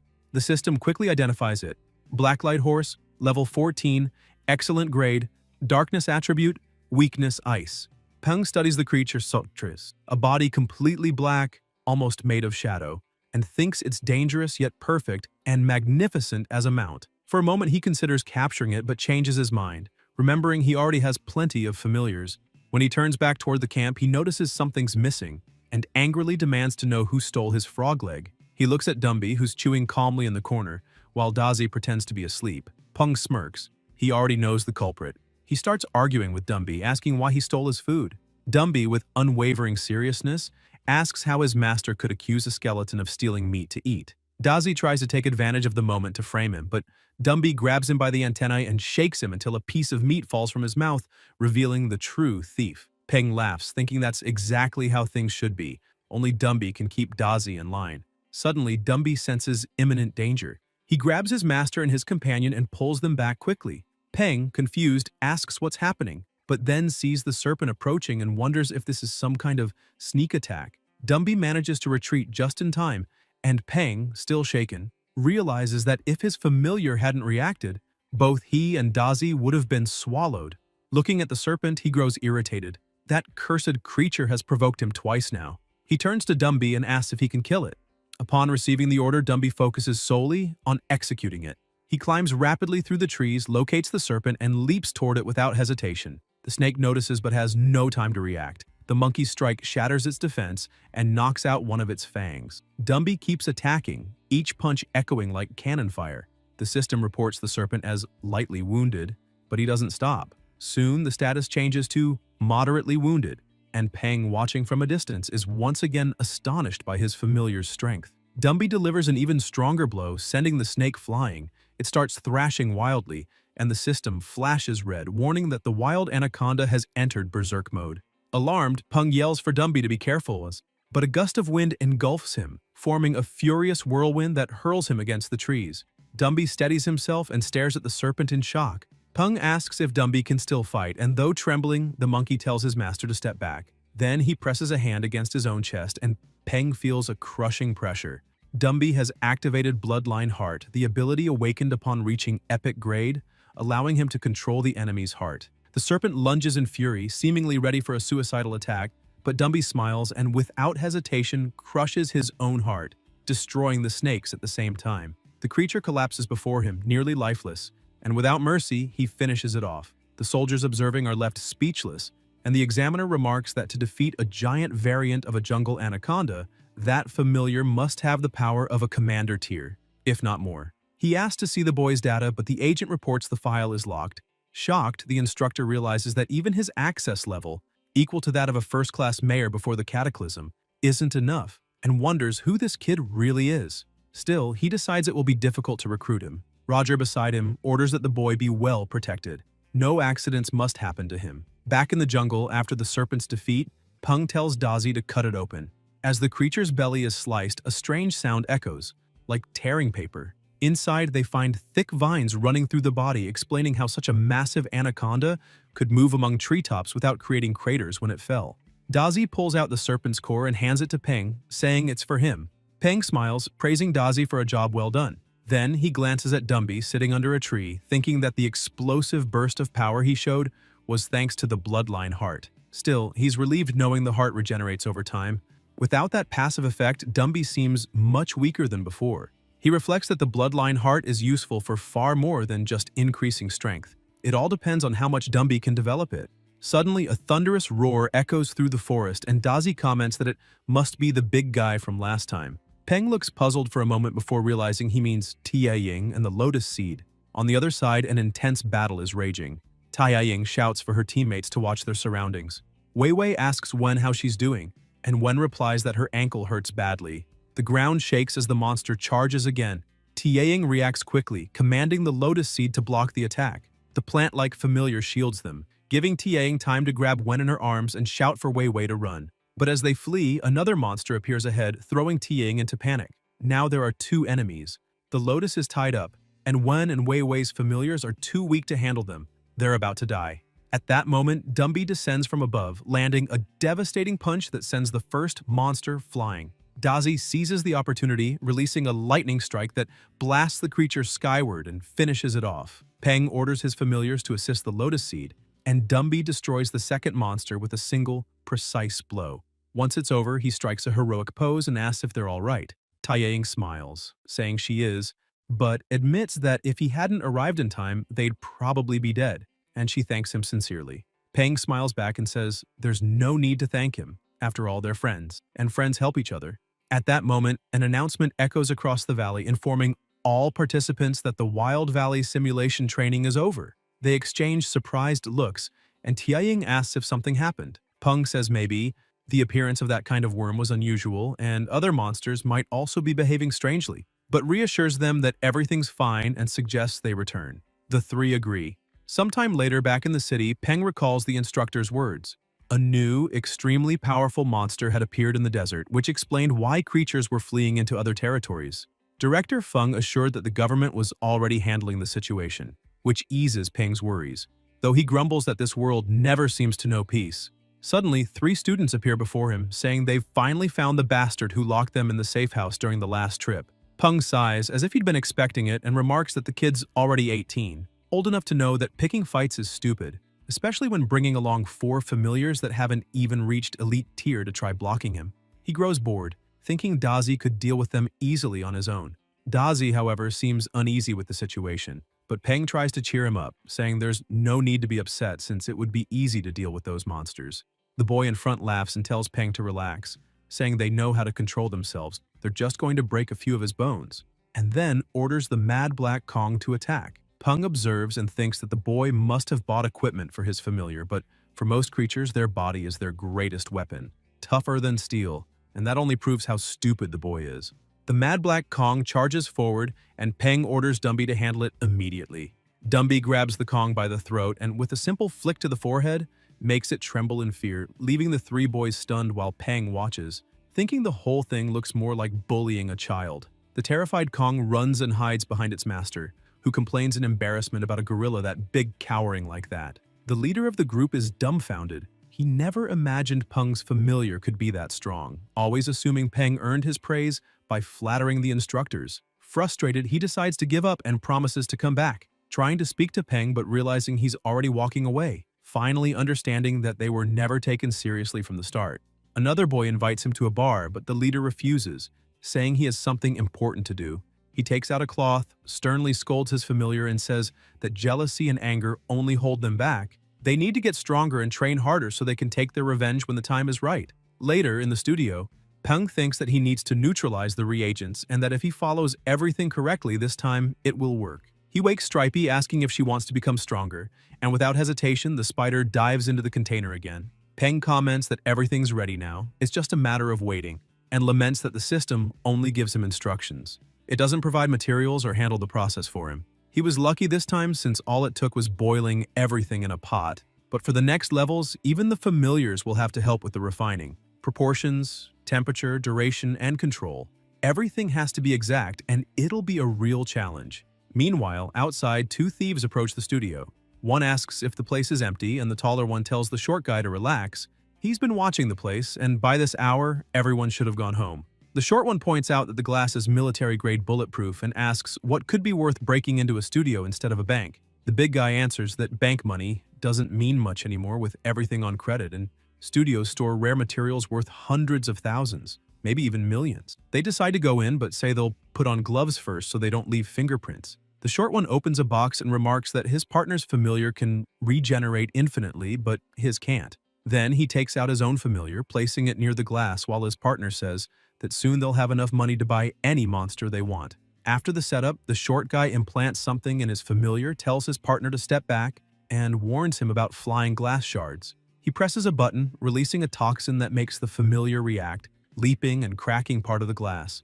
Peng hears the crash turns around thinking the sound came from the entrance, and rushes to check the cameras, but notices the lenses are covered. Someone must be trying to rob or even kill him. He quickly calls the police to report the break-in. Inside, the thieves complain they don't have time and need to search fast. Hearing noises behind a door, they follow and find a lab full of rare materials, deciding to start there. Upon entering, they spot Stripey inside the container. The big guy jumps back and asks what that thing is, while the short one says he doesn't know, but it must be valuable, so they should break the glass.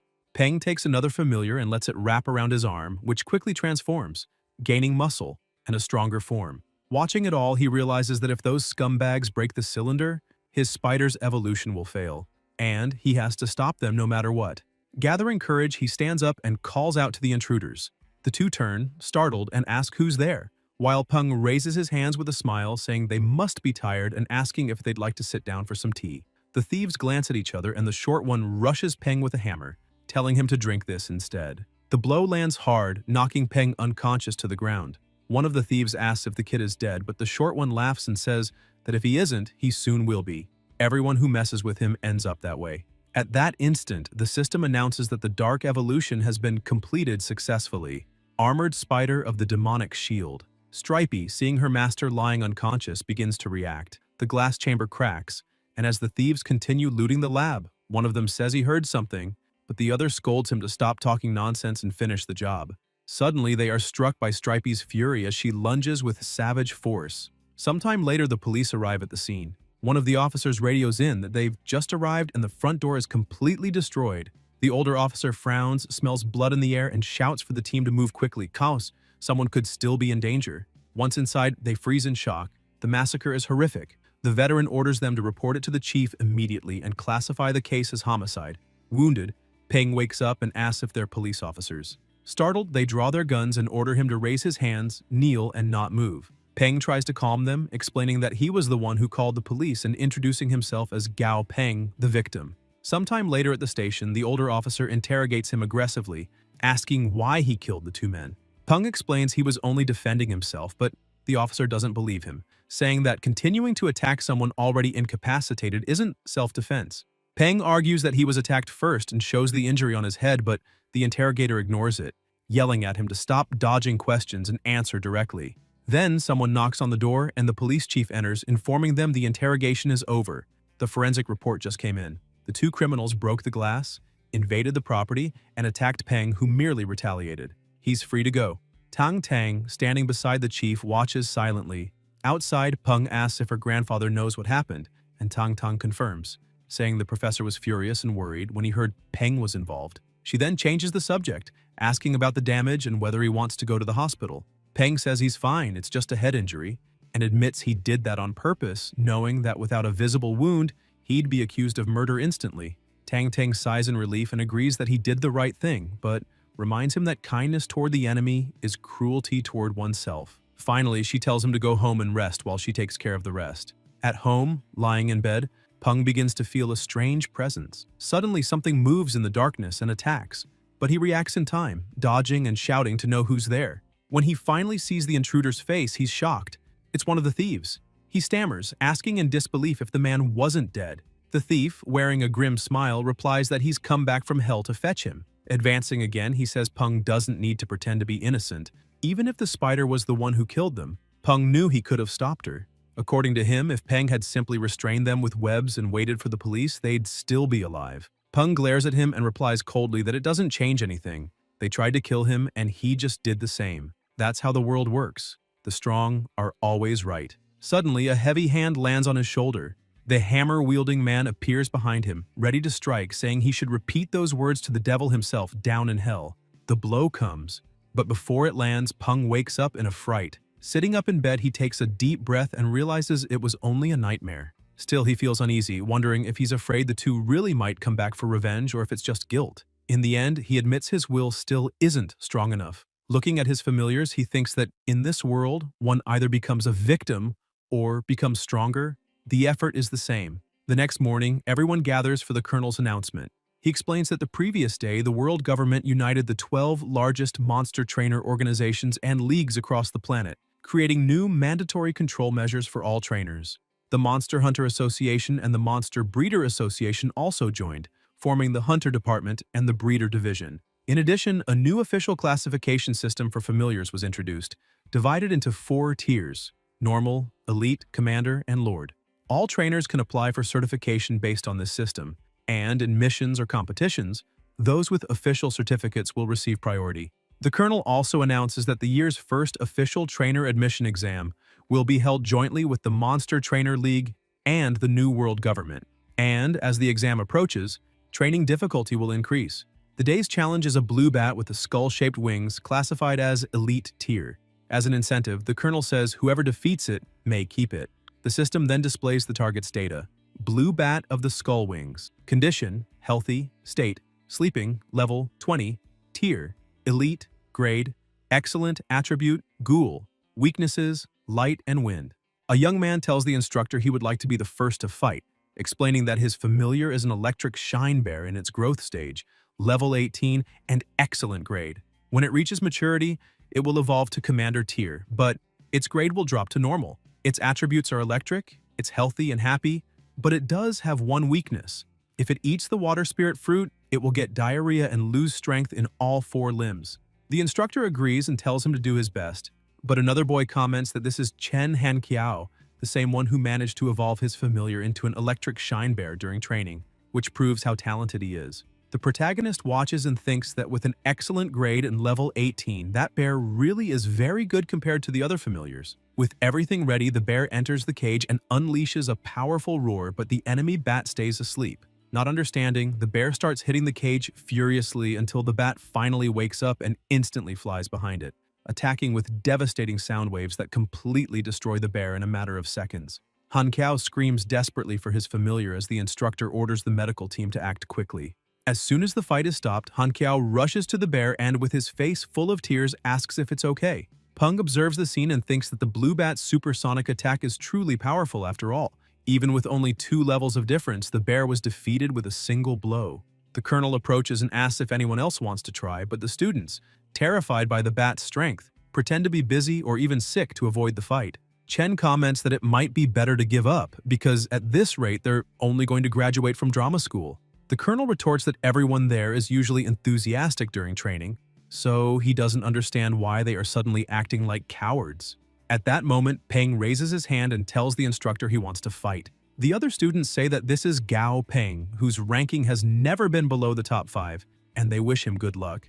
Dumby, Peng's familiar, takes off his overcoat and steps into the cage like a true beast, moving with incredible speed. He tries to strike the bat, which manages to dodge, but even the air displacement from the attack is enough to injure it. The students who had tried fighting the bat days earlier are impressed and comment that Peng must have gone easy on them at the time. Their leader agrees, saying that even without hitting the bat directly, the blow still hurt it, showing how powerful that familiar is. Excited, Peng looks at Dumby and says they need to push even harder, though his familiar does not seem thrilled by the idea. The fight continues and the bat tries to attack from above using its sound waves. Some students remark that it's a shame Dumby can't fly because then the battle would be more balanced. Peng smiles at that and thinks he sees no difficulty in this fight since they've been in control from the start. Even without being able to fly, Dumby is much stronger and tougher than the blue bat, so the longer the battle lasts, the greater his advantage becomes. Besides that, the gorilla is only waiting for the right moment for the bat to slip. Suddenly, the bat lets its guard down and Dumby moves quickly, attacking from behind and slamming it to the ground with brutal force. The students get excited when they see the bat bleeding and say it was arrogant for thinking no one could stop it. Completely defeated, the bat is lifted by the legs by Dumby, while everyone shouts Peng's name, amazed by his strength and calling him incredible. Once the fight ends, Peng goes to the Colonel and asks if he really can do whatever he wants with the blue bat, and Chen answers yes, since that was the agreement. The protagonist then turns to his classmates and asks if anyone is interested in that blue bat with skull wings, saying he is selling it for 500 alliance credits. He emphasizes that this is a rare opportunity, and no one knows when they might get another chance to obtain a first-rate familiar, so they shouldn't let it slip away.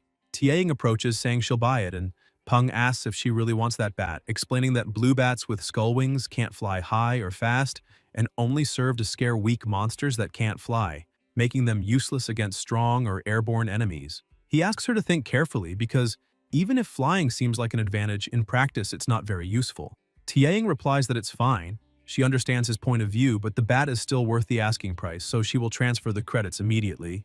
Surprised, Peng comments that this is amazing and that he didn't expect her to be such a rich girl. The people around laugh and ask who he is talking about since she looks more like a giant woman. He simply smiles and says that since she bought his familiar, she will get a good discount if she wants to raise her own familiar's grade with his help. Later, at the end of the day, the protagonist sees a truck advertisement and is impressed by the model. He comments that the vehicle has 16 wheels, a removable rear compartment, 2 layers of reinforced protective bars, and interwoven silver and black stripes over a matte enamel that creates an elegant base, giving it a simple yet dominating look. Excited, he tells Dumby that they're going to buy that one, the Steel Black Dragon Series 3, the car of his dreams.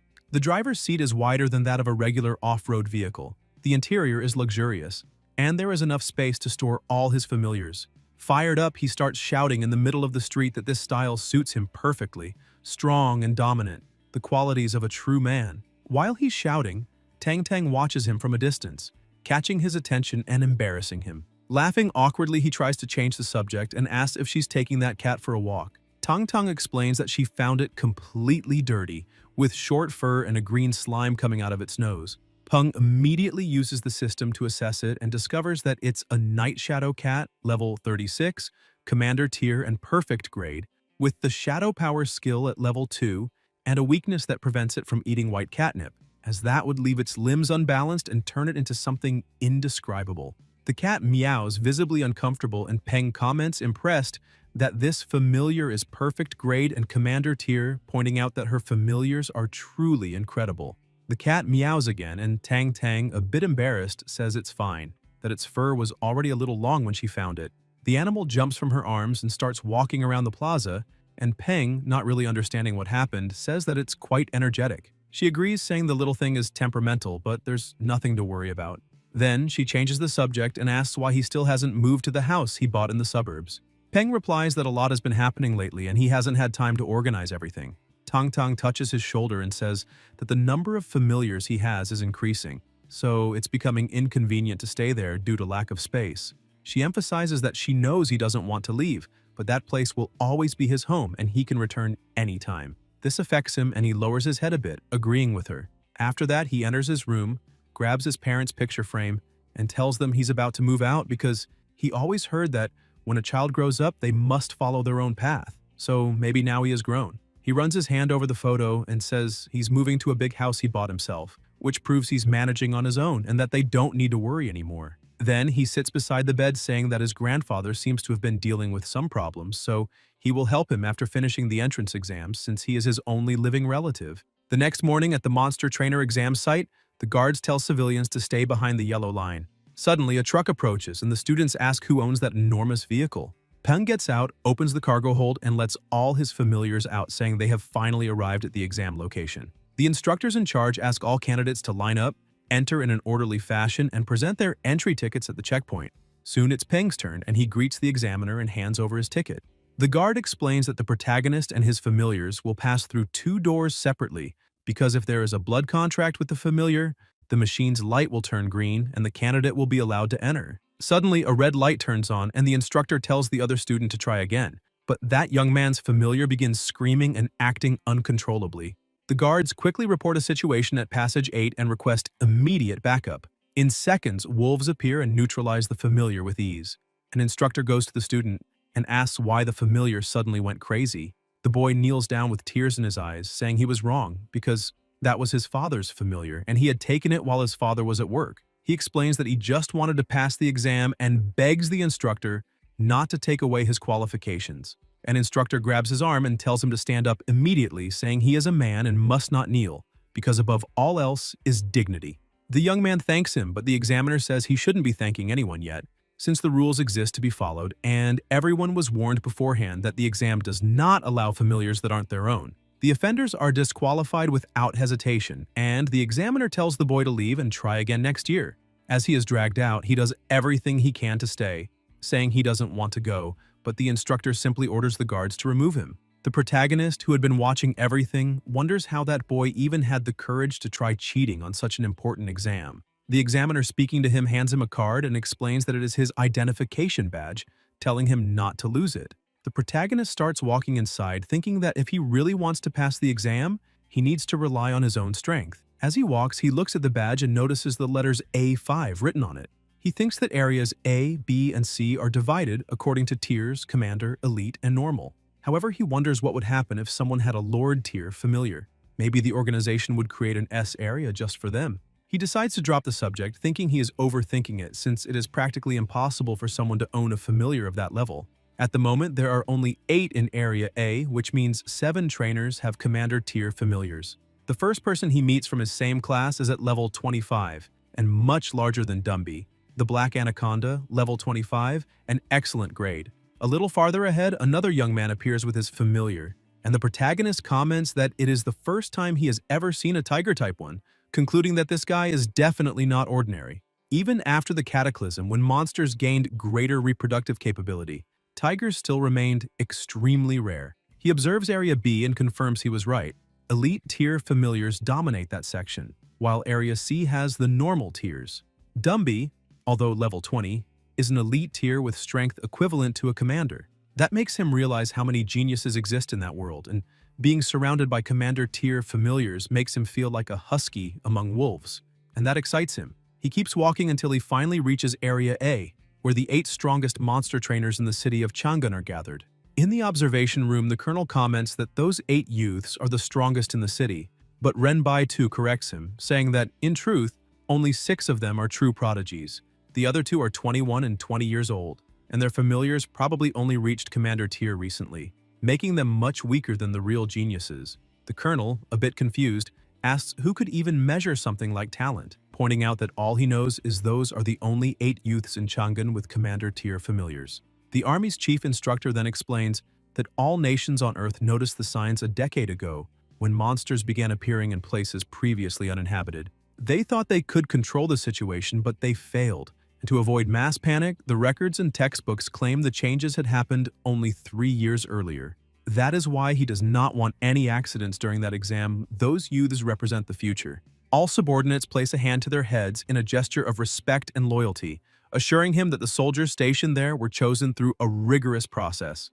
Every second of the exam will be monitored by individual cameras, each supervised by a specific person, and if anything happens, both the operator and the superior will be punished. In Area A, the protagonist prepares for the first test. The instructor tells him to get ready, and the cage opens, revealing a giant lakeside scorpion, level 22, commander tier, weak to the electric type and with an unarmored underside, making it vulnerable. Peng orders Dumby to attack from below, taking advantage of the enemy's weakness. The familiar rushes forward quickly, dodging the first strike. The scorpion becomes irritated and attempts to attack again, and the protagonist comments that this opponent seems to have fast reflexes. Dumby loses balance and falls to the ground. The scorpion prepares to strike, and the protagonist grows a bit tense, thinking this was already expected, since overcoming the tier difference between them won't be easy. But at that very moment, Dumby begins resisting the attack, and the system notifies that the protagonist's familiar has leveled up, reaching level 21 and being promoted to commander tier. Peng is thrilled with the news as Dumby starts standing back up, and the protagonist observes, thinking that now they are evenly matched, although the giant scorpion still has a slight advantage due to its grade. It is a true one-on-one, and he cannot call any other familiars into battle. Moreover, when a monster is promoted to commander tier, it gains several incredible powers and its strength increases rapidly during that period. The giant scorpion can control the nearby water and keeps using it to corrode Dumby, leaving the protagonist a bit desperate, unsure what to do at that moment. Suddenly, the system shows that his familiar has gained a new skill. Using the telepathy monster trainers share with their familiars, Peng tells Dumby to reinforce the most important joints and use the remaining blood threads to quickly strengthen his legs. His familiar obeys and begins following the instructions. The system announces that the bones have been greatly strengthened, and that both defense and attack have been enhanced. The monkey's name changes to Deathbone Monkey, and the newly acquired skill is Hardened Bones Level 1. With his power increased, Dumby manages to land a kick on the opponent's head, seriously injuring it. The protagonist thinks this is great because now, with the exclusive strength gained from the blood threads and his familiar's new skill, the giant scorpion's exoskeleton couldn't withstand it. Although Hardened Bones is not as impressive as controlling rivers or fire, it matches perfectly with Dumby's rough and straightforward fighting style. Even after taking a direct hit and suffering a severe head injury, the giant scorpion tries to counterattack, which impresses the protagonist, But his familiar grabs the enemy's tail and throws it far away, showing overwhelming strength. With the blood threads wrapped around his body, Dumby's attack becomes extremely powerful, striking a vital point and ending the battle. It is checkmate, the victory is theirs. The protagonist shouts that his familiar did an excellent job. Dumby looks at his master, runs to him, hugs him, and thanks him, saying that if it weren't for him, he would still be a monkey locked in a cage. However, the protagonist scolds him, telling him not to say that because that victory is the result of Dumby's own effort so far. Meanwhile, Dazi starts getting jealous, annoyed that they've been hugging for so long. He shouts that the protagonist promised it would be just 1 second, but that second passed long ago and he jumps, saying he wants a hug too. Peng looks to the side and sees that the girl has already defeated her opponent faster than him, and her familiar isn't even injured, showing how incredible she is. In the room, the examiners are impressed to see that she defeated a commander-level familiar without breaking a sweat, despite being so young. The colonel asks if that is the girl from the Junheng family, and one of the soldiers confirms, saying she is the only daughter of Junheng named Junmei Li. However, the army's commander-general scolds the soldier, telling him not to be ridiculous, because he has seen that girl before. She has a cold personality, but she is a good person. And her full name is Jun Moyi. Another former councilman comments that he heard she stopped attending school after finishing high school, only hired a few private tutors, and spent the rest of her time with a migrant team from the allied government of the New World, asking if that is true. The soldier next to him confirms, saying she is a foreigner from the Black Banner, belonging to the New World allied government. The man is impressed, stating she must be extremely talented. Another examiner calls the colonel and comments that the boy next to her is also very good, and that his familiar is of the ghoul type, something extremely rare to see around there. Chen laughs and explains that this is one of his students, the youngest monster breeder in the city, responsible for helping with the deadleaf locust incident. The others say it's no wonder he looked familiar since he is the young man personally recommended by Director Feng, and it seems he is an excellent guy, already contributing to the government at such a young age. The Commander General watches the screen and comments that that old man truly has a good grandson. Meanwhile, in the examination area, one of the examiners goes to Moyi, telling her she is done and can leave. As she prepares to leave the place, she looks to the side and sees that the protagonist has easily defeated his opponent. Impressed, she smiles slightly, saying he managed to defeat a commander using only an elite familiar, showing how special that boy is. The examiners announce that the third test is about to begin and that candidate number 5 should get ready. When the doors open, a deadleaf mantis appears. Level 16, normal grade, wood attribute, and weak to fire. Peng analyzes the situation, remembering that Stripey's attribute is Earth, which gives her an advantage over the opponent, granting a 10% point bonus. However, he notices something strange. The monster moves in an unusual way, imitating human gestures. Surprised, Peng realizes it has remarkable intelligence, equivalent to that of a 9-year-old child. Stripey's spirituality, on the other hand, is not low and is even higher than that, so perhaps this fight is her chance to regain her confidence. When both are ready, the examiner starts the battle. The mantis stares intently while the spider looks frightened. Then it charges forward with bizarre movements.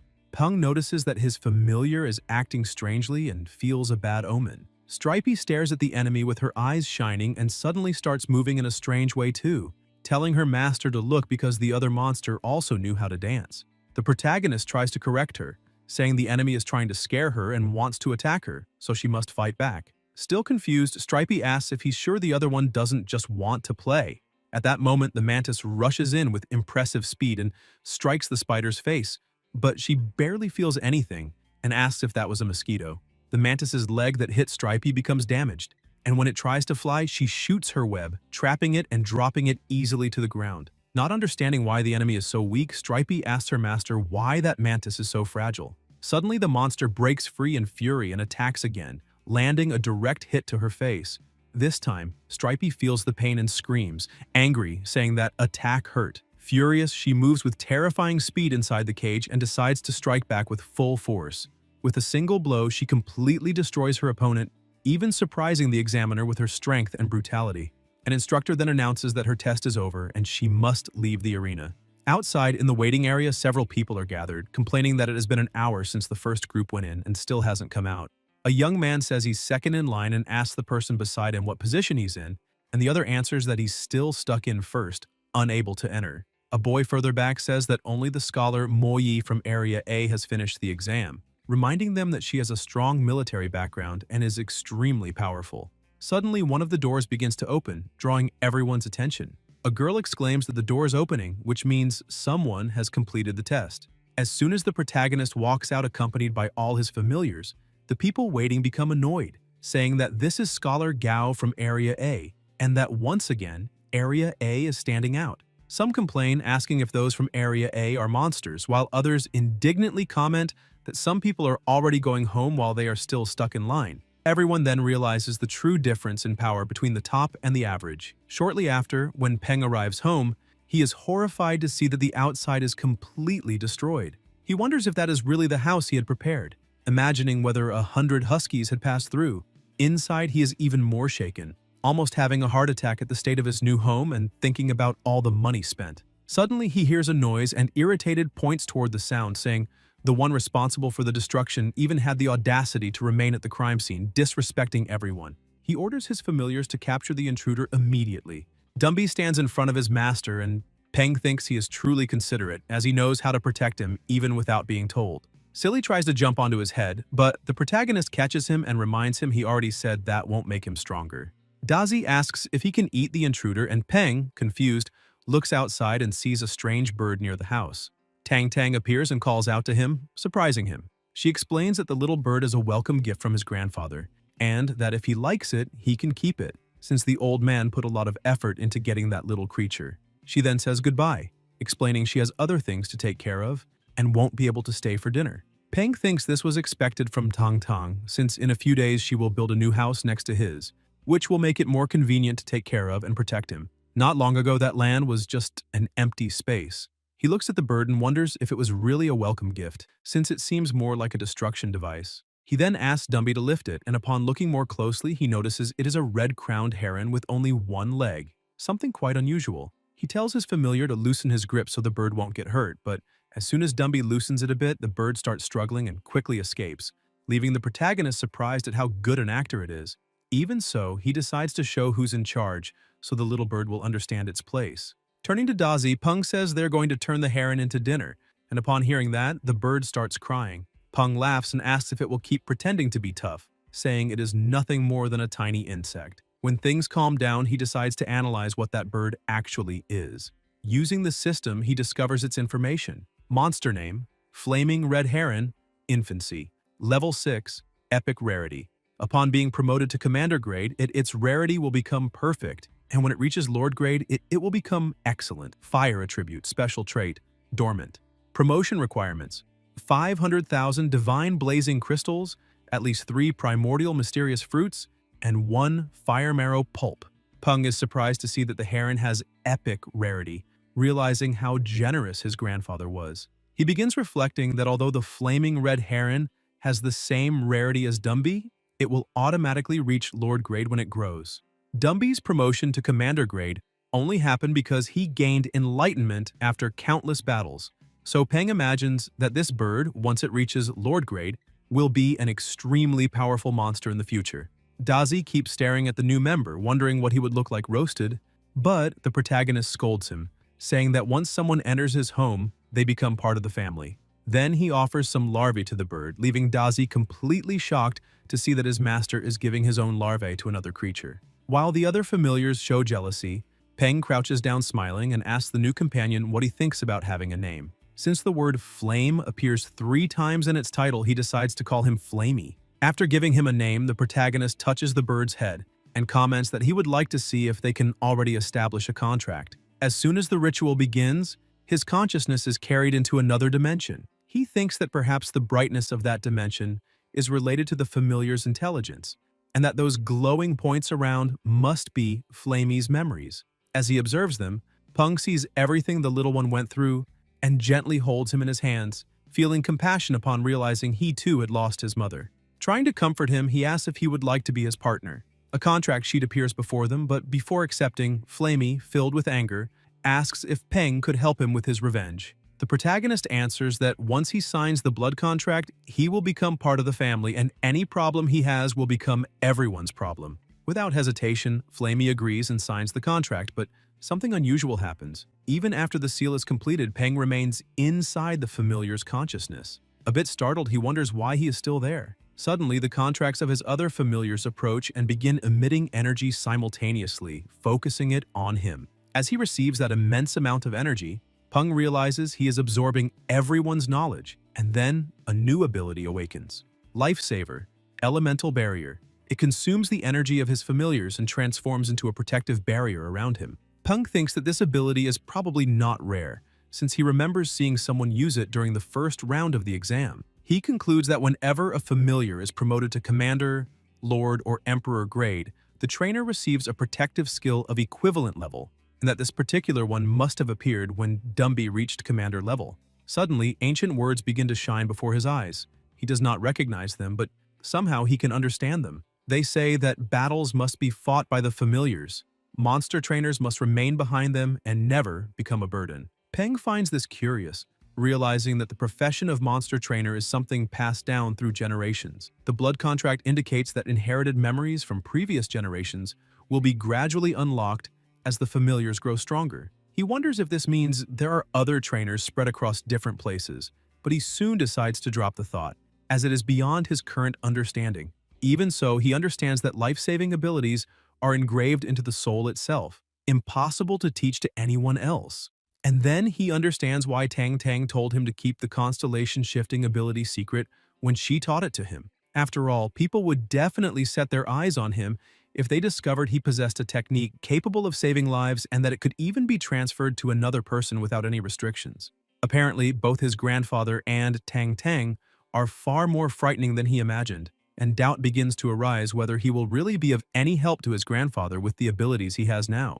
Sometime later, while watching his familiars play and train, he remains calm, reading a book. Flamey, on the other hand, was alone in front of a tree and suddenly began attacking it with fury, blow after blow, to the point of injuring his own beak. Peng watches and comments that Flamey's hatred is deeply rooted in his heart and that he trained so hard only so he can one day avenge his mother. Suddenly, he notices Silly is no longer nearby and becomes worried, since the little familiar had been circling around him in fear of being eaten by Flamey. But when he looks down, he sees Silly sleeping peacefully like a child and comments that he never imagined he could sleep like that, so carefree. Returning to his reading, he says the past few days have been incredibly relaxing, especially after his grandfather gave him a limitless credit card, turning monster racing into a true hobby. Director Feng's book, he says, is excellent. As the saying goes, the older the wiser. However, he remembers that the exam results were coming out that day and decides to log into his account to check them. The system, however, informs him that the account was accessed from another location, the Southern Celestial Group Tower Temple in Yuzhou. Annoyed, Peng realizes his grandfather was snooping before him. Inside the headquarters, Jihan Wu sneezes and comments that someone must be talking badly about him behind his back, but says it doesn't matter because he wants to see the result first. Accessing his grandson's form, he reads the name Gao Peng, age 18, score 710, being 700 on the 3 exams, and 10 extra bonus points. Peng bursts into laughter upon seeing he placed first in the city, satisfied with his performance. At that moment, his phone rings with an unknown number. Upon answering, a voice asks if he is Gao Peng. The protagonist confirms, and the person on the other end informs him he is qualified to participate in the second round of the entrance exam for the Monster Trainer College. The exam will take place at the same location as the first round on June 27th at 9 in the morning, lasting 15 days. He is told he does not need to bring keys, clothes, or hygiene products, and that they appreciate his cooperation. Peng then looks at Flamey and comments that since he still hasn't signed the blood contract with the new familiar, he needs to find a place for him to stay during that time. Just then, Tang Tang passes by doing her morning exercises and greets him with a good morning. He's happy to see her, but stops and thinks that everything is too much of a coincidence. His grandfather already knew the score and the exam regulations, so it wouldn't be hard to predict he would need someone to take care of Flamey. He probably planned everything secretly, even asking Tang Tang to show up. He watches her and thinks she is simply waiting for him to ask. Apparently, they really enjoy seeing everything unfold exactly as expected. Smiling, Peng comments that he doesn't know if she has time, but he would like to ask her to take care of Flamey for 15 days. Tang Tang smiles back and asks why he's being so formal, saying he can leave everything to her, that she will feed him well and make him strong and chubby. Peng looks at the two and thinks he is sure that is not an empty promise. Meanwhile, in another house in the city, someone is completely outraged, questioning how he could have ended up in second place. since he saw with his own eyes that both he and the protagonist had 3 familiars, 1 commander grade and 2 elite grade, so how could he have lost? A woman beside him explains that one of the protagonist's elite-grade familiars is Earth-type, and one of the monsters he adopted is Wood-type, giving him a 10-point advantage. Furious, the boy slams the table and says he doesn't care, but he won't let this slide. Sometime later at the exam site, the protagonist arrives and notices there are few people around, realizing he arrived a bit early. The examiner comments that apparently everyone is already there, and introduces himself as the one responsible for evaluating them in that round, asking everyone to remain quiet.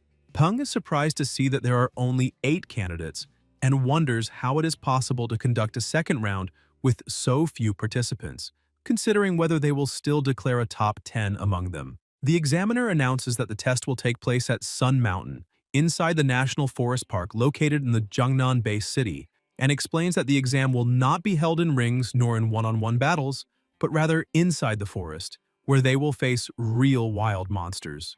One of the candidates questions why they need to go so far and so suddenly. The examiner then explains that Sun Mountain has been carefully patrolled by the best monster trainers, ensuring there are no Lord-grade monsters in the area, but even so, there are more than 500 commander-level monsters, some of them even at peak. He assures that both the government and the Monster Trainer League are committed to everyone's safety, and that each participant will receive an emergency flare.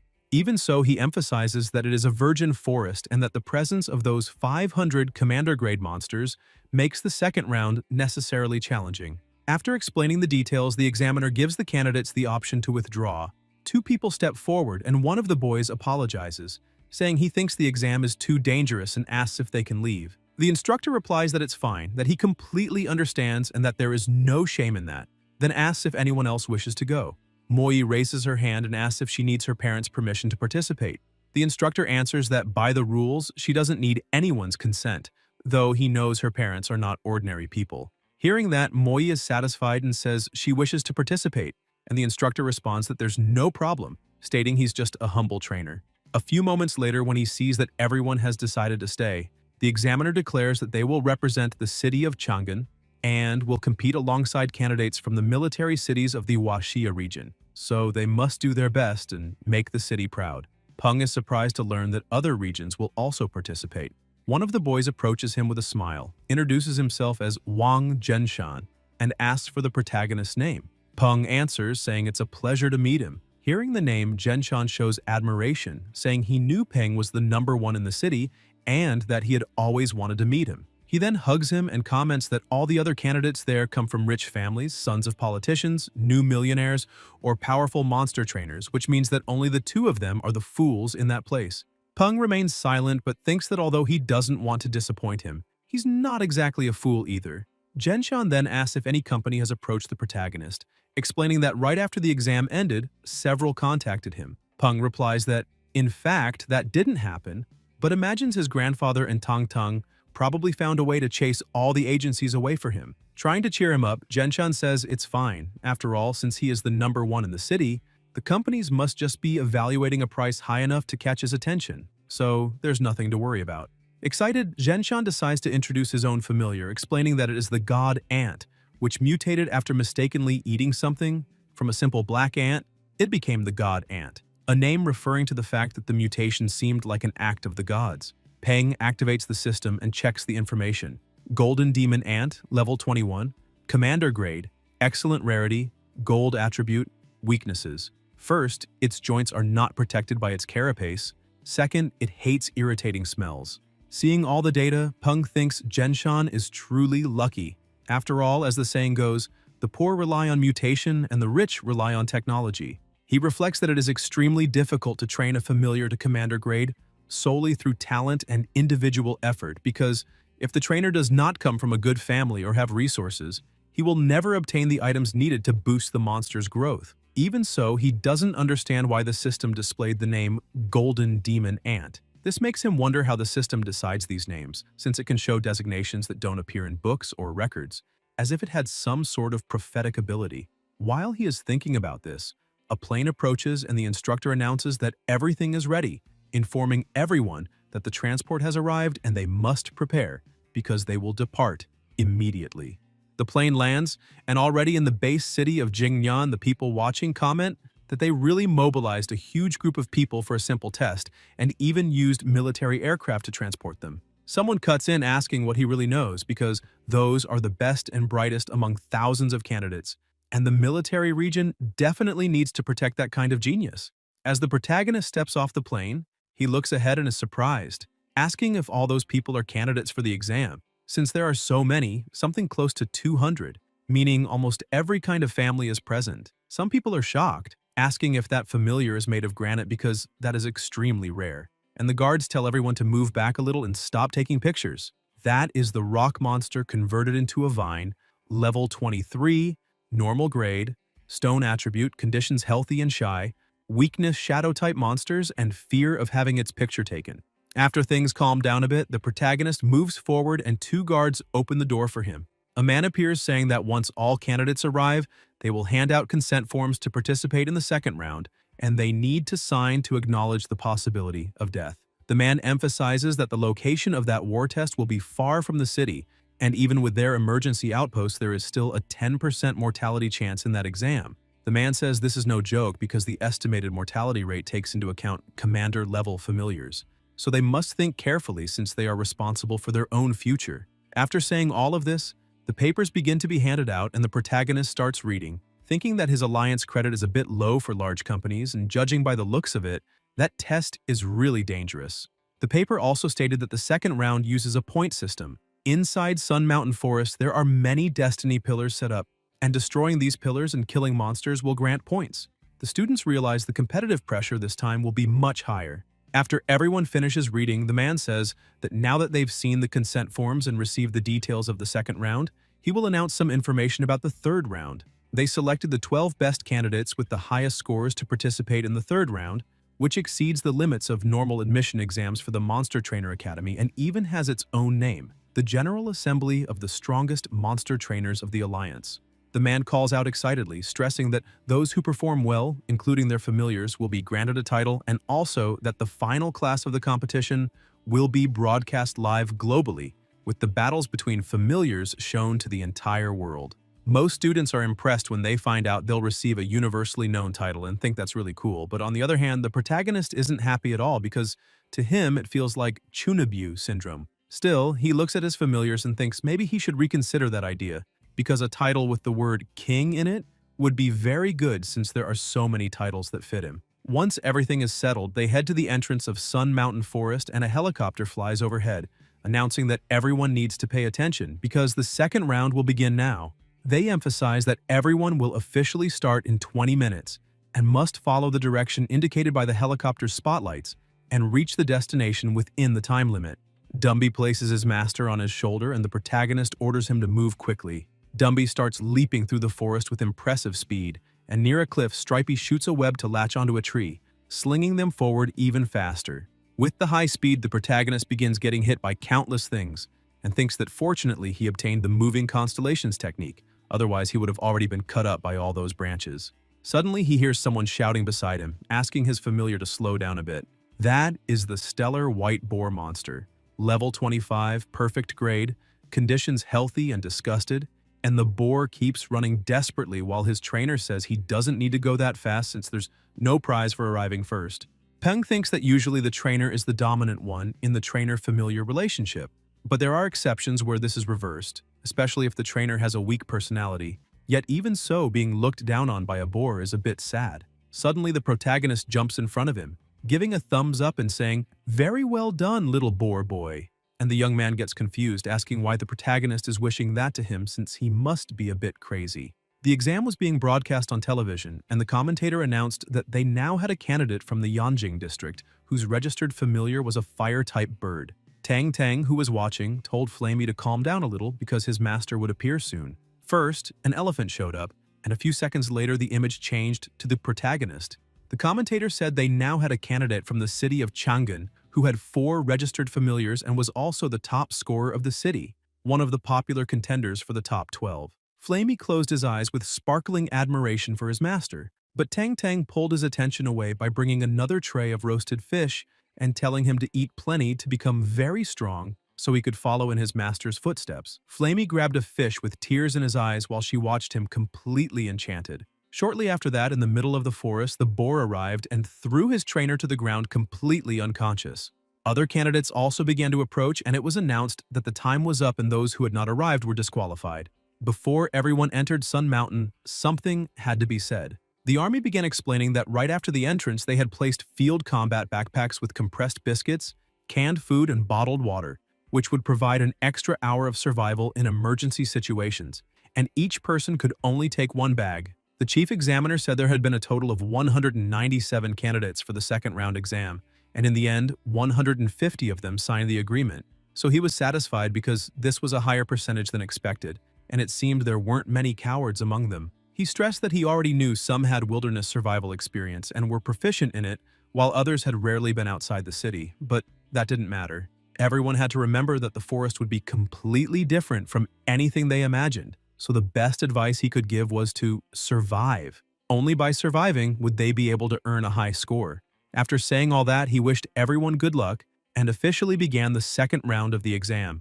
Back on TV, a presenter welcomed everyone to that special program, and with the tracking device on each candidate, they could see their exact location. Viewers commented that the man beside her was Duan Wu from Cloud Dragon of Didu, and a young viewer said he didn't expect him to participate in that kind of show.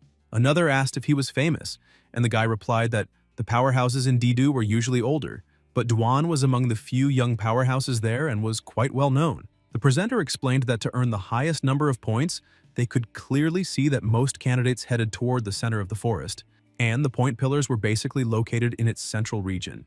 At that moment, the participant with the highest score was Moyi, and the top candidate was a girl, which was definitely unexpected. So she asked her partner what he thought. Duan said that wasn't bad at all because he believed that species of snake was a black anaconda. The scales of the black anaconda were shiny and its body well built, so its grade must be quite high. On top of that, it seemed well raised, and from a battle perspective, that black anaconda must have fought in many battles since it looked very strong in combat. The presenter felt a bit embarrassed because she had been asking about the trainer, not the familiar, since there was nothing to say about a huge snake when the audience wanted to see talk about a cold beauty. Still, she smiled awkwardly and said his analysis was correct as always, a true professional. But she thought to herself that everyone had said Cloud Dragon Duan was known for being hopelessly single, and his performance that day really lived up to his reputation since he seemed to have an innate ability to stay single. She changed the subject, saying that now that they had seen who was in first place, they would switch to the candidate in last place and asked everyone to look at the screen. The image changed to the top of a rock in the middle of the forest, and people were impressed, saying that candidate looked very cautious for choosing high ground, maybe making preparations. The presenter asked the cameraman to zoom in, and as soon as they looked, they saw the protagonist lying down with his familiars without worrying about anything at all. The presenter was shocked, saying that apparently this candidate really didn't care, but Duan said that was just laziness. The presenter couldn't understand his comments and thought that if he kept answering like that, he probably wouldn't be on the next episode. She then asked what the protagonist might be preparing, since he looked like he was on a beach vacation. Peng remains calm, saying that lying down like that is very comfortable. He gets up, saying the outer areas of the forest shouldn't be that dangerous, so they need to head out too. Excited, he points toward the center of the forest, saying it's time to participate. Soon after, deep inside the forest, Peng tells Silly to throw away the silver leaves with the red beam they just picked, because the flower he is holding, called Blue Light Golden Rain, is worth more than 1 alliance credit, so they need to be cautious and economical. While he is busy gathering some flowers, Dumby notices something and calls his master to look ahead, and he comes across something unusual, asking if that is one of those legendary point pillars. He uses the system to identify it, and the system quickly says, name of the material, white earth sandstone, uses, can be used on earth-type and water-type monsters, can be used in small amounts to improve health or stomach. Other uses, has the ability to attract monsters. Peng says destroying the pillar will give him points, but he doesn't know what to do about that because a monster known as Phantom Woodvine, level 22, normal grade, poison and wood attributes, weakness fire type, is lying there motionless. He says that since he arrived, that vine hasn't moved an inch and wonders if it's pretending to be an ordinary vine because it really looks like one, which is interesting. He adds that if the monster likes acting so much, he'll give it a chance to win a Golden Horse Award and tells Dazi to make fire, channeling his electric energy into some leaves that drift toward the vine. The monster thinks an experienced hunter must remain patient as the fire approaches, and suddenly a small spark lands on it, but it keeps thinking it just needs to endure a bit longer because an elite hunter must remain calm. However, the fire begins spreading and the monster jumps up, screaming that it can't take it anymore because it's too hot. As soon as the monster gets up from the ground, the protagonist tells Dumby to act immediately. Dumby grabs one of the roots, but is quickly wrapped by others, and some leaves swipe past trying to cut him. Peng smiles, saying that when hunting, the phantom woodvine wraps its prey with its tendrils and uses its sharp leaves like blades to tear the enemy apart, making them bleed to death or crushing their organs and bones with pressure. But this monster had terrible luck meeting Dumby, since every blow that hit him didn't cause any harm and only tickled, because a vine of that level trying to cut Dumby's hard bones was like using a thread to polish an object. He orders Dazi to finish it quickly, and the familiar charges forward, cutting all the vines in its path before releasing its lightning to scorch the monster completely. The protagonist comments that he didn't expect such an easy victory, but even though it was commander level, the monster had only recently been promoted and stood no chance against Dumby and Dazi. While he speaks, Dumby shakes Dazi in annoyance from the scare he got, and Dazi calls him an idiot, saying he was only helping. Peng tells the two to stop and orders Dumby to crush the object, and he destroys the pillar and the sensor hidden inside, which sends an immediate signal. And one of the evaluators congratulates him through the wristband for destroying a point pillar, granting 150 points, totaling 199. Peng asks his familiars to help him find the monster core since the fight was intense, and they don't know where it fell, and it's very valuable. While searching, he receives the news that candidate Zhou He was eliminated and is surprised, because that's already the fourth one out, wondering if the monsters of Sun Mountain are really that brutal, until a doubt arises in his mind about whether it was really the work of monsters. At the elimination site, the rescue team arrives. Someone looks at the familiar and says, "They're too late because it's already dead," asking the leader what to do with it.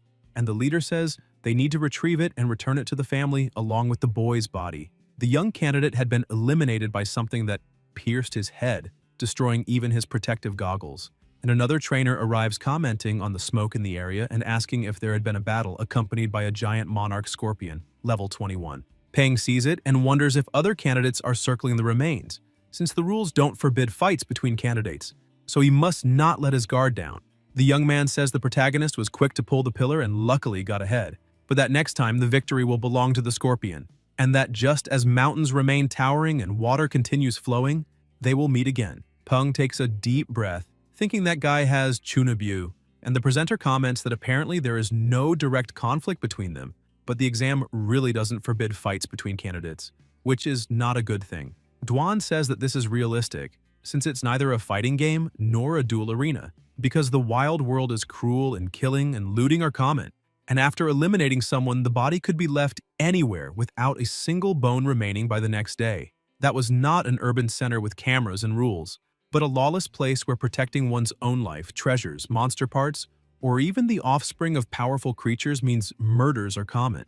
A little deeper into the forest, the protagonist starts smelling something rotten, along with an abnormal silence that makes everything even stranger. He tells all his familiars to stay on maximum alert for any suspicious movement while they collect materials, when Stripey senses something moving in a bush and a tiny rabbit jumps out. Peng says it's just a unicorn rabbit, and that was a false alarm, but another monster appears and attacks the rabbit, killing it instantly. The protagonist is startled and orders his familiars to back away because he cannot see the monster's attribute with just a 1-second glimpse of a single limb. He needs to see much more of its body before judging, and since the enemy is hidden in the dark, he knows it is not time to act. He begins retreating with everyone, thinking they still don't have any long-range offensive attacks. If they did, they could probe the monster and observe its attributes and weaknesses more safely, avoiding such a passive stance. They start running toward the lake, and the protagonist notices the distance is about 40 to 50 meters, so they're almost there. But again, an attack shoots out from the bushes toward them, and he says this isn't good. Dumby throws himself in front to protect his master, but the attack pierces through and hits the protagonist, yet due to the moving constellation skill, the damage transfers to Dazi, who ends up with a hole in his back. The protagonist is shocked to see that he suffered such a heavy strike, even with the elemental barrier. Dumby grabs everyone and keeps running while he tells the spider to use its web to try buying time. After restraining the monster for a moment, they continue fleeing. Meanwhile, at the headquarters of the Special Operations Unit, one of the men says they cannot let that corpse mutation insect continue, since it already eliminated a monster trainer and apparently knows the trainer has weaker defense than the familiars, so it targets the trainer first. Another agent arrives reporting that White Rose is 5 kilometers from the target and should arrive at the moment of rescue. The chief says that's good news because someone has already died at the hands of that monster, and if they have more fatalities, it won't be a problem, as those candidates are crazy and said they were prepared for the possibility of death, treating this as a more realistic experience in training. Now that someone truly died, they're even more eager. The soldier laughs and asks the captain if they've always been like this, since it isn't the first time, but the monitoring staff questions whether that boy isn't acting cowardly. The captain answers that this is not cowardice but strategy, knowing when to advance and when to retreat, when to give and when to take, because these are essential factors for success. Every great general has lost a battle, and if someone thinks they are invincible, they will be defeated by their own arrogance. The evaluator agrees with the captain, but asks how that boy could know whether he can win or not after such a brief encounter. Suddenly, the monitor shouts that this cannot be happening. The protagonist manages to use the system and realizes the monster is called Dreamstick Insect, a corpse-type mutation, level 35, excellent grade, body hardening skill level 2, wood and code attributes, weakness fire and metal. On the center of its abdomen there is a white spot the size of a grain of rice, and hitting that spot can cause fatal damage to the Dreamstick Insect. Peng remains worried because locating such a tiny weak point could cost his life, so maybe it is better not to fight and keep fleeing. The monster prepares to attack again and strikes Stripey with precision. Peng turns around shouting for his familiar who lies motionless on the ground, and with a trembling voice Stripey only asks his master to run and save himself. Seeing that scene repeat before his eyes, the protagonist loses control and shouts that they will no longer act rationally because they will finish this right here and now. He states that on the monster's abdomen, there is a white spot the size of a grain of rice, and that is its weak point. Dumby is also overwhelmed with rage upon seeing his companions and brothers suffer like that, and his master heartbroken. So he becomes furious and unleashes all his power, starting a direct exchange of blows with the monster. Peng thinks that the main attack method of the dream insect is using its extendable limbs like spears to impale enemies, but against a monster like Dumby who has no flesh or blood, that should be difficult. Suddenly, the insect manages to land several blows on Dumby's body, and the protagonist realizes this is bad.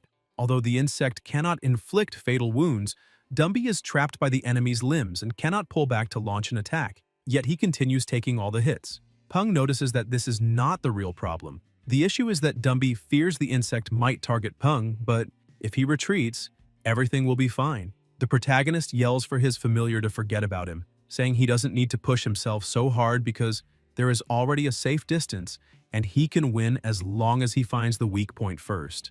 Dazi begins getting up, trembling in pain and surprising his master, and says he will not let that monster hurt his friends. Even injured, he rushes forward without hesitation. In the sky above the forest, White Rose flies at maximum speed, praying for that child not to die. Peng keeps fighting the monster and coordinating his familiars, telling Dazi to aim straight for the abdomen. The moment he locates the weak point, the insect strikes and flings him upward, then pierces through Dazi's body with its claw. The protagonist panics at the sight and Dumby refuses to accept that his closest companion is in such a condition. Consumed by fury, he snaps the bones of the insect's limb, tears off a piece, and jams it into the opponent's eye. The insect tries to defend itself and lands a blow that sends Dumby flying backward. The protagonist thinks they must escape from that fight immediately, because even though the dream insect seems loose and bleeding after losing an eye, it has not suffered any real severe injury and its combat power is still far above theirs. Besides that, Dazi, Stripey, and Dumby have all suffered varying levels of wounds, so he questions what to do now. Dazi stands once more, gathering the electricity, even though his body barely responds. The protagonist realizes he is ready to try again and tells him to aim all the gathered electricity at that white spot. Dazi fires his attack but misses by a little. The protagonist is a bit disappointed, thinking they might have won, but it was still useful since now Dumby can draw aggro while Dazi attempts another ranged strike. Suddenly, White Rose reports to headquarters that she has just arrived at the location and asks if she should wait and observe or intervene. Headquarters orders her to exterminate immediately. White Rose begins the attack by blinding the insect, and the protagonist is shocked to see that the soldier is a level 38 light albatross. With the opponent blinded, the bird swoops in, grabs it by the back, and carries it far away. Peng is stunned by how effortlessly that monster was defeated and sits down saying it's fine, because if they had continued fighting, they would have been completely annihilated.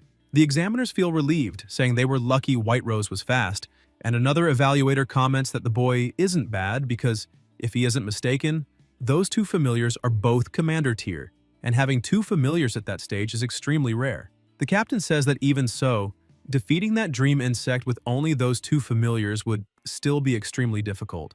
A soldier then questions the captain about why he let White Rose eliminate the insect, since according to the initial instructions, they could not interfere until receiving an emergency signal. The captain says that one candidate has already died and the higher-ups need to ensure the number of monster trainers does not decline too drastically, saying that was a mistake because having good results in a match does not mean they can actually fight in the forest, as they are still too inexperienced. Back in the forest, Peng is surprised to see that Dasi's wounds have already begun healing, showing how great Familiar's vitality is, and he also notices that his flesh is very tender, almost like fish meat. Stripey is sad, staring at the piece of her leg that had been torn off, and Dasi looks at it with shining eyes, saying he wants to eat it. The spider becomes completely furious, saying she treats him like an older brother and yet he still wants to eat her leg.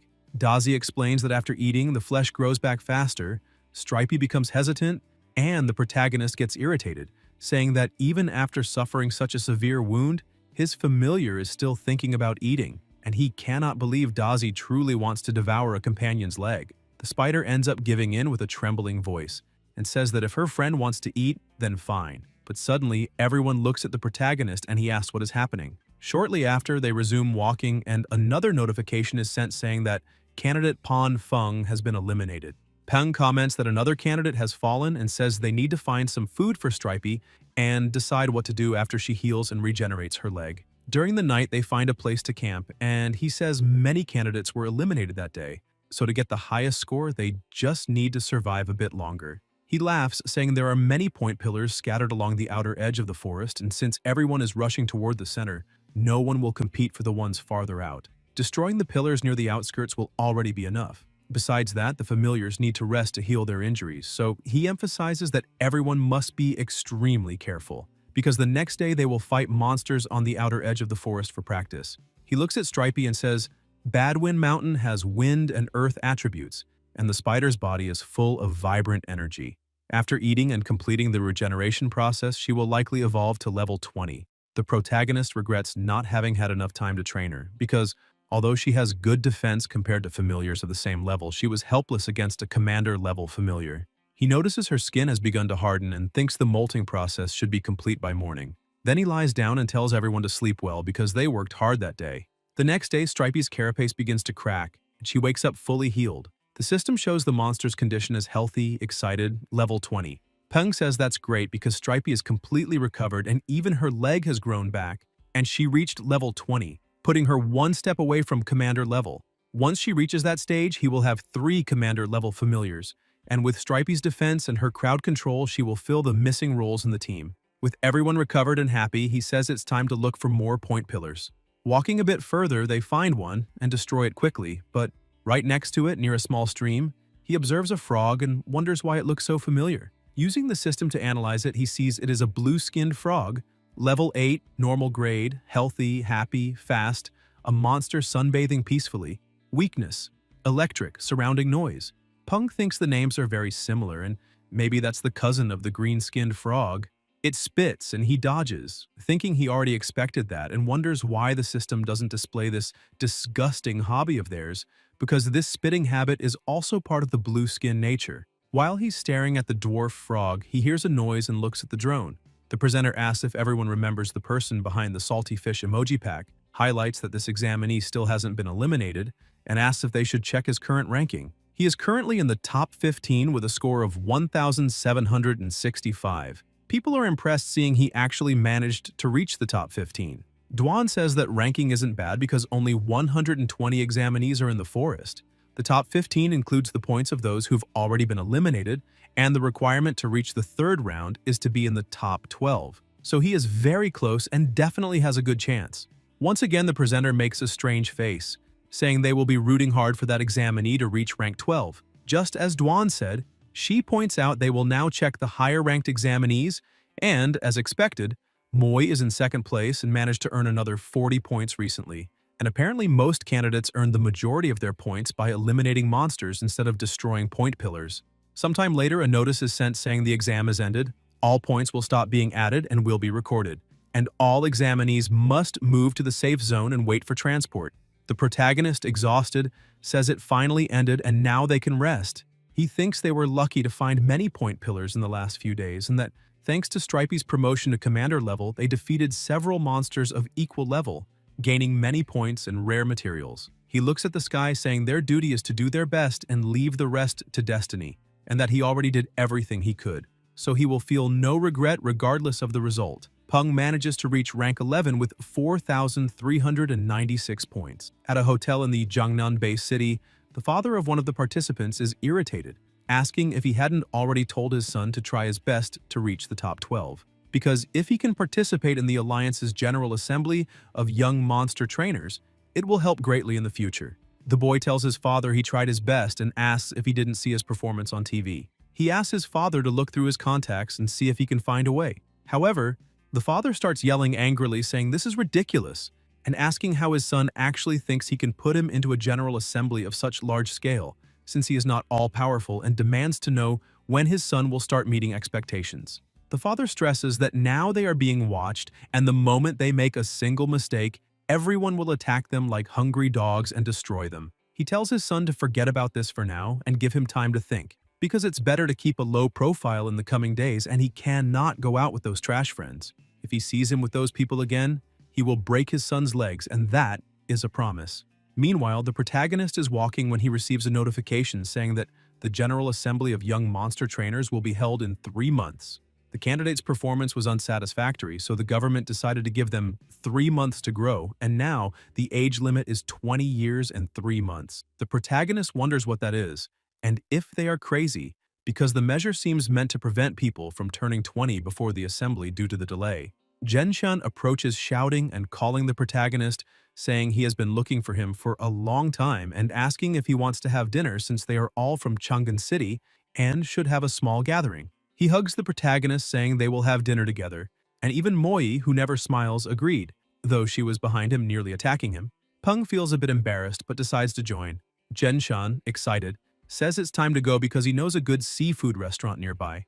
A blonde man approaches, asking if he could talk with the protagonist for a moment, but he walks past him. Surprised, the man hands him a card saying the password is 66, and inside there is about 1 million Alliance credits, and that regardless of how the conversation goes, that is payment for taking the protagonist's time. Peng is surprised, saying he didn't know his time was worth so much. The man says there is a cafe in that direction and invites him to go. Peng smiles and asks him to wait a minute. Suddenly, Dumby shows up outside and the man is shocked. The protagonist explains that this is his familiar, who has always been a bit cowardly since childhood, so he needs to hold the familiar's head every night or he cannot sleep. And now he is there looking for him because he couldn't sleep. The man smiles, saying that is very thoughtful and precious, because they always need to be careful no matter what they are doing. Shortly afterward, the two go to the cafe, and once seated, the blonde man says the reason he is there is to make a deal with the protagonist. Peng, curious, asks what kind of deal. The man places a card on the table saying someone is willing to give him a huge amount of money in exchange for withdrawing from the competition of the strongest young monster trainers of the Alliance, stressing that the amount is definitely higher than the reward for first place. And to show sincerity, he will reveal some privileged information. The man begins explaining that based on the information received, a monster trainer from the Mei district made a contract with a Lord-level familiar, and he is basically the favorite to win the competition. This means that even if Peng participates, he has no real chance of claiming first place, so he wants the protagonist to think about it carefully. Peng says he is just a poor orphan who lost his parents, and asks what there is to think about carefully, since it seems the man behind this is willing to pay a very high price, which shows how much he loves his own son. The blonde man says that is very good and asks if they can discuss the details, but the protagonist apologizes, saying that instead of the money, he prefers the chance to step onto a higher stage. Guys, if you enjoyed the video, leave a like, comment, and subscribe to the channel so you don't miss new content. Thank you.